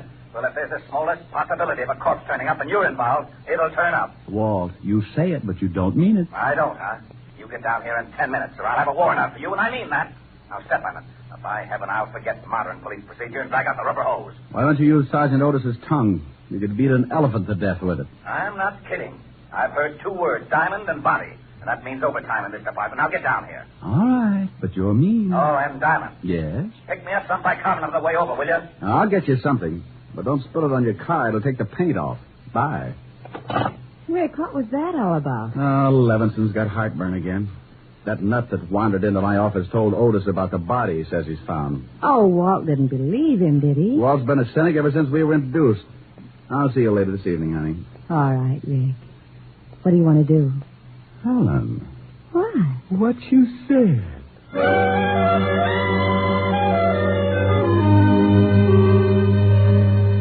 I had a mental picture of Walt eating his way through his desk, so I got some bicarbonate at the drugstore and hurried over before he got to the wiring and shorted out the whole department. As usual, the king of the forest met me in the squad room. Well, you're in Dutch, Shamus. I guess you're right, Sergeant Otis. How about lending me your wooden shoes? Oh, what do you mean, wise guy? They ain't wood. And why do you use a crowbar instead of a shoehorn? Yeah, very funny. You better go on in. Lieutenant's liable to start breaking things. I hope he doesn't use his bare hands. Yeah? Why? Well, your head's liable to get in the way, and you'll be crippled for life. All right, Walt. Stop chewing on that desk. Here's your bicarbonate. What are you talking about? Now, you listen to me, Diamond. That's like telling a man to turn up his hearing aid in a bombing. You can stop being cute. That guy, Jerome phoned just before you came in, and he sticks to his story about the body, but he won't tell us where he is. You don't really believe him, do you, Walt? He's nuts. Well, he did say something about playing quarterback for Notre Dame. But if you're mixed up in this, I can't take any chances. Oh, don't be an idiot, Walt. This little guy, Jerome, came waltzing into my office this morning and... Lieutenant. Oh. What is it?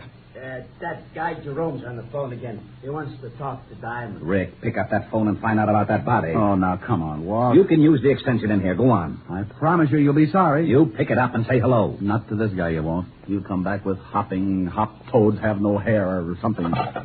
Hello, Jerome. Oh, Mr. Diamond. Good. I've been trying to get you for some time. The body's here, all right. Where, Jerome? Anyone here? No, Jerome. So I thought maybe they had the line capped. They do that, you know. Yes, Jerome. Now, where are you? I'm at the Osterham place. And if you don't want this corpse, I'm calling in Hawthorne of the death squad. Jerome, please.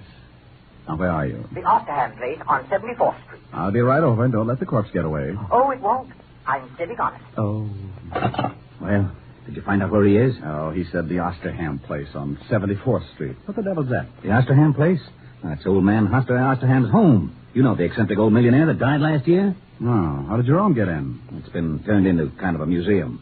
The old boy had quite a collection of rare antiques, and when he died, he left the house to the city as sort of a showplace. You mean he's open to the public? Yeah. Well, let's go. Jerome's probably found a mummy for us.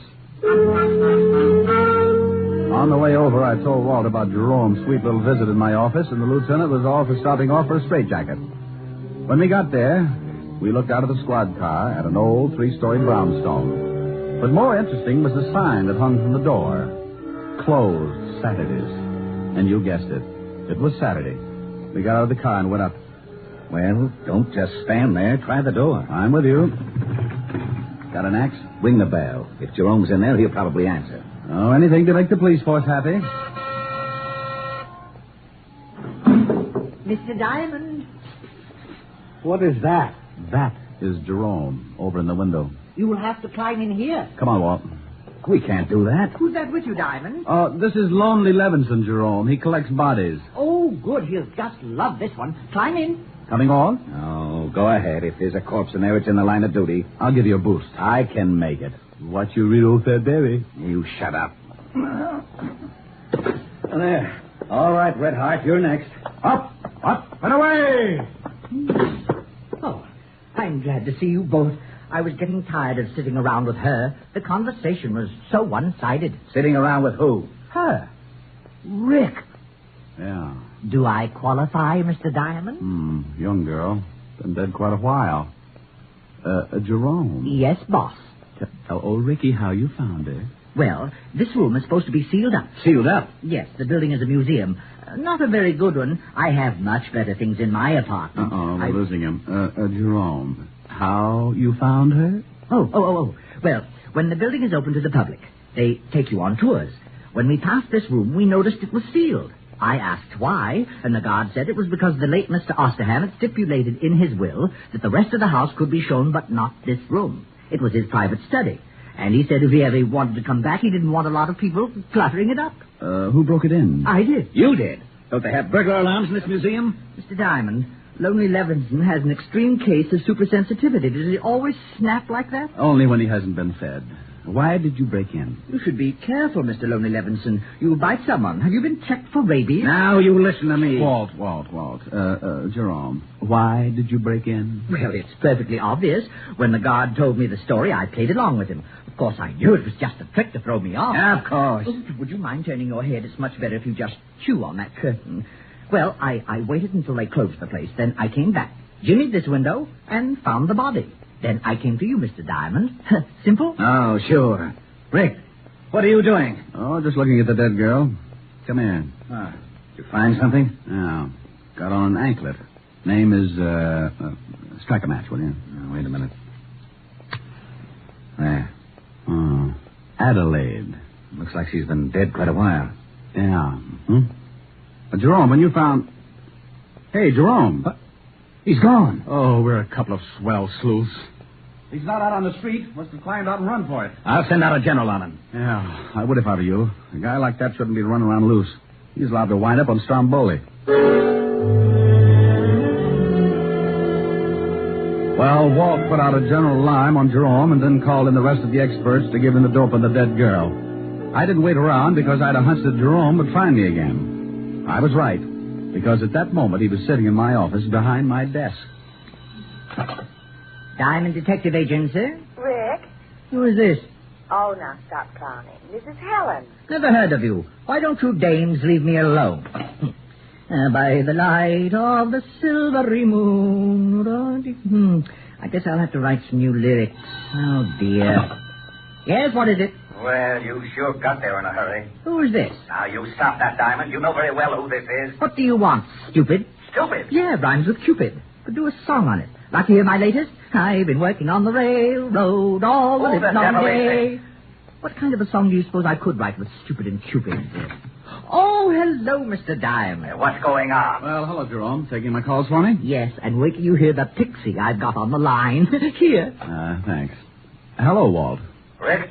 Yeah, you were talking to Jerome. I just came in. I might have known it. Don't let him out of your sight. Of course not. Now, what did you find out? Oh, yeah. The dead girl is one Adelaide Smith. Had a record, blackmail artist. Been dead about 3 days. Working for a Patrick Mahaffey attorney on Pine Street. She was strangled.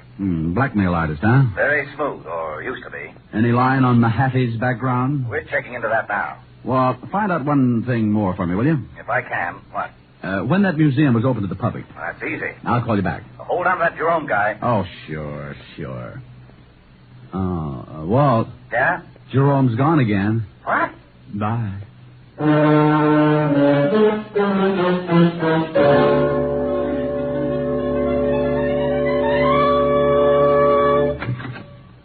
Sorry to bust in, but you seem to be missing your secretary. Come in. My secretary just walked out the other day. I haven't had time to get another from the agency. Are you Patrick Mahaffey? Yes. What can I do for you? Was your secretary's name Adelaide Smith? Why, yes. How did you know? Oh, from the police. They just put a tag on her down at the morgue. Good Lord. She isn't. She certainly is.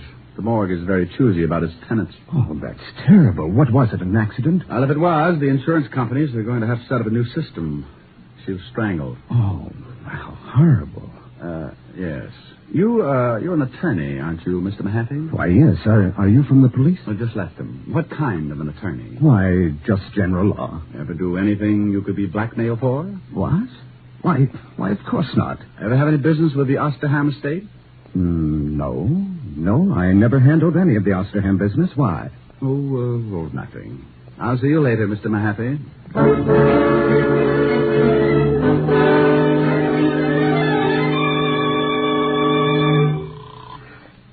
Homicide, Lieutenant Levinson. Walt Diamond, what did you find out about Mahaffey? Rick, there's something fishy. You got to stop going to these cheap restaurants. Oh, be serious. That Mahaffey guy was executive for the Osterham estate. What? Yeah, funny coincidence. Coincidence, my shoulder holster. I just left him, and he told me he'd never even heard of the Osterham estate. Now, why would he do that? He's certainly smart enough to know we could check. Maybe he wanted time enough to skip. You think he's mixed up in the killing? Oh. Did you find out when the museum was open to the public? Yeah, the city completed the alterations 2 days ago. And if it means anything to you, that room was sealed up on the last day. Thanks, Walt. And something else. We checked on the dead girl's bank account. She had $22,000 in it. A lot for a secretary, huh? Yeah, but not too much for a high-class blackmailer. Do one more thing for me, Walt. Find out if Osterham had any heirs. What good will that do? I want to find out just how many people would know about that sealed room before the public got wind of it. Okay, I'll have Mahaffey picked up right away. No. Don't do it yet. I want 10 minutes with him. Where's his house? I got it right here. 93rd Street, West End Avenue. But I don't see why you won't let me grab Mahaffey. We know he's lying. You just check on that will. I'm going to throw you a killer.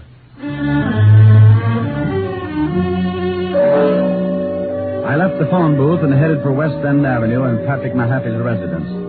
Strangely enough, it was on the west side of town. And when I got there, I spotted a green sedan in front of the house. I started up to the front door, and Mahaffey met me halfway. He had a suitcase, and he was in a hurry. Oh, it's you. Your memory's getting better. Come on, you don't want to leave right now? Let's go back inside. But I have to catch a plane. I'm leaving town on business. Oh, I'll bet you are. Let's go. Now, wait just a minute. You have no legal right. Do I have to show you my biceps? Well, all right, but make it brief. I'm late as it is. Now, just what is this all about? I thought you said you didn't have any business with the Osterham estate. Why, that's right. I checked. Oh, Just exactly what was your capacity? Well, I handled the incomes on the trust account. I was also the executor of the will. You wouldn't be handling it now, would you? When Mr. Osterham died and I executed his will, my job was done. Were there any heirs? 2. Neither of them were able to hear the reading. Who did hear it? Just an official from the city. Why weren't the heirs present? Because one of them couldn't be found. The other one was in a kennel. In a kennel? A cocker spaniel. He received $10,000. Oh. I bet he rolled right over on his back. Who was the other heir? Mr. Osterham's nephew. He hasn't been heard from in 10 years. He went to France to study hat designing, but hat jobs were very scarce, so he just vanished. He was rather eccentric. Oh. Now you come to the jackpot question. What you got in the bag? What? You look a little green. Open it up. Now, look, you can't do this to me. It's against the law. Where's your warrant? I got a fistful of them, see? Oh. All right. There. Dump it out. But I've got to catch a plane. If I dump all this... Dump it out. Well. Yes. It's a lot of money, isn't it? Sure is. Isn't it lovely? Well, I'm glad you like it. Go ahead. Take half. I was hoping you wouldn't say that. Why not? Because I'll hate myself for the next 2 years. Put it back in the bag and let's go. But I'm offering you $100,000. You must be a fool. Oh, this is a very elementary deduction. Come on, you can figure it out in Sing Sing. I don't think so. You should have looked in my pocket, too. Oh, I hope that's an old pipe you're pointing at. I hate to disappoint you. It's a 38. Now you're turning green.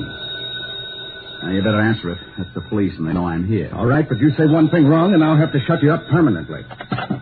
Yes? Is Diamond there? Yes. Let me talk to him. All right. You were right. It's for you. Go ahead, talk to him. But I warn you again.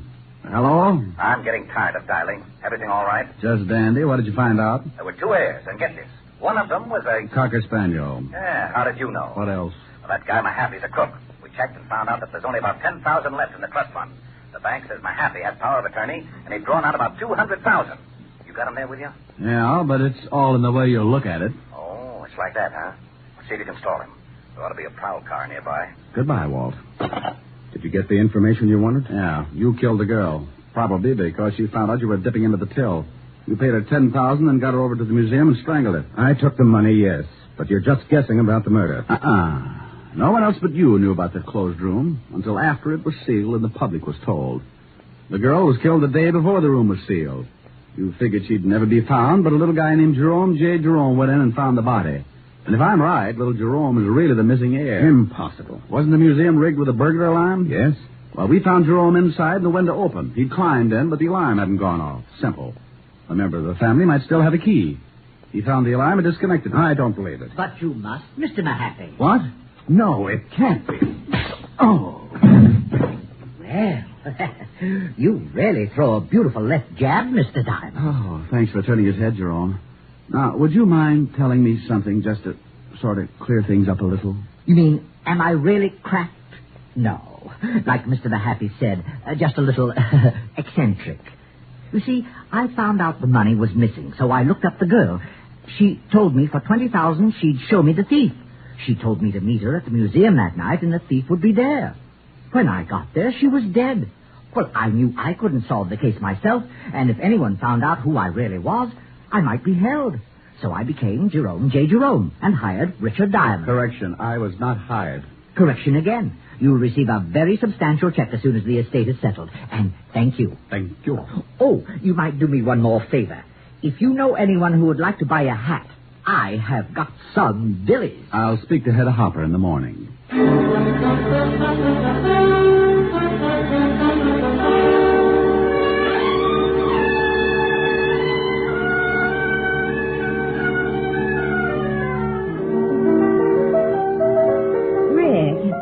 Yeah. Well, it's lovely, but... But you don't like it? Well, yes. What's the matter? I don't know what it is. You don't know what it is? It's a hat. A hat? Certainly. Here, give it to me. Now, look, you put it on this way, see? What are you laughing at? Oh, no. Oh, yes. I might even do a Hildegard if I got the right bookings. A pair of long gloves.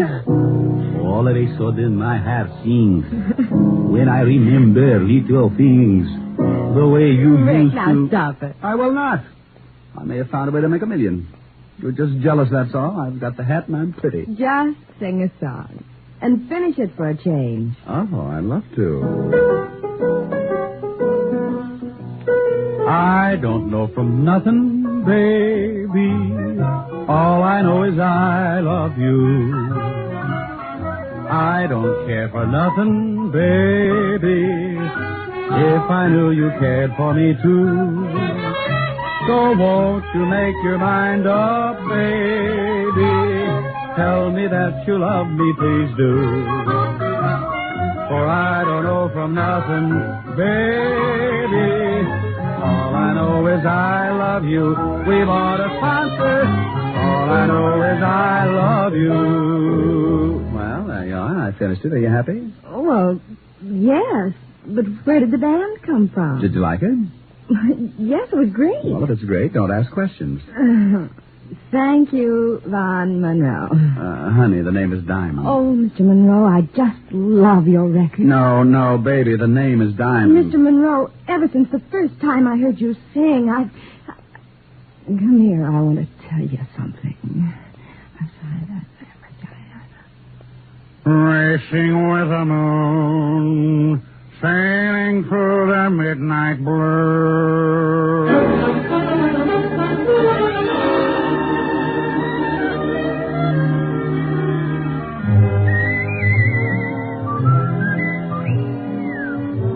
You have just heard Richard Diamond, Private Detective, starring Dick Powell.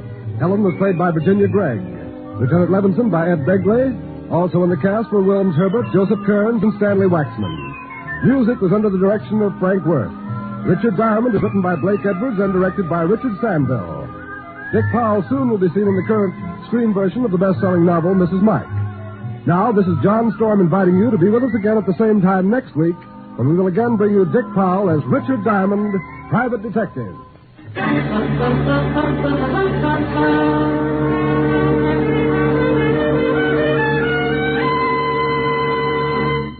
You don't have to go to Alabama. You don't have to eat ham hocks and butter beans. All you have to do is enjoy Phil Harris and his ever-loving wife, Alice Faye, when they return to NBC tomorrow for 30 minutes of Southern fried joy. Lend an ear to Phil Harris, Alice Faye Show, returning tomorrow on most of these same NBC stations. Your tune for the stars on NBC.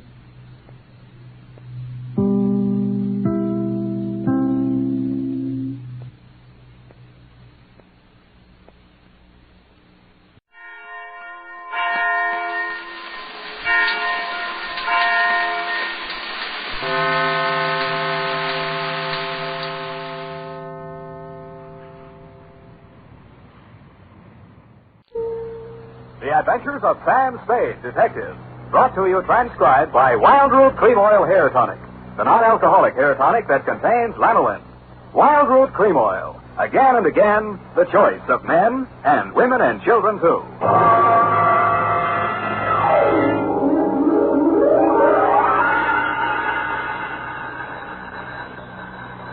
Sam Spade, Detective, agency.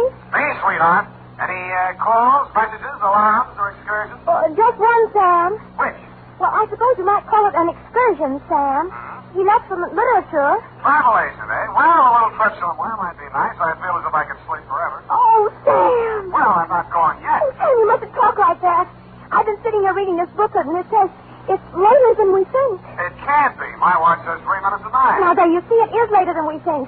I was slow, too, till I said it by the radio. Well, pick it up and set it in your favorite chair. I'll be right down to dictate my report on the Overjord Caper, or Feffy's Folly, or Who Put the Corpse in the Murphy Bed. What?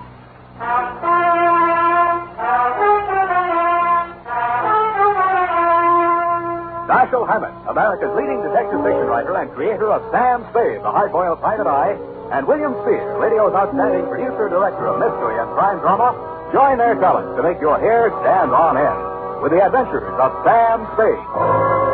Presented by the makers of Wild Root Cream Oil for the hair. Ah, June, the month of vacations for all the family. Here's hoping you've planned yourself a good one, and that you'll remember to take along plenty of Wild Root Cream Oil Hair Tonic. In spite of heat and winds, Wild Root Cream Oil grooms your hair neatly and naturally, relieves annoying dryness, removes loose, ugly dandruff.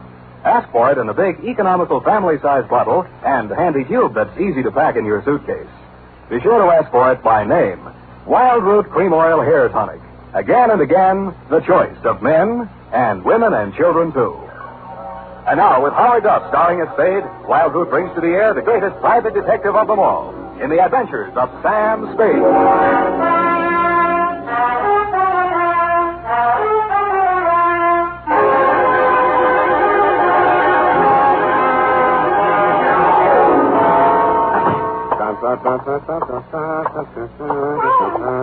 Poor darling. Don't say that word again, Effie. I didn't mean in a financial sense, you darling. There you go again. I meant we poor mortals, as it must to all men, Sam.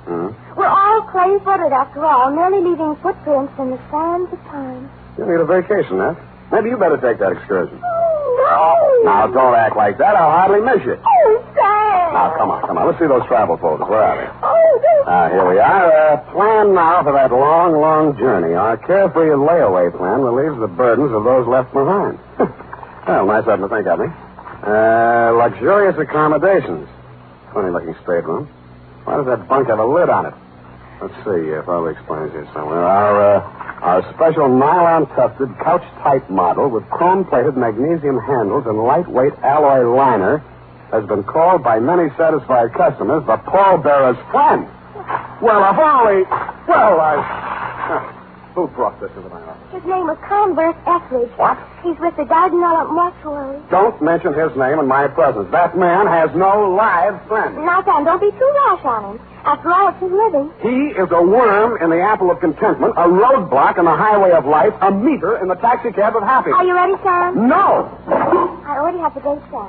To whom is this addressed to? To Mrs. Joy Overjord. No, you better make that George Overjoyed. Mrs.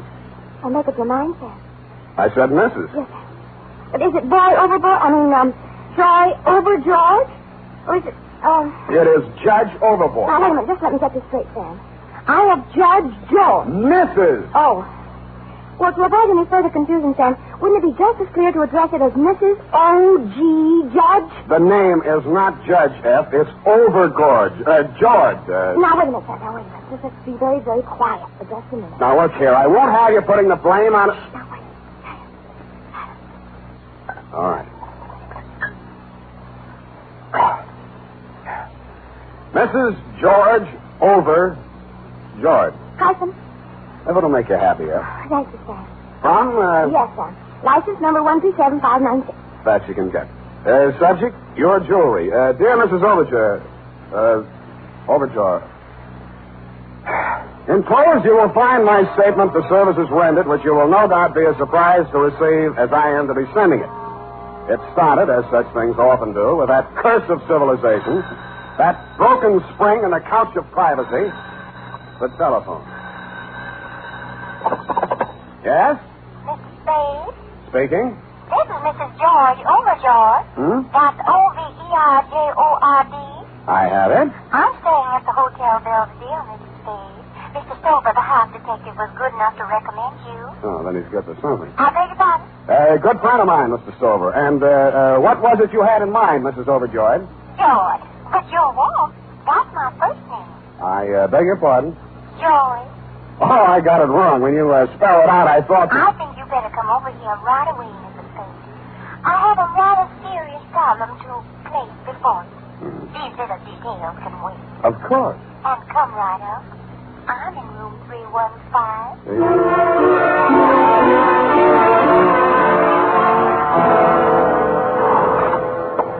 A mysterious woman with strange sounding name. Blow the man down. 315. 315. It's better. Knock. Who's there? Mr. Spade. Just a moment. Come in. Pardon me. Come on in, Mr. Spade. Whatever you say. Sit over here, won't you, please? Oh, yeah, sure. I'll just bring this... Oh, don't bother with the chair. I'll make room here. Oh. Thanks. Here. Now. Isn't that nice? Yeah. Oh, don't worry about George. He's on a gray line tour and won't be back for hours. George? Yes, poor dear, he's my husband. Oh, well, Mrs. Overjord... You're sweet. Call me George. I feel that since you're a detective, you'll know my secret sooner or later. So why hide anything? Well, what are these? Feathers? Tickle. Sort of. No. Now listen, Sam. To begin with, my husband must never know. Yeah, well, all right then. Yeah. About the jewels. Oh.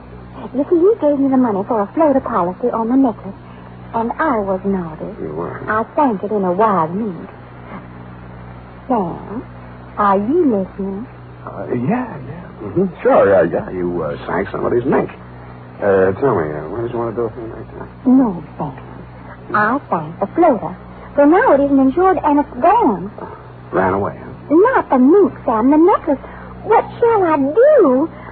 Yeah. It was $30,000. At least. But what about your husband? He'll be awfully angry.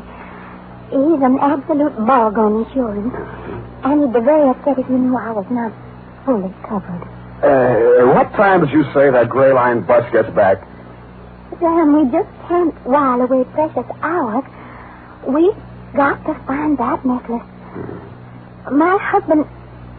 Oh, darling, you're not comfy. My husband... Who? What? But, darling, George Overjord is the richest man in the state of Wisconsin. He'd be very hard to replace. You're absolutely right. Husbands should be kept in their place. Sam, if you don't take more interest in this problem, I'll just have to get another detective. Huh? Oh, no. Hey, don't do that. Now, what? What are you looking for? The telephone. I want to check those gray line bus schedules.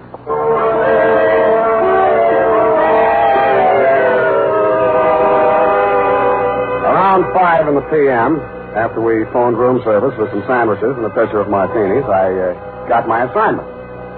It seemed that the hotel thief who had made off with the necklace had been surprised red-handed and had dropped the rest of the swag, valued at around $100,000, while making his getaway. My problem was to recover the necklace before, quote, George, unquote, tried to put in a claim on it and found out it hadn't been insured. I agreed that it might be smart to put the rest of the jewels in the hotel safe under my name. This I did. About then, somebody breathed down my neck and said, "Hello, darling. Hello. I froze. A second ticked by before I even had courage to turn around and face it. It couldn't be, but it was. Pepe Valeriu Eminescu, a con merchant so slick that he finally swindled most of his competitors out of business and even succeeded in selling himself in the oldest con game of them all, the Spanish prisoner game. The last time I had locked horns with him, yellow diamonds were turning white faster than the hair of the policeman he was suing for false arrest. Pepe's hair was still very black and very oily, and the big smile he wore was very white and very oily. Sam, darling, do not look so shameful. I am angry on you. You're not angry on me. You can fool with part of the people some other time, but you can't fool Pepe for long.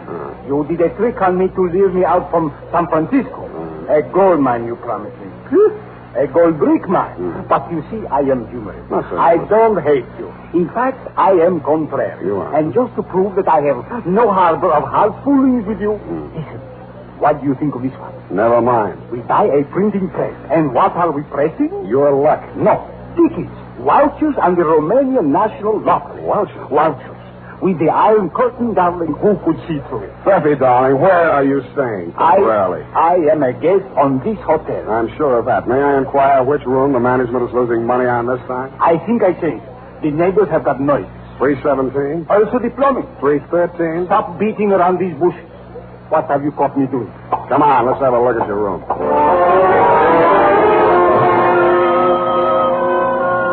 On the way upstairs to his room, Pepe gave me a rundown on the noises in the room adjoining his, 315. On one occasion, according to his story, he'd heard a woman scream. But the rest of it was all in Norwegian. According to him, Overjord was a Norwegian name. But all the same, it sounded fishy, and I don't mean lutefisk.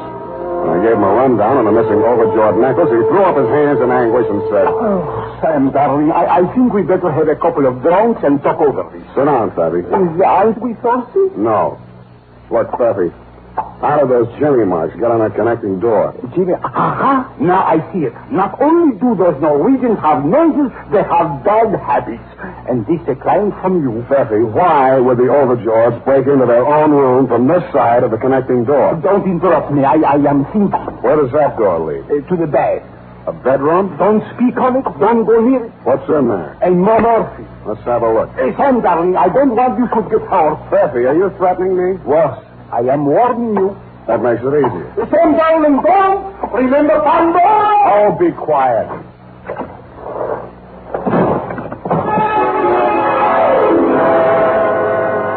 And that, Mrs. Overjord, is when if I had to live over, I wouldn't have taken the case for all the fish in Norway.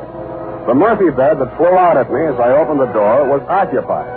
The occupant was wearing a dark blue suit, a conservative tie, a small white chrysanthemum in his lapel, and a peaceful expression on his face. He had a very healthy color for a dead man.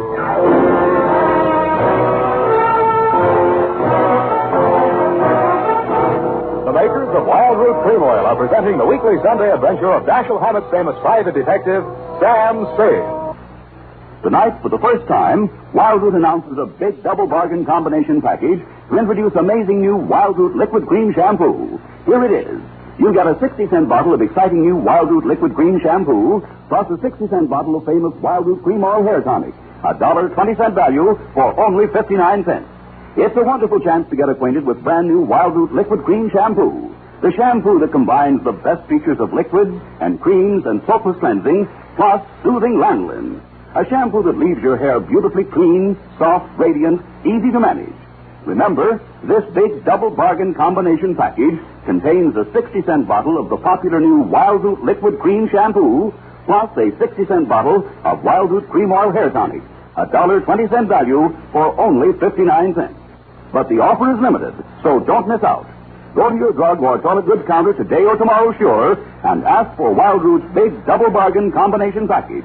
A $1.20 value, only 59 cents.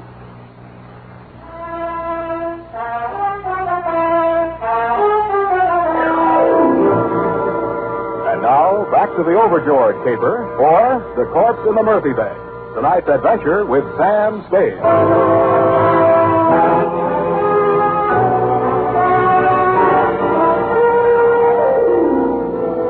As I stood there looking at that well-dressed corpse on the Murphy bed, I asked myself some leading questions. Who was he, for a start? Had my client's husband returned from his gray-lined bus store and stumbled into the wrong room? And then what was really my client's problem? To recover an uninsured necklace or get rid of an insured husband? And what was the function of Feffy? Was he an accomplice, a goat, or a body snatcher? At that moment, he was in no condition to tell me because he had fainted dead away. When I had revived him... Where are I? In a bad spot, Feffy. Now stop clowning and try to make sense. Make sense? Why not? You never saw a man so sensitive. But frankly, I am discouraged. Help me up. Now look, Feffy. I am looking. You realize what means that joker who's finally resting on my morphine? I will be deported to Bucharest. You should be so lucky. Lucky? A Romanian in Romania? At the mercies of thieves, gypsies, and Hungarians? Okay, Feffy, you don't want to go home. I do. The ticket for both of us is my client's missing necklace. Did you swipe it? Necklace? Who necklace? Darling, talk about him and I listen. Don't worry about that strip. He'll keep. What about I? He is comfortable. But where will I sleep? In another city, if you're smart. Now, don't bother to check out. Just drop your bags out the window, hang the Do Not Disturb sign on the door, and dissolve. That should give you about a 24 hours head start. But that would be dishonest. I know, but it's a sacrifice you have to make. Okay. Here. Take the necklace. That's better. And you better take my advice, Feffy. Start packing. Like I told you, that corpse is in good shape, but you're not.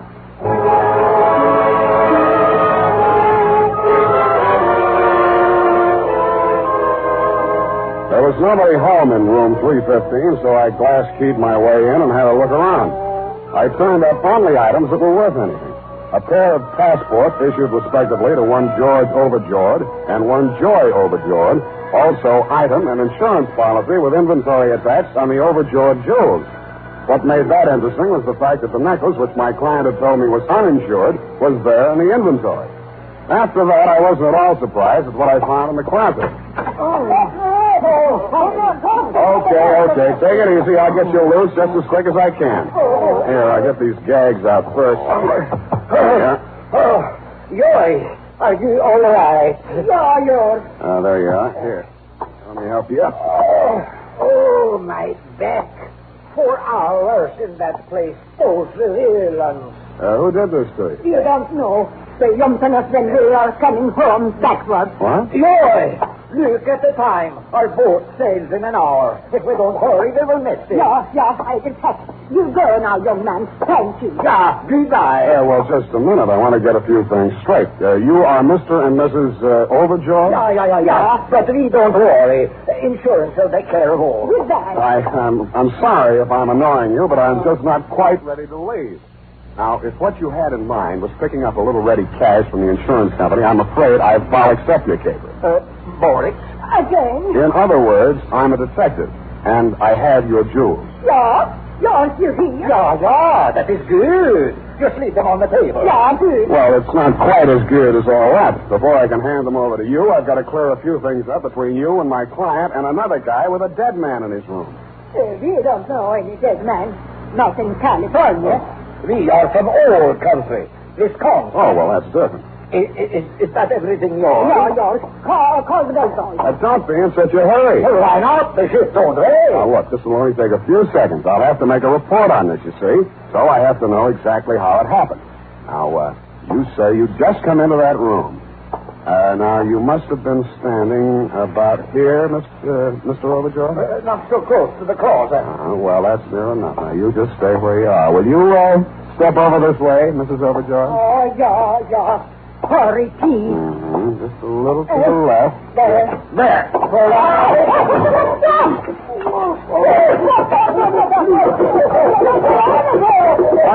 Shut up, I'll report you to Africa for bad dialect. Oh!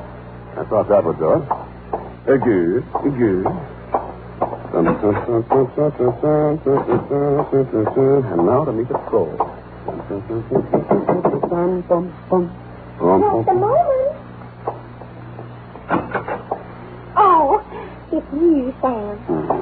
I thought I heard voices next door. I was afraid to go barging in. Where have you been, darling? A most wonderful thing has happened. My husband left me. He never came back from that gray line tour. That might be because he never went. Oh, sit down, darling. There's something I must tell you. Yeah, but you sit there and I'll sit here. Darling, you changed. It makes it so difficult, this gulf between us. Joy, if I may call you Joy, we must face it. We live in different worlds. It can never be. Cigarette? I understand. But there's no reason we can't meet occasionally and remain good friends. Sure, I'll come to see you on visiting day. Sam, I'm afraid you're making a terrible mistake. Well, I made that when I took you at face value. Your name may be Joy, sweetheart, but you are not Overjord. Who are you? Darling, doesn't matter. But I rather like Joy. I think I'll keep it. Yeah, okay, suit yourself. How does Steffi fit into this caper? Oh, Sam, darling, it's terrible the way that man deceived me. I should have known he wasn't a Norwegian. Well, don't feel too bad about that. He thinks he's Romanian. He told me his name was Overjord, and that it would be all right for me to stay here because his parents were in the adjoining room. Now, let's get this straight. Steffi checked into room 313. The Overjords were here. I take it you were in 317, all with connecting doors. Sort of a princess movement, shall we say. Well, I thought it rather strange that I never met them, especially after Stacey brought me the jewels and said they were a present from his mother for my trousseau. Oh, now, wait. Before you go any further, Angel, how are you going to get out of that corner without getting paint on your little feet? Well, he finally told me everything. And that I was as deep in it as he was. That's why I called you. Why? I was panic-stricken. I had to get out from under. And, baby, look at you now. Well, Sam, you will have to admit that I could have done worse. Unless I misjudged you. We do have the jewels.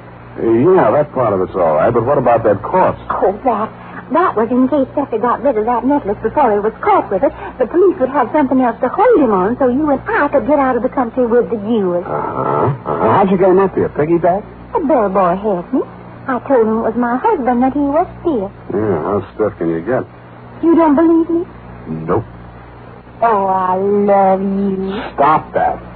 All right. Go ahead. Talk to me. Why don't you hit me with your fist? You're a big, strong man. I'm only a woman. What have you got to lose? Look, all I want to know is who put that corpse in the Murphy bag. How dare you? How dare you make love to me and then insult me and push me around like an old shoe? Oh, I did not. I don't have to put up with it, and I'm not going to. I'm going back to Steffi. He's a crook, but he loves me. I'll hit you. Hit you. Hey, my ear. You're choking me? I am not. I can't breathe. Darling, what are they doing for you? You deduce this poor girl to her condition? I guess so. I don't know how. Sam, darling, we are no longer friends. Our relations are shortened, nil and one. But you, my love, I forgive you. Come away with me. We will start life anew with a better scheme. But, Susie, dear, aren't you forgetting something? The jewel? Chris, that old man and that old woman lied to us. They are not overjoyed. They are crooks and robbers. Papa, no. Sam. I think he's right.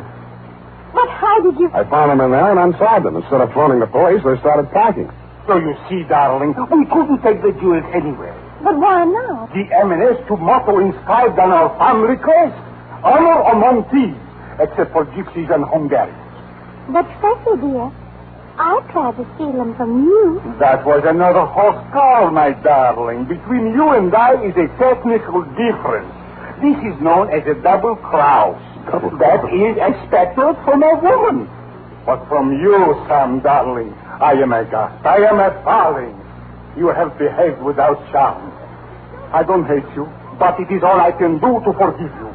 Come, my lord. Now, wait a minute. What? You have the jewels. You can prove nothing. There's still that corpse. Sam, darling, come, I show you.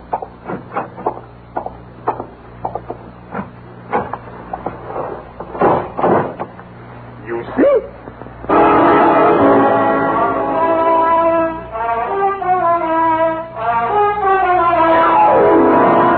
I didn't. All I saw was a well-made Murphy bed. The well-dressed corpse was gone. When I turned around, so were Peffy and Joy. Period.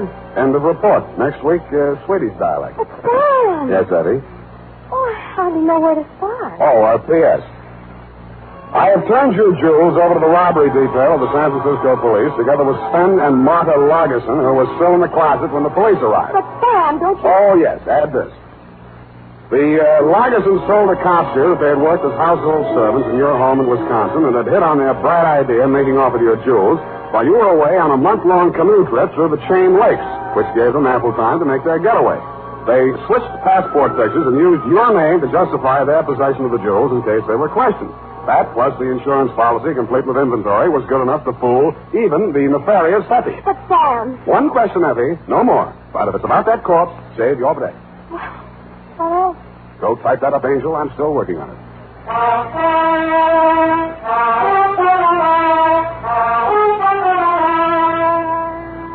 And now, listen to this.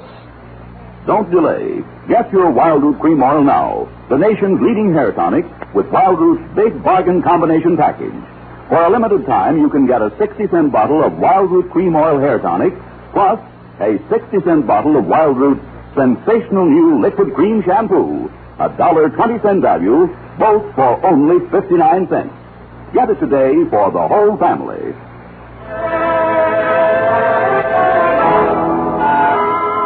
Well, here it is, Sam.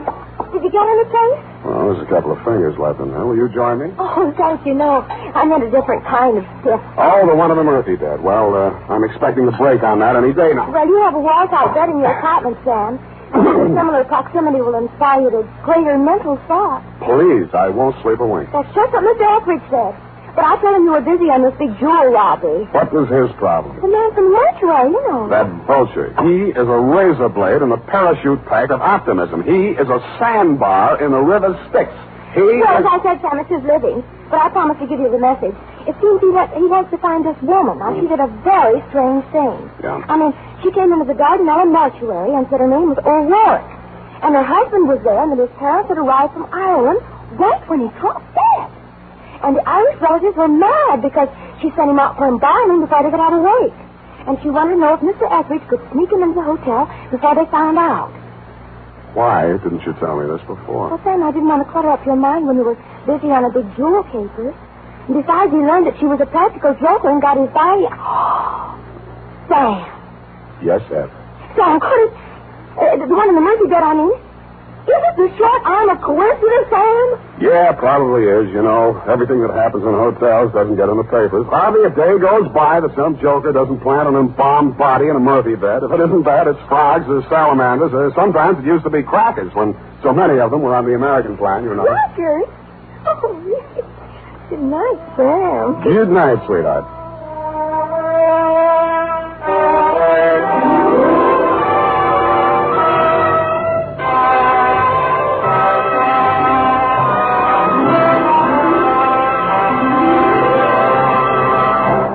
The Adventures of Sam Spade, Dashiell Hammett's famous private detective, are produced and directed by William Spear.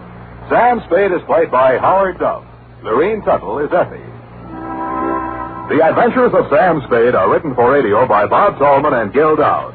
Musical direction by Lud Gluskin, with score composed by Renee and Pierre Garrigank. Join us again next Sunday when author Dashiell Hammett and producer William Spear join forces for another adventure with Sam Spade. Brought to you transcribed by Wild Root Cream Oil. Again and again, the choice of men and women and children, too. This is Dick Joy reminding you to get Wild Root Cream Oil, Charlie. It keeps your hair in trim. You see, it's non-alcoholic, Charlie. It's made with Soothern lanolin. You better get Wild Root Cream Oil, Charlie. Start using it today. You'll find that you will have a tough time, Charlie. Keeping all the gals away. Hiya, Baldy. Get Wild Root right away.